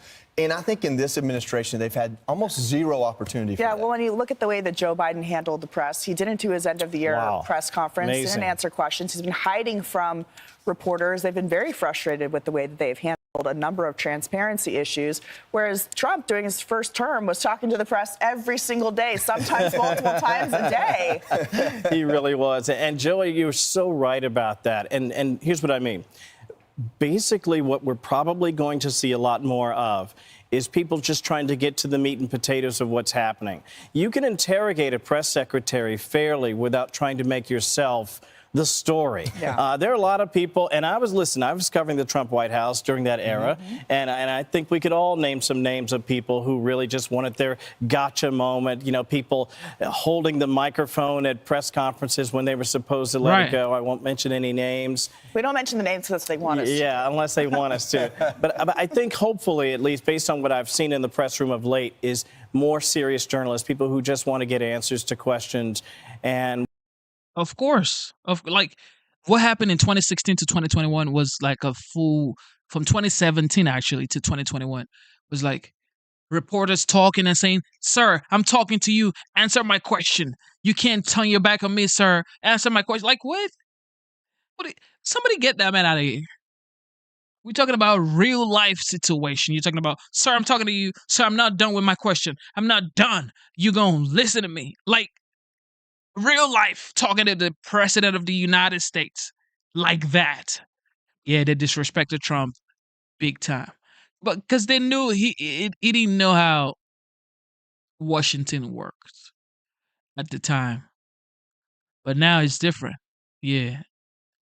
They're going to fuck around and find out. We can only hope for the best. And especially when I think back to what Sarah Huckabee Sanders endured, just sort of the vitriol. I think that's a change that we'll probably not have to see again. Well, and the press has a big credibility problem because of the way that they covered the Biden administration, especially in the last year when they got exposed for not asking the right questions and attacking fellow reporters for asking about cognitive decline. You're right. Somebody in the chat says, my favorite moment was when Trump says, ask the president of Finland a question. Don't be rude. Because everybody, they would bombard this guy with question. They say, ask the president of Finland a question. I mean, don't be rude. Look, Trump is a legend, yo. I cannot wait for this next 4 years. The media would have a field plate. Like, it's going to be a field time everywhere in the United States. Everybody's going to have a lot of fun. A lot of fun. Telling you. Mike Johnson. What congressional gridlock looks like in one picture. Look at this chart. You see that tiny little bar at the very end? Well, that represents congressional futility. The 150 laws passed by the 118th Congress, the fewest passed in a session in decades. How many of those do you wager are post office renamings and the like? 70 to 80%. Still too many for me, Abby. I mean, I don't too many for all of us. I don't judge. No, I'm saying that's too many Too bills. many bills I being don't judge passed. the productivity of a Congress based on the volume of bills passed. I judge it based on how few they pass. But it's what they do that matters. And I guess some of the stuff was they had to do. Some of it was post office renamings. I'm more excited about the future than I am the past, though, because Republicans will actually have a chance to execute. I don't want to get hung up on the number, but I do think that, Congress has work to do. They have important work to do for real people's lives. And it's the stuff that we don't talk about that they failed to do that I think makes the biggest impact. This Congress is now they're going to be going into a new session where Republicans are going to control both houses. But in the House, they don't have the Trump mandate that maybe Trump got from winning the popular vote and winning the Electoral College by a huge margin. So how are they going to govern? Are they going to be able to govern? I think Republicans are going to be in a dead gridlock right now. The margin is so small for Johnson with those votes. And the hardliners have already said, with the debt ceiling, anything like that they're not willing to move on that. So I don't think that it's going to be a productive time for them. I think that the narrative is going to be driven by President-elect Trump. And that will be a huge indicator of how things are going to go. You use the phrase, what we don't talk about. So She's just wild. Talking about President-elect Musk. Trying to make a point. So I don't think that it's going to be a productive time for them. I think that the narrative is going to be driven by President-elect Trump. And that will be a huge indicator of how things are going to go. You use the phrase, what we don't talk about. So let me tell you a story that happened to me over Christmas. I was home in Louisville, North Carolina, just outside of Winston-Salem, with two friends from high school. Smart guys, both college graduates. What we would call, it's a phrase I otherwise don't like, high information voters. And my friend Paul, I'll use his name, Paul, had a lot of opinions about the 6 or 10 members of Congress that we always talk about. But why aren't we getting things done? And I said, well, what do you think about Patrick McHenry? And he said, who's that? Now, Patrick McHenry not only was the financial services chair, worked very well in a bipartisan way with Democrat Maxine Waters, obviously far to the left Maxine Waters is. Also, at one point, Patrick McHenry represented that town of Louisville in Congress. And he didn't know who Patrick McHenry was, but knew who Matt Gaetz was. He had definite thoughts about AOC and Nancy Mace, and we can go on down the line. That is a failure of our political incentive structure. That is a failure of our media. That is of local media, national media. If you live in a district and you don't know who your member of Congress is because they're not one of the loudmouths, how are we supposed to get things done? It may also... No. It is, look, that's another thing. Like, to become a United States citizen, you have to know your congressman in your representatives in your states. You have to know the representatives that works for you in your state. Like, these are the things that you have to know if you're applying for United States citizenship. And these are questions that even a typical American wouldn't know. I mean, who thinks about, who is the rep in my city, in my state? Nobody thinks like that. But these are questions that you need to answer if you're becoming a United States citizen. Be a product of the margins that, a Speaker Johnson, if there is a Speaker Johnson, will have. I mean, he has this vote coming up for a speakership. Trump has now endorsed him, so things are looking up. But he can only lose 2 votes. There are so far, by our count, at least 4 hard holdouts so far. And if you're Speaker Johnson, right, those 1 or 2 or 3 or 4 people, everybody's going to know their names because they're going to wield basically all of the power on Capitol Hill. Yeah, the question is, do they care more about the American people and getting stuff done for the American people, or do they care more about keeping their seats?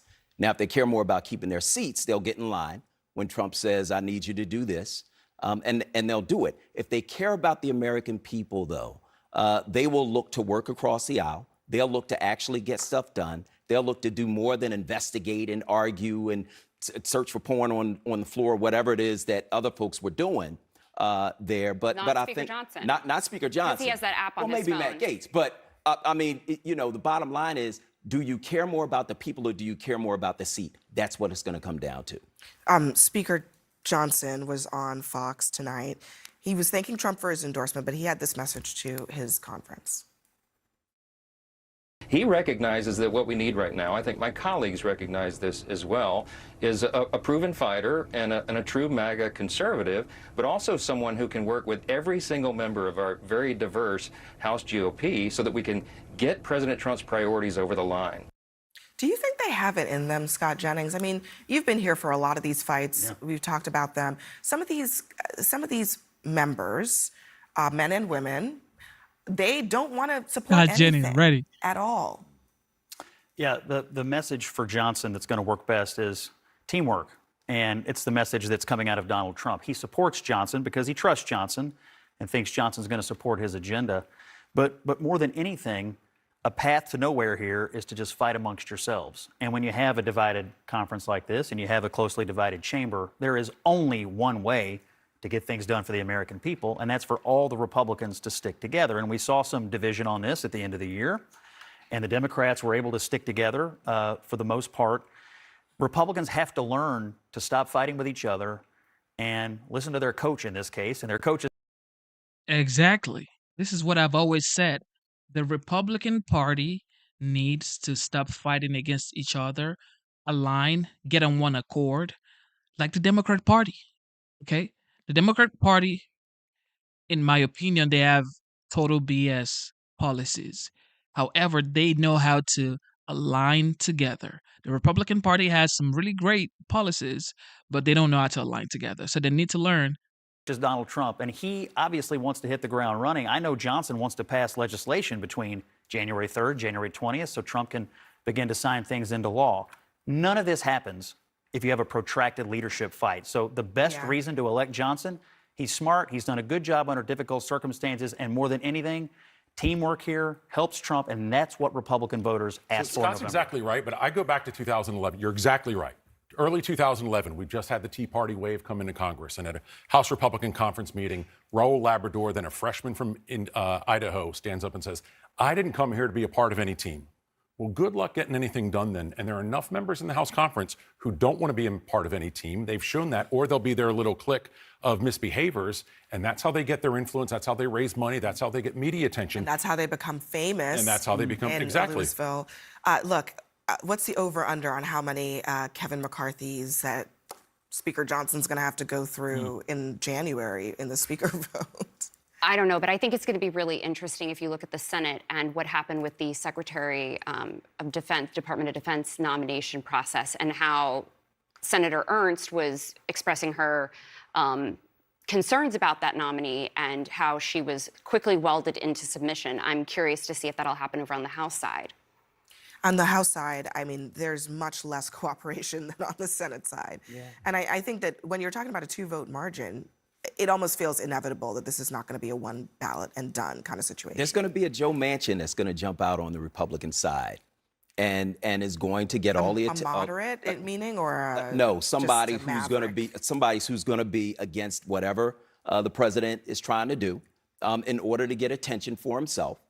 Somebody who is, willing to do whatever they need to do in order to be the center of attention. In order your to be the definition person of a Joe Manchin is different from someone. Well, that's my definition, because Joe Manchin killed Democratic legislation by being the guy on the other side. Remember, there's no House of Representatives until we have a speaker. And when that vote goes on, the first thing we looked at in John Boehner's reelection campaign for speaker in 2013 were, who were the no-shows? And we got to Bachmann. No Bachmann.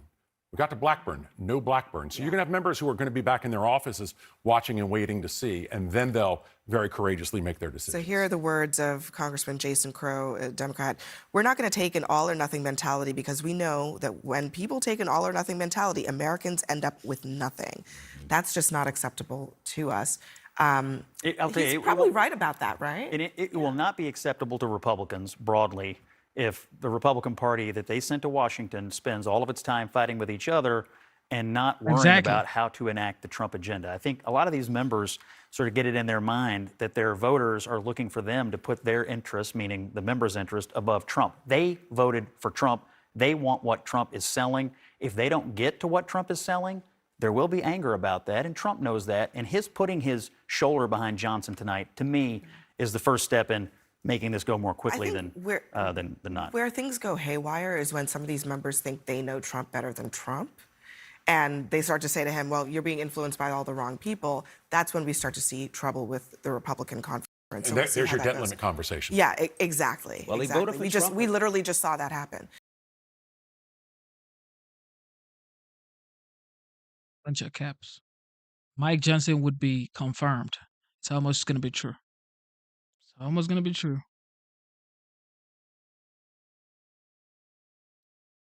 All right, I want to play you this video about how sharp Joe Biden was supposed to be, said by the Democrats Party members. I want you to listen to this. They said this man was sharp as a kite. Okay? Sharp as a knife and high as a cat. Do you think to continue on even after 2024? Don, you're asking me this question. Oh my gosh, he's the president of the United States. You know, I can't even keep up with it. The most difficult part about a meeting with President Biden is preparing for it, because he is sharp, intensely probing, and detail-oriented and focused. I can testify because I've been working very closely with this president for the past 2 years. I've been knowing him for 30 years. And I'm telling you, this guy's tough. He's smart. He's on his game. Joe Biden has vision. He has knowledge. He has a strategic thinker. The president is focused. He's detail-oriented. He's always thinking about the big picture. He is engaging. He is capable. He has an incredible record as president. And I'm often with him on foreign trips. He's at the top of his game. So he has a vision. He has knowledge. He has judgment. He has a strategic thinking. I met with the president, 5 or 6 weeks ago, and he seemed fine to me. I have complete confidence in the president. I have watched him expertly guide meetings of staff and cabinet members. I could not have more confidence in the president. I would just tell you that I meet frequently with the president, and every single time I meet with him, he is just fine. But he is, again, knowledgeable, wise. Incredibly sharp, incredibly probing, incredible command of the details. He is sharp. He is on top of things. There is nothing to these challenges, these suggestions that somehow he's not sharp and he's not capable. We see Joe Biden up close. We know how attuned he is to the issue. And you're going to see how smart he is and the experience he has. I say his age is an asset. Aha! He's wise. Yes, he's wise. He has wisdom. He has experience. And his experience, because of his age and his wisdom, has been invaluable to this country. A lot of countries, people who've been in office a longer period of time are praised for their wisdom. I have seen a lot of 72-year-olds not as capable as this 80-year-old. It is hard for us to keep up with this president. His mental acuity is great. It's fine. It's as good as it's been over the years. He's fine. All this right-wing propaganda that his mental acuity has declined is wrong. And this kind of sense that he's not ready for this job is just a bucket of BS that's so deep, your boots will get stuck in. Yeah.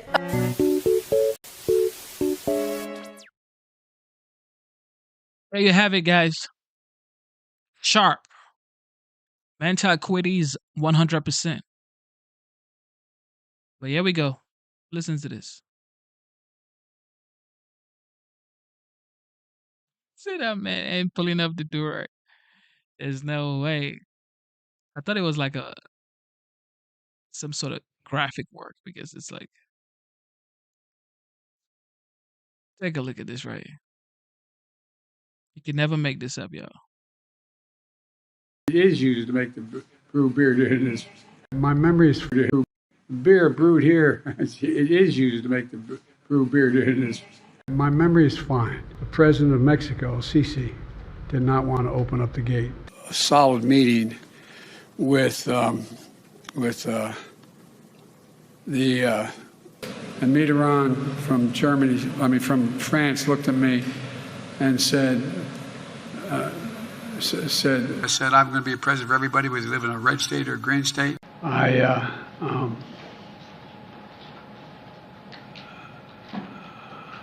Anyway, I don't want to. Making Roe v. Wade. The best way to get something done, if it holds near and dear to you that you like to be able to, anyway, of Putin's kleptocracy, yeah. $159 billion left. America is a nation that can be defined in a single word. I was going to what am I doing here? One, to gang, I'm going to pronounce it.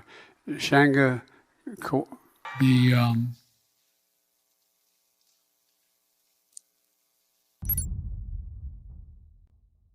Yeah, Lord. What just happened? What just happened? Listen to this right here. Like, oh man. This people right here, man, they're gonna give you some fun times in this goddamn space. Listen to this. Too sad.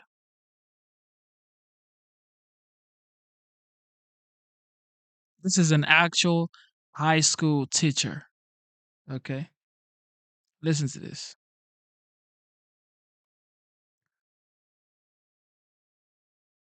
And most days of the week, I come to school in stilettos. I get to stand at about 6. I teach high school, and most days of the week, I come to school in stilettos. I get to stand at about 6'6". And the reason why is so I can create an explicitly queer space for all of my students.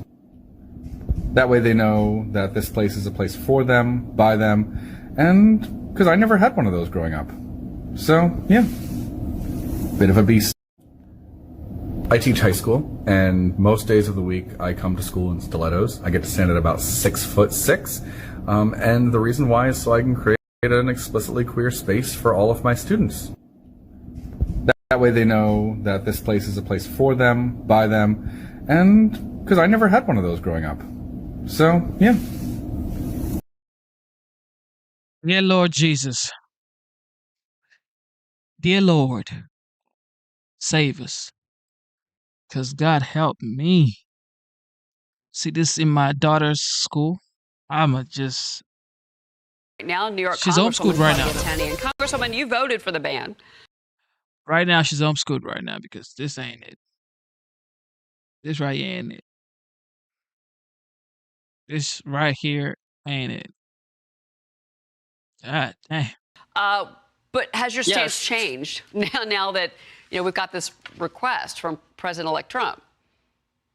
No, I mean, look, I understand what President Trump is saying, and that is why the ban on TikTok was actually a ban on Chinese Communist Party ownership of ByteDance, and that they need to divest themselves and look for a private entity or a non-Chinese Communist Party controlled entity, because they're a purveyor of propaganda, misinformation, disinformation, and those, many argue, are not protected by the First Amendment, which is what this all comes down to. But I think in the hands of someone other than the Chinese Communist Party, and I understand President Trump, it's an effective tool. It's used by tens of millions of Americans. Many people use it for business and commerce. And so how do we protect them from being victims of propaganda and victims of spying and national security concerns by the Chinese Communist Party? And so I think that's what we're looking at when the Supreme Court ultimately will hear the oral arguments and rule on this. Look, I think that TikTok does need to be preserved in some way, but it cannot be under the control of the Chinese Communist Party. Okay, well, and you've got two state attorney generals that are still filing suit. They filed their own amicus brief on Friday to say that they want the ban to go through. They say that TikTok is a danger. Virginia, one of those two states, because they feel like we're protecting our citizens in our state, and we're saying that TikTok is dangerous. And I don't know what the Supreme Court's going to do, Congresswoman, but your opinion would be very helpful. It is not protected speech. First of all, it's a foreign entity owned by the Chinese Communist Party, which is considered an adversary. They do not have First Amendment rights. They're kind of going around the bend by trying to say, well, our subscribers actually are protected. Well, we know that this has been a real issue when it comes to the propaganda and the spying of these people. But look, I know when this first came about earlier this year, I spoke with Kevin O'Leary, Mr. Wonderful, who was trying to put together some kind of plan to buy it and take over the platform. And I'm not sure what that would do, but that's something that I think Trump's attorneys also suggested. Let's get an American company or Americans to actually take this over and protect those who are using it for commerce. And I think that's what we're trying to find out. I don't think it can happen by January 19th. I know Kevin O'Leary was very interested in all that, but this is a real problem though, when you have this very popular, spying device, basically used by so many Americans unwittingly, exposing their life to the Chinese Communist Party, which could put our entire nation, under national security threat. And that's where people don't really understand that protecting us and being able to monitor this from the United States side and using regulations is one thing, but that's right. the real problem with it. Right. I know it's popular. Yeah. I don't have TikTok. Sure. We were advised not to use it, but I don't have it either. Marie Bartiromo doesn't have it. I mean, many of us do not use it, but understand the appeal. I want to switch gears. Friday's the vote for Speaker Mike Johnson. So Congressman Thomas Massie says he came out today, still says he's not going to support Johnson, despite the endorsement from President Trump. Representative Victoria Spartz also coming out today. She's not swayed either. Other GOP members are on the fence. Listen to the interviews we've done. I know there have been a number of members who have expressed interest in continuing the conversation about Speaker Johnson and where we go from here. But I think he's been working very hard to try to accommodate the needs of the individual House members and the priorities of the incoming administration. Do you support Speaker Johnson or not? I think that Mike has done an admirable job under tough conditions, but I'm going to keep my options open. With Thomas Massie already saying he's a hard no, people like Victoria Sparks saying that they're likely a no, that's concerning. Just raised a lot of concerns about how we're going to do things. Are we going to work within our conference to get the solution, or are we automatically going to run to the Democrats to get votes? There needs to be a better communication between the leadership and the membership. Obviously, your fellow New Yorker, Nicole Malliotakis. By the way, Elon Musk posted this today in response to Massie today. Quote, "You might be right, but let's see how it goes," end quote. That's from Elon Musk. Where do you stand on all of this? I support Speaker Johnson 100%. I supported him when he was running, I supported Jim Jordan. We went through all this. I think he's done a very admirable job. I agree with Scott Perry there. I don't think anyone else in our conference can do the work that Mike Johnson has done. No one else is as steeply, vetted in our constitutional conservatism. He's a movement conservative. He is also extremely smart. He is also, has the humility and the patience to work with every member. He understands the political side of this. He is a 100% America First supporter and very strong supporter of President Trump from day one, always has been. He understands what's at stake. What some of these people that are frustrating to see my own colleagues say is that, well, why does he work with Democrats? We have to work with Democrats. My colleague Nicole Malliotakis worked with Democrats all the time when we were in the New York State legislature together. We were, at one point, it was 108 Democrats to 42 Republicans. We have to work with Democrats. The Senate was Democrat. We had a Democrat governor, and we don't have President Trump in office, the Senate majority, and the Republican majority. So in order to finish the business we had to do this year, we had to do that. Johnson has to work with these people to try to make sure that we work with every single member. And I can't imagine that he has not worked with every single member. I've heard a lot of little petty grievances from some members saying, I didn't get this in the CR, so I'm not going to vote for him. Tom Massie is a libertarian, and he's got his own reasons. But look, this comes down to governing and power.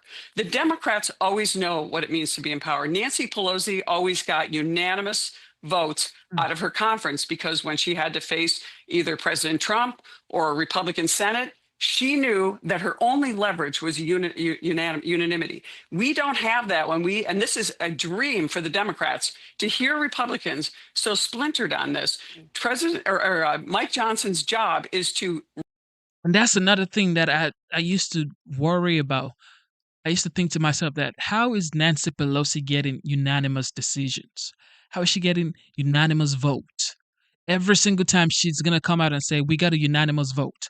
We got a unanimous vote. The Democrats, we all signed off on the bill. We got a unanimous vote. But it's like, how is the Republicans? Now they have the majority. For the next 2 years, Congress and the House, they have both of them. But I don't see them having unanimous votes in the Republican Party. If they can, it would be during this Trump's administration. And if it doesn't happen, it's over. Run the conference, steer the Titanic away from the iceberg, which is what he did by avoiding a government shutdown, where Joe Biden and the Democrats control the government. They would have controlled the spending. They would have controlled reopening the government. They would have gotten everything they wanted. And he knew that was not an option. Had President Trump been in office, and we did have shutdowns when Senator Schumer shut the government down, we could rest easy as Americans and as Republicans, because we know that President Trump wouldn't inflict pain like the Democrats are. Just look at the outgoing Biden administration, the things he's trying to do. Exactly. So I just think there's a lot of petty grievances that a lot of them are leverage, I think. Understood. A lot of them are insincere, and they're trying to get something. Congresswoman It is what it is. However, we can never dispute the fact that the Democrat Party actually knows how to align on one accord. Anyway, watch this right here. This is like a bizarre interview after the tornado in Texas. Watch this. This is just bizarre, y'all. And funny.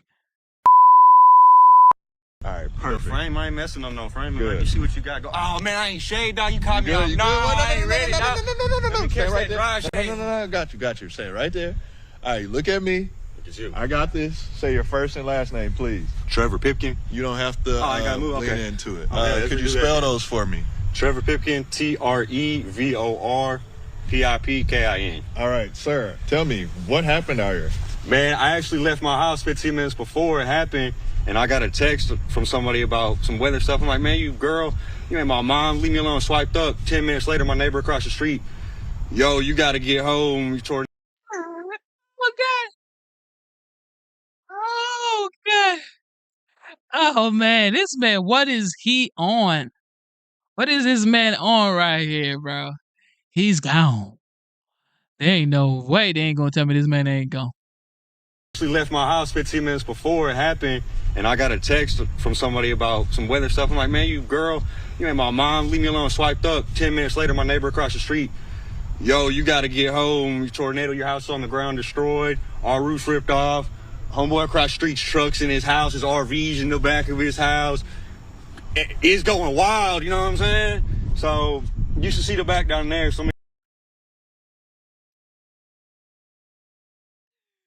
Oh my goodness. Oh man. He's still in high school in his head. House. It's going wild, you know what I'm saying? So you should see the back down there. Somebody unfortunately lost their life. Condolences to all of them. And but it's bad, man. Happened all of a sudden, bro. I mean, what do you think about it? Hey, nothing to think except, man, wait for the comeback. Wait for our comeback. That's all I'm gonna say. And speaking of the comeback, I mean, how's the community gotten together to? Man, it's been amazing. I appreciate everybody that's came out, helped. Everybody's came together really nice. Even if we've had our differences, everybody's always. It really shows how good of a community it is and how local and, you know, tight knit it really is. How surprising was all of this, man? Man, all of a sudden, dude, I was in my house getting ready to go fishing. I took one of my trucks. I should have took my other truck. Let them. The other one got messed up. Whatever, it's all good. But I was thinking not trying to break my stuff, and then it just like a normal windy day. You know what I mean? Normal windy day at my house. Then all this boom. You know what I'm saying? Dude, all of a sudden, I mean. Oh God! Look at his mouth. All this boom. You know what I'm saying? Wait. Is this just so excited that he's on TV? You know what I'm saying?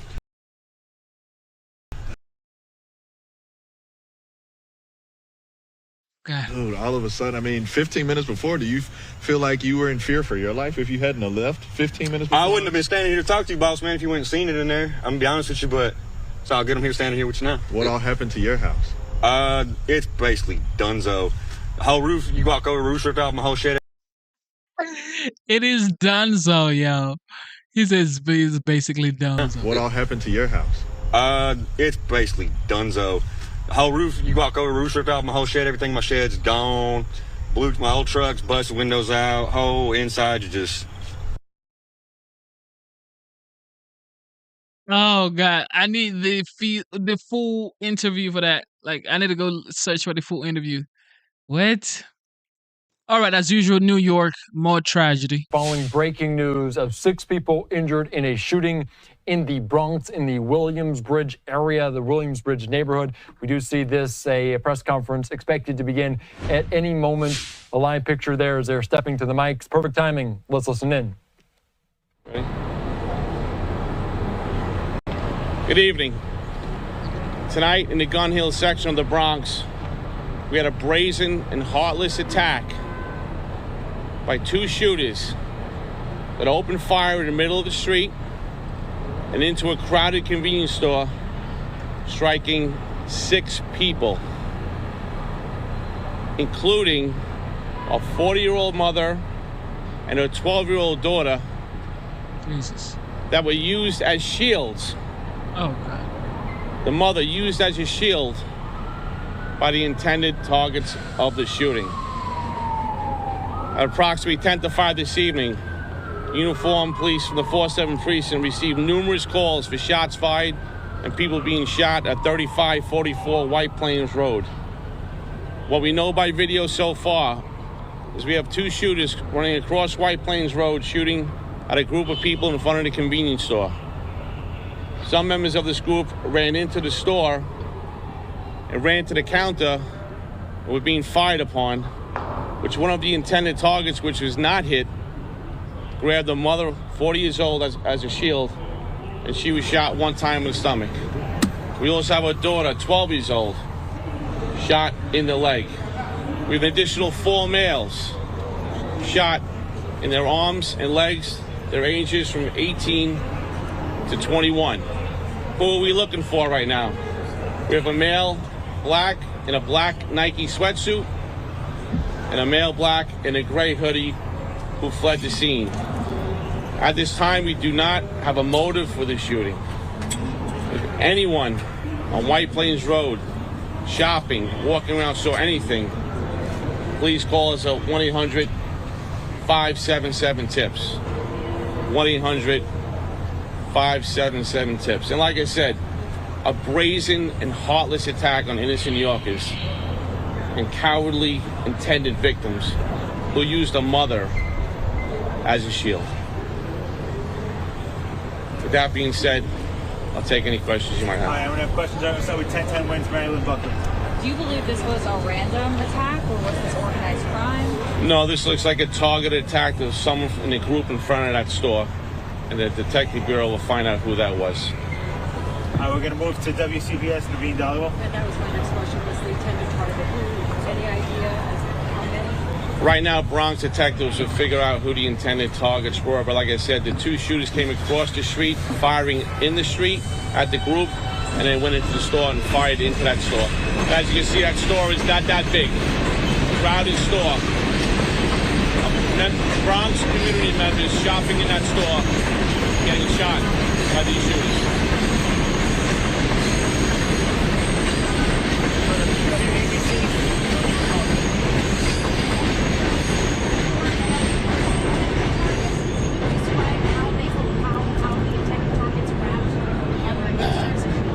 So if you can imagine, mom and daughter are up against a counter, and the 2 intended targets come in and bump into them, and then turn the mother around as they're being shot at. And any of those 4 males would name any intended targets?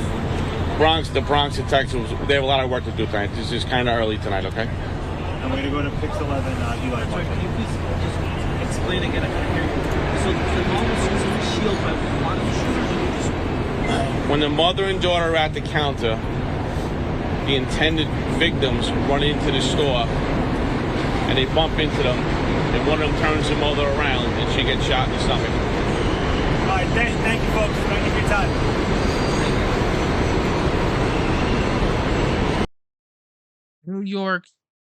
New York has definitely been through it this year.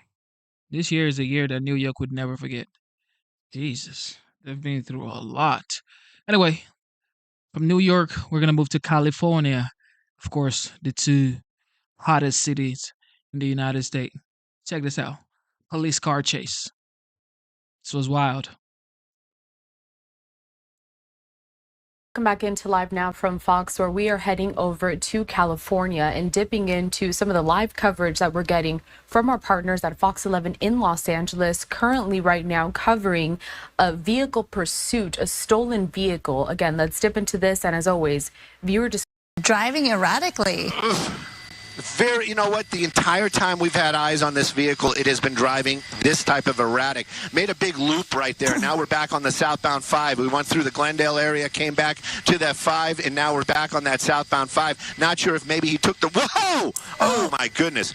And, you know, it is a big pickup truck. It is a newer pickup truck, so you know these vehicles have that automatic stability in there. But, you know what? When you push it to those type of limits, you know, everything has a limit. And, of course, that driver might make a wrong decision or a poor decision, and even that truck, being as new and as solid as it is, might still cause a crash. You can see that vehicle still moving along, using every lane right there. Comes close to so many other vehicles, and that's concerning to me as well. I wonder if that driver's thinking, well, maybe if I bump into somebody or cause some sort of accident, you know, then they'll stop chasing me, and that is very, very concerning to all those cars. Hopefully there is no contact. We haven't seen anything, but it definitely looks like that vehicle is trying to intimidate other vehicles or maybe push over to one of those other cars. And of course, California Highway Patrol, I'm wondering if they're staying behind them because of all of that. They might be just kind of right now just going to let it go for a little bit, let the helicopter follow it. But you can see that truck still making these high-speed maneuvers, southbound 5 freeway. We're in the Glendale area right now, but we're in the Los Feliz area, but you can tell right now that that vehicle is still moving around at a very, very fast speed and weaving in and out of between these cars. That is the concerning part. This part right here, that's probably as slow as we've seen it go the entire time. Well, it's interesting you were noticing the way this driver was driving along the... Whoa. Yeah, it's almost like you said intimidation, but to me it looks as though sometimes, you know, when you drive a vehicle you're not used to driving, perhaps it's a different size, you're not really aware of how to use that vehicle. That's what it looks like to me. It could be. But the fact is, like, what is the point of stealing a vehicle that you're not going to be able to steal? I mean, you're not even going to be able to steal this vehicle. You're just acting like you're going to steal it. This is just an act. You're acting like you're going to actually steal. You're acting like you're going to actually steal this vehicle, but you're not, because you're going to get caught. What are you doing? This ain't a movie.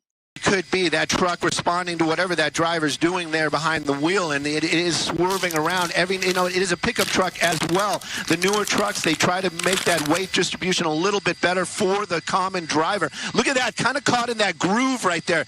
As we're continuing on, I think we just made that transition, or maybe not. Looks like we're right up on the gore point. Looks like we're making that transition over to the 110 freeway. This is going to be very tight, and this is going to be a very sharp turn up there. I'm not sure if that driver aware of the area. I did see those brake lights coming on, but this is a spot again where it gets so tight, and if there's any traffic, there could be a problem. Look at that person. Probably saw that in the rearview mirror. Up there's the California Highway Patrol. Maybe they heard those lights and sirens, but definitely was trying to get out of the way of that big truck barreling down on him. Now we're making that turn. There's a California Highway Patrol helicopter. Makes a really pretty picture, but this vehicle, at least I'm seeing a little bit slower speeds, and of course everybody else is probably just like, what is going on? on. Now we're starting to make that transition over to the 110 South, downtown Los Angeles. I have a feeling that there's going to be a little bit of traffic coming up. And, you know, Roxy, we both are on that same page. You kind of wonder, maybe a little bit more traffic might slow these speeds down a little bit or create a problem where this truck just gets boxed in, which would be okay as long as that driver doesn't try to do bodily harm or try to push his way out of that situation. But it looks like, again, might be wrong, because it looks like he's got plenty of room to make any of these moves that he's been making for this entire pursuit. Right. I mean, with more cars on the road, it does complicate it, and I guess it could make that driver slow down, but at the same time, it increases the risk of innocent drivers getting injured in this process. Oftentimes with these pursuits, we always talk about it, the people who are out on the road, they're not sitting at home watching the news. They might not be listening to the radio. They're just driving and minding their own business, and they don't know what they're dealing with out there, and they could very well be put into harm's way.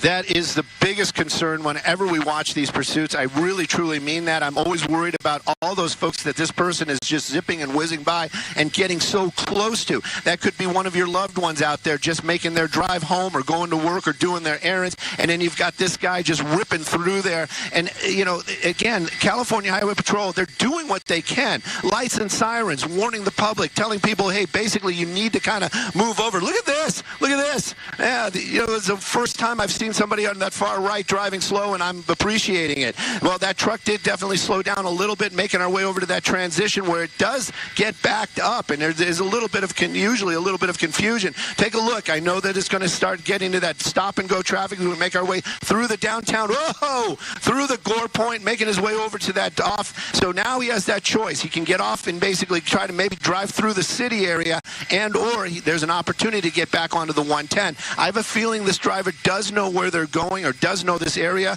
Making that turn probably is going to keep them up. I think that was the last chance for the 110, so we're definitely going to be getting off either at Wilshire or 6th Street, and it is definitely going to be 6th Street as we're making that turn. That's going to put us into the city. Oh, it's going to be tough for us to keep an eye on it. I got to work with Jeff as we try to keep an eye on where this truck is going. Yeah, that's going to complicate things for sure. Stu, it's a little past 1 o'clock now, and for people who are just joining us or, you know, cutting into programming right now, can you tell us what we know about this stolen vehicle? What is the latest that we're hearing from police? Well, I'm just trying to figure out right now. I'm concerned about trying to find that vehicle in the downtown area. I'm sure Jeff is going to shout it out when he starts seeing where this thing is. He's still on 6th Street, but realistically, right now, the only thing we know is the stolen vehicle came out of the Carson area. California Highway Patrol right behind it, and they were making their way through the freeways. Southbound was the one that they were doing the most, but eventually there was a crash, and that was the most concerning part about all of this, was when that vehicle was involved in a collision. A CHP vehicle was involved in a collision at 170 and the 5 freeway. There were 2 of these cars, and now I don't know if they were both pickup trucks, but one of them actually made it onto the 170, went south, got off Sherman Way, and then basically dumped that vehicle somewhere over by Sherman Way and Satakoy. That person in custody. Now this one still continuing on. The last location I heard was still on 6th Street, but there's a lot of traffic out here trying to work the scanners and try to find this vehicle at the same time. But that big pickup truck now in the downtown Los Angeles area, somewhere between these buildings. Okay, just so we're clear, there were 2 of these pickup trucks, and both were involved or they were pursued as stolen vehicles, and this is one of them right now that we're trying to find because that individual took that exit, and the other one was involved in a crash, and that driver was taken into custody. Yes. Now, I don't know if they were both pickup trucks. I did hear them describe one as a black pickup truck, and this one is clearly gray. But I don't know the make and model of this second one that was involved in the chase. I understand that it might be a little bit more south of us. If somebody down there has better information, meaning our assignment desk, you can shout it out any time, and we're to see if we can pick this thing back up. So would these 2 people have South Grand at the 10. Would these 2 people have been in... Do they know one another? Is this connected? Or is this 2 separate incidents? What do we know about that? that type of information, I can't really. I would venture to say that they probably somehow knew each other. South Grand at the 10 is the area that we're looking at right now. I'm trying to see if we can pick up any fast-moving vehicles down there. But this is the general area that we just heard them talking about. That's the 10 freeway. That's Grand. But at the speeds that thing was going, I'm sure he's probably maybe in a little bit farther south if he didn't get back onto the freeway. Again, though, trying to reacquire this chase right now, and any other information that they might be giving us down there, I would appreciate as well. Yes, I'm going to keep my ears open and see if we can get some information. Oftentimes, obviously, with a breaking news story like this, we're just we're able to only report on what we're seeing and what we're hearing directly from scanners. I'm kind of scanning my eyes down below as well. I know it's tricky, isn't it? You feel like you have a good eye on the vehicle, and then very easily, with just one exit or a couple turns, and you can lose it. I mean, gray's the kind of color that blends too. There are so many gray and white vehicles on the roads. He's definitely on the southbound 110 somewhere. We're trying to pick him back up right now. I'm kind of glad that they took a freeway. But right now, I saw a couple of CHP units moving along pretty quickly. But I think these guys are actually behind the curve as well, much like me this afternoon. So we're going to keep an eye and see if we can pick it back up. But definitely moving southbound on the 110 freeway. We're probably going to do that transition as well, but right now just still looking for that actual chase on the southbound 110. You know, oftentimes one of the questions I know you get asked, because you cover these things a lot, is how often do these suspects get away? And sometimes they do.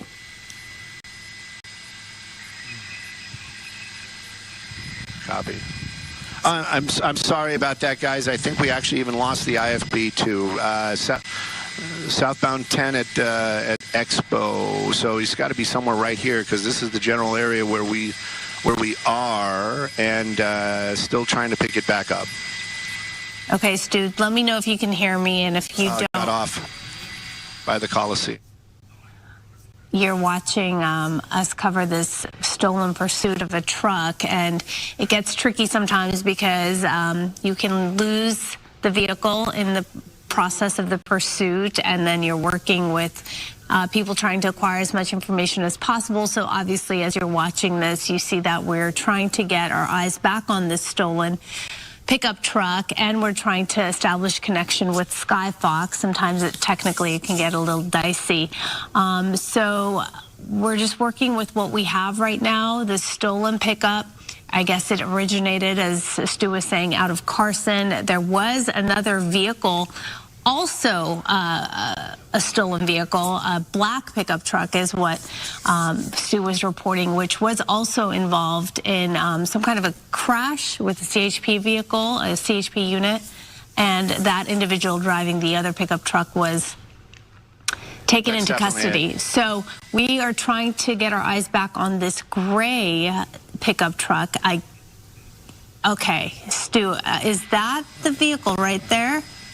There it is, yeah, and that was a little bit painful. I'm sorry that we lost it there for just a little bit. It is what it is. And, you know, now he's continuing on. You know, the drive is a little bit slower. That rear wheel definitely coming apart, and I have a feeling that is it is slowing this guy down. We did notice that earlier on when he was basically swerving around on the freeway. That tire now coming apart. You know, I always say this, and when we see these chases, hopefully that vehicle will give up before the driver does. But sometimes, like with this guy driving, I don't think that losing that tire is going to create too much of a deterrent for that driver. He's just going to keep pushing that truck, and now it's going to be handicapped as well. That's going to create more problems. It's going to slow him. It's going to create the braking issues and also swerving issues. We definitely see those speeds slowing down as well. I'm going to bring back up the map for you guys so you can keep an eye on it and see where we are. That tire just about coming off. But I also kind of wonder sometimes, that's what I'm talking about. Yeah. He's going to start losing the ability to drive out of the vehicle. vehicle and running. And, there we go, run. And there's California Highway Patrol right behind him. Let's see who's been a little bit better off. And, of course, that's going to be the officer from California Highway Patrol coming to an end right there, using that less than lethal, at least threatening that suspect down on the ground there, hands out. And, again, coming to what I would venture to say as a peaceful end. Hopefully that officer that was involved in the crash out in the North Hollywood area is going to be okay. But right now, that suspect in custody. And again, that pickup truck losing that rear tire. Not sure how that all happened. And of course, it's under a tree. But I'm not sure how all that happened. But again, that rear tire coming apart is what brought this to an end. That driver probably would have kept going as long as he could. Was that I don't know if you can tell, but was that a taser that was used? Yes, okay. Definitely. Well, it was a taser, less than lethal. He didn't use it. It was not deployed. He just had it out as threatening that suspect. Basically, if you get up and run, we're going to use this. Okay. Can you tell us where we are exactly? What streets are those? That's going to be Hollandale and Jefferson. Hollandale and you can see the pickup truck. Yep. Apparently, he tried to throw it into park, but it was actually reversed, and it rolled back over here up onto the sidewalk, coming to a stop. Again, it is a miracle that, we did have an officer-involved crash at. And that's what you get, acting like you're going to actually steal a car. No, you're not. You're not, bro. You're not going to steal a car. But anyway, with that being said, thank you for tuning into the live show. Instead of looking for perfection, seek for consistency. Never give up on yourself. Never give up on your dreams. Never give up on God. Believe in yourself. Believe in your dreams. And believe in God. You know what time it is. It is your boy Genesis. All right. I know life is hard. It is New Year's Eve, ladies and gentlemen. New Year's Eve. I'm just thankful to be here. Thankful to be alive. Thankful to be able to do what I actually enjoy doing, and to have my daughter with me. I'm just thankful for life. Okay, so I would kind of like implore you to say things that you're thankful for on this last day of the year to yourself. You don't have to tell anybody else. Just tell yourself or your loved ones that you really care about them and that you're thankful for them. Okay. All right. Ladies and gentlemen, you guys are the best. We have come to the end of the live stream for this morning. We're going to be back for sure. Also, don't forget the memberships are now available. If you want to join the membership for this channel, it is $4.99. Support your boy, support your channel. And if you enjoy whatever this is and you want to be a part of the channel, memberships are now live. It is $4.99. Anyway, thank you so much. And your boy will be back. Thank you to the veterans. Thank you to the military personnel. Thank you to the people still serving. Thankful for your service. God bless you. It is your boy Genesis, and I'm signing out. Love you guys.